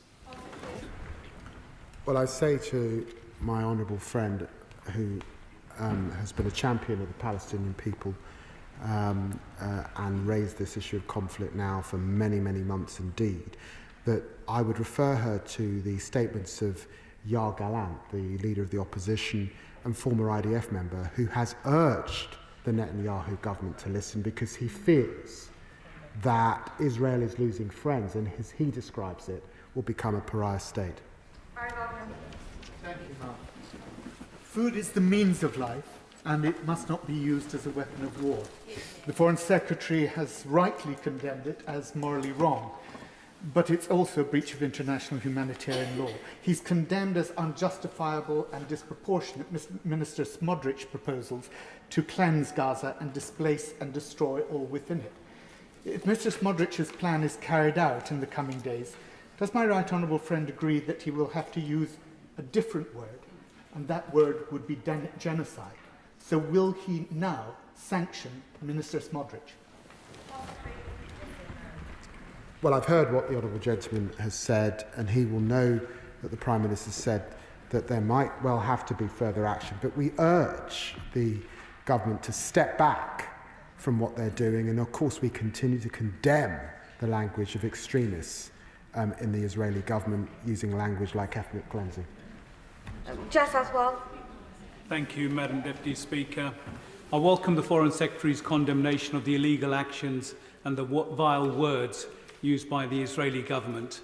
It's heartening and humane to hold Israel accountable for its slaughter of innocent Palestinians, withholding of aid, settler expansion and shameless plans to, and I quote, conquer, cleanse and stay in Gaza. We need action to show that we'll not tolerate this indiscriminate violence, which is effectively ethnic cleansing. Does my right honourable friend agree that our next step should be to recognise the state of Palestine, and could he please outline what actions he will take to stop the impending death by starvation?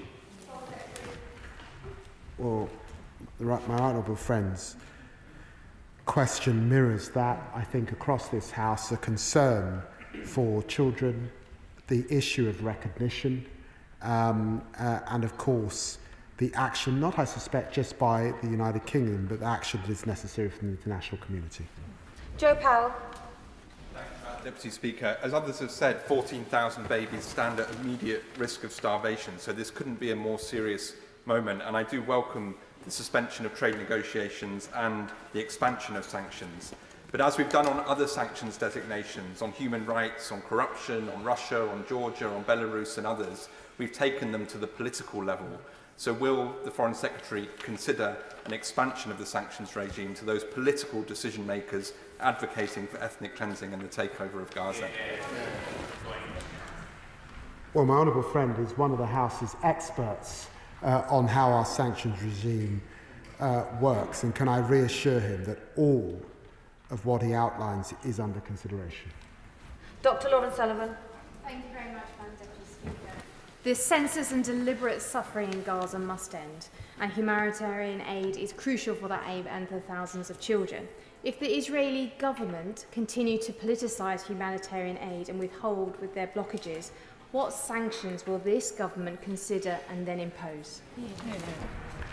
Well, I'm grateful to the Honourable Lady. She says politicise. I'm afraid that this is not just politicisation, it's weaponisation of our aid and the use of food and medical supplies, and it is entirely unacceptable and abominable, and that's why I've said very clearly that the UK government stands against it. Final question, Harpreet Pal. Thank you. The impact on children is particularly devastating. 15,000 children killed, 93 now at critical risk of famine. Save the Children report that Palestinian children in Israeli-run prisons are facing worsening abuse, including physical violence and sexual assault. Some have been forced to strip, held in extreme temperatures and denied contact with their families. These are not the actions of a democratic state. So can I urge the Foreign Secretary to act on behalf of those children, and can I ask what steps he's taking to press for the immediate release of those children? Secretary. Well, I'm very grateful to the Honourable Lady for raising this issue, because when considering those assessments under international humanitarian law, I particularly paid regard to the way that detainees are treated and the clear risk that there are some breaches of international humanitarian law in this area. So she's right to call to mind those children who may be detained and the human dignity that all children, wherever they are in the world, deserve. Madam Deputy Speaker, that I've not been able to answer all questions in the hour and a half that I've been on my feet, but I hope that our friends in Israel have seen the strength of feeling across the House today. That concludes the statement. Point of order, Mark Richard. Thank you, Madam Deputy Speaker. On a point of order, I think today we've had the heaviest hint from any British government minister, from the Foreign Secretary, that ahead of the Palestinian state discussions led by Saudi and France at the UN in June, that the British government is on its way to recognising a Palestinian state, which I would welcome. But ahead of that, can I seek your guidance on how members across this House, who feel very, very strongly about this issue, will have an opportunity to vote ahead of that meeting, in order that the government has full authority from this Parliament on the issue of recognising a Palestinian state? I think the honourable member knows that point of order is not a matter for the chair, but actually an issue for the government, and no doubt the Foreign Secretary and the front bench have heard and will respond in due course. Point of order, Keith Malthouse. I'm grateful, Madam Deputy Chair. In furtherance to the point of order by my honourable friend for the Rekin, I wonder if you could remind the House what the process is for us obtaining an emergency debate under Standing Order 24, on the basis that this situation is so dire and so acute that a number of us may wish to apply for such a debate. I think the honourable member, he and I both came into Parliament together, and he knows the process for SO 24. He does not need me to remind him of the process. He will get much advice from the Speaker's office, and no doubt the strength of feeling has been heard repeatedly and by the 2 points of order by the Foreign Secretary and the Treasury on the front bench. Point of order, Gregory Campbell. Separate point of order, Madam Deputy Speaker. You'll be aware that I and other colleagues have been raising the issue of UK residents in Northern Ireland, many of whom have lived here for decades as taxpayers and voters, but who were born a few miles across the border in the Irish Republic. They've not been able to avail of a UK passport the same way as others who live in Northern Ireland can obtain an Irish passport. This was brought to a head by my honourable friend, the member for East Belfast. exactly 1 year ago this week, when his bill became law and received royal assent. Despite my repeated parliamentary questions to the Home Secretary, I have not been able even to get a date by which the first UK passports will be issued to people in Northern Ireland. Has the Home Secretary or a Home Office Minister indicated to the Speaker's office their intention to make a statement to the House to finally announce when this injustice will end? I am grateful to the honourable member for giving notice of this point of order. I have had no indication from ministers that they intend to come to the House to make a statement on this matter. But I note that it is Home Office questions on Monday, and he still has time to table an oral question to the Home Secretary. Point of order, Matt Weston. Thank you, Madam Deputy Speaker. On a separate point of order, the Joint Committee on National Security Strategy, which I chair, is responsible for examining cross-cutting issues of national security. You'd appreciate that the UK faces a great range of external threats, internal challenges around resilience and the choices it makes about its relationships with allies and partners. Now, the JCNSS is following the government's efforts to address these matters very closely, and the work of the National Security Advisor is central to that success. Now, since the role's creation in 2010, every NSA has appeared before this committee for a public accountability session, until now, that is. Of course, some more sensitive conversations need to be held behind closed doors, but these public sessions are an essential way in which the Prime Minister's primary advisor on issues of national security are held to account by Parliament. So, despite its commitment to transparency and numerous exchanges, the government remains steadfast that the NSA will not be accountable to Parliament. I'm concerned that the government is using a quirk of his appointment as a special advisor rather than a permanent official to erode democratic norms that future, less benevolent governments could later exploit. So, Madam Deputy Speaker, can you just advise me on how my committee can get the government to prove it is committed to increasing transparency, to recognise the dangerous precedent it is setting, and allow the NSA to appear before us? I am grateful to the honourable member for giving notice of his point of order. The attendance of witnesses before select committees is not a matter for the chair. However, it is surprising that the current National Security Advisor has declined to appear before the Joint Committee when all his predecessors have been willing to do so. The government's own guidance on the matter states that Parliament has powers to call any individual to give evidence, and that when a select committee indicates that it wishes to take evidence from any particular named official, including special advisers, the presumption is that ministers will seek to agree such a request. I'm sure that the clerks will be able to advise the honourable member and his committee on how best to pursue the matter further. No more points of order. And we go on to the presentation of bills. Presentation of Bill, Lisa Smart.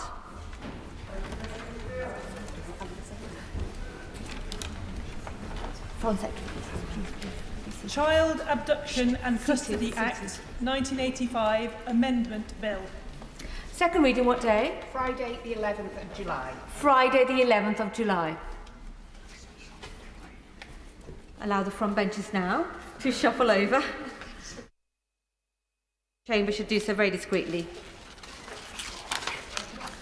We now come on to the 10-minute rule motion, reasonable adjustments, duty on employees to respond, and I call Deirdre Castigan.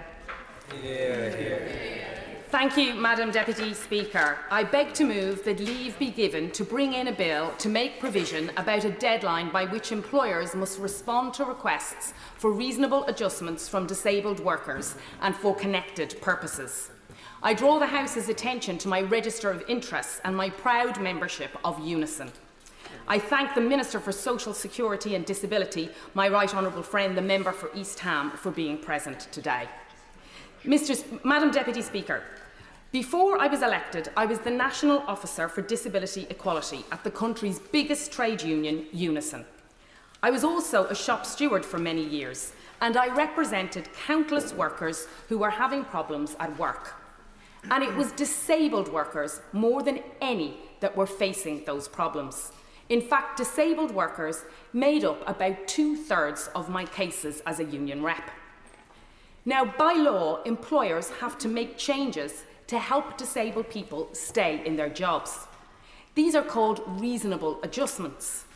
They can include changes like a special keyboard to reduce arthritis pain, IT software to help workers with dyslexia, or starting work at 10 o'clock instead of 9 o'clock after tablets have kicked in. Unison's research found that almost 3/4 of disabled workers are turned down for reasonable adjustments like this. And even where their employer said yes, about 1/4 of disabled workers waited a year or more to have the changes put in place. But the most common story I heard from disabled workers was that they were just ignored by their employer. They never got a reply at all. For many, this meant they had to do their job whilst in pain, or they were set up to fail because they didn't have the right equipment. Their manager would start to criticise their performance because it's hard to hit your targets when you're in constant pain. They would end up having to take time off sick. Before they knew it, they would be pushed out the door. Others just resigned because the pain or the stress was too much. And all because their employer refused to make those small changes that would have kept them in work. Employers can get away with this because there's no legal deadline for them to reply to disabled workers. This contrasts with other employment rights, like flexible working requests, where the employer has to reply within 8 weeks. But there's no such rule for reasonable adjustments. This is a serious gap and is leading to disabled people being pushed out of good jobs and onto benefits. My bill would set a clear deadline for employers to reply to disabled workers making a request for reasonable adjustments. Madam Deputy Speaker, there are over 5 million disabled people already in work, but this represents less than 52% of disabled people, compared to 80% of non-disabled people in work. This 29-point difference between the percentage of disabled people employment versus non-disabled people is called the disability employment gap, and governments have tried and failed to crack it for years. But I believe this Labour government finally offers disabled people a chance at equality. We've already passed the Employment Rights Bill, which gives everyone the right to flexible working, but this will especially help disabled people who could benefit from more breaks or part-time working to manage pain or fatigue. But on top of this, our Pathways to Work plan will invest £1.8 billion into employment support for disabled people. The recent Learning and Work Institute report found that 2 in 10 disabled people on benefits want to work, but at least half of them aren't getting any help to find a job.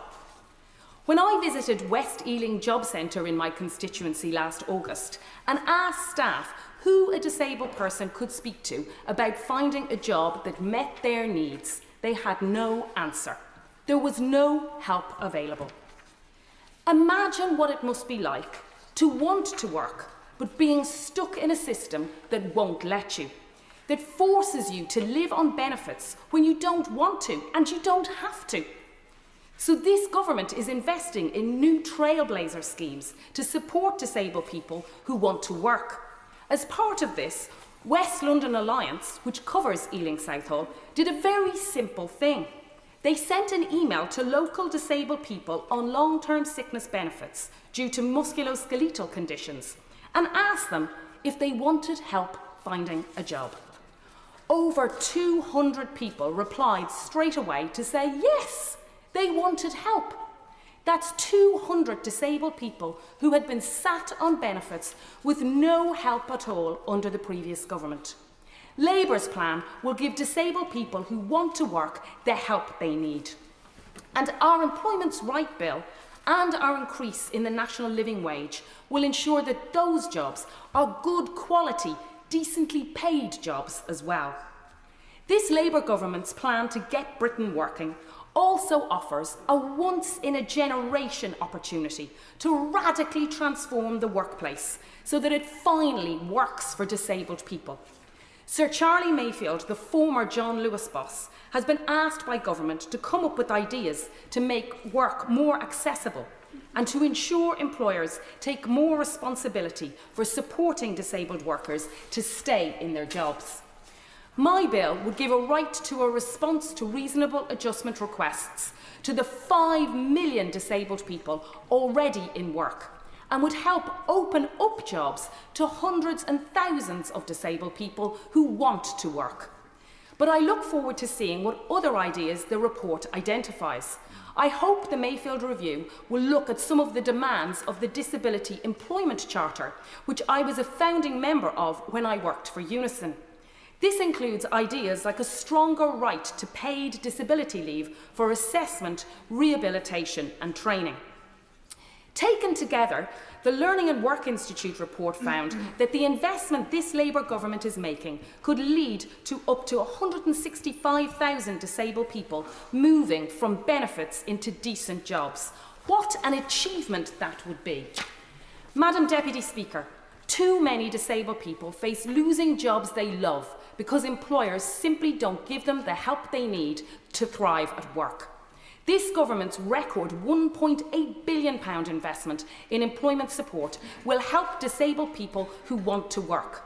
But we also need to make sure those jobs are long-lasting, and that's why employers must be held to a clear deadline to agree the small changes disabled workers need to get on at work. The government's Get Britain working plan is an opportunity to transform the workplace so it fits around the needs of disabled workers. My new bill will support this aim by giving more disabled people the chance to enjoy good quality jobs that are the best route out of poverty and to unleash their many, many talents. I hope the government will consider taking it forward. Thank you. The question is that the honourable member have leave to bring in the bill. As many in that opinion say aye? Aye. Contrary, no. The ayes have it, the ayes have it. Who will prepare and bring in the bill? Katrina Murray, Mark Ferguson, Annalise Midgley, Lawrence Turner, Sarah Russell, Chris Bloor, Lee Barron, Tom Rutland, Uma Kumaran, Natasha Irons, Dr Marie Tidball and myself, Madam Deputy Speaker. Deirdre Castigan.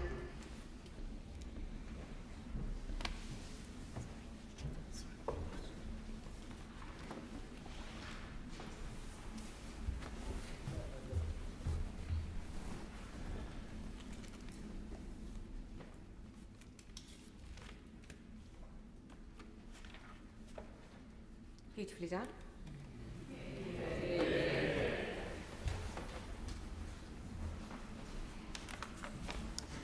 Reasonable adjustments, duty on employers to respond.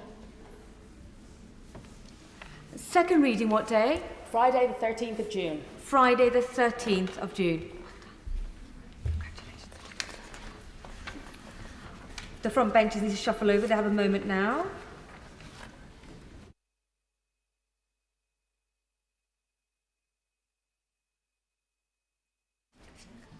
Colleagues could be seated. The clerk will now proceed to read the orders of the day. Victims and Courts Bill, second reading. Now. Minister to move, second reading, and I call Shabana Mahmood. Minister. Thank you very much, Madam Deputy Speaker. I beg to move that the bill be read a second time. Madam Deputy Speaker, when this government took office just 10 months ago, we inherited a justice system in crisis. Our prisons were on the point of collapse, the backlog in our courts was at record levels and rising fast, and victims were all too often paying the price. Madam Deputy Speaker, this government is beginning the long and hard work of rebuilding our justice system so it serves victims once more. In my eyes, that means meeting three principles. The first is that justice must be swift. It is all too easily said that justice delayed means justice denied, but few have had the bravery to wrestle with the implications of that. This government is investing more in court sitting days than any before it, but we know that is not enough. So this government will pursue reform, even if it courts opposition, in the pursuit of swifter justice for victims. And that is why I have asked Sir Brian Leveson to propose once-in-a-generation reform of our courts. Jury trials will always be a cornerstone of our legal system for the most serious cases. But it is clear we must consider whether there are cases heard before a jury today that could be heard in a different way, in front of magistrates or a new intermediate court, in order to deliver the swifter justice that victims deserve. The second principle of a justice system that serves victims is that punishment must be certain. This government inherited the grotesque position where we had more prisoners than prison cells.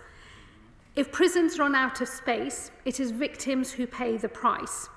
If courts halt trials and the police are forced to stop making arrests, crime goes unpunished and victims see no justice done. This government will ensure that criminals face punishment. We are building 14,000 prison places, the largest expansion since the Victorian era, after 14 years in which the Conservatives added just 500 cells to our prison estate. And we are reforming sentencing so that our prisons never run out of space again, and there is always space inside for dangerous offenders. The third and final principle of a justice system that serves victims is that they are not re-traumatised by their engagement with it. That third principle is what unites the specific measures set out in this bill. I would like to start with measures to force criminals to attend their sentencing in court. In recent years, too many offenders have been allowed to cower in the cells rather than face the consequences of their actions. This is a final insult to victims and their families because it robs them of the chance to tell offenders through victim impact statements the pain they have caused. It robs them of the opportunity to look the offender in the eye and see them face the consequences of their crime and face the full reality of their punishment. This bill will change that. It gives judges the power to order criminals to attend sentencing hearings. It makes it clear that reasonable force can be used to ensure that that happens. And it hands out punishments to those who still defy that order. Adult offenders could face up to an additional 2 years in prison and an unlimited fine. But I know that for those offenders who are serving long sentences or perhaps whole life orders, this is little punishment because they did not expect to see the light of day at all. For that reason, we will also give judges the power to impose prison sanctions on offenders. And this includes confining criminals to their cells, loss of privileges, and we will go further, including limits on social visits. If offenders do appear in the dock but behave in a disruptive or disrespectful way, as has all too often been the case in recent months, judges must have the ability to remove them from the courtroom so that the hearing can continue and justice can be served. This law will give a judge the ability to impose the same penalties applied both to those who refuse to attend their sentencing and those who attend but attempt to disrupt proceedings. Whilst the previous government brought forward similar measures, we are going further by expanding the range of punishment available through amending prison rules, which will expand the sanctions available to judges, and we will extend the length of time these sanctions can be applied. I will give way. I'm grateful to my right honourable friend because I really do welcome this section of the bill because my constituent Sabina Nessa was brutally murdered when she was on her way out to meet a friend.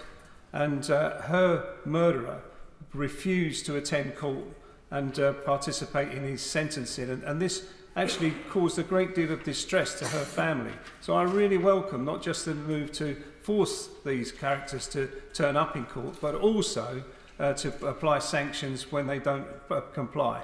And I think my right honourable friend is to be congratulated on this. Chancellor. Well, I thank my honourable friend for his intervention. He speaks of one of the tragic cases that has led to these changes in the law, and that, in fairness, the previous government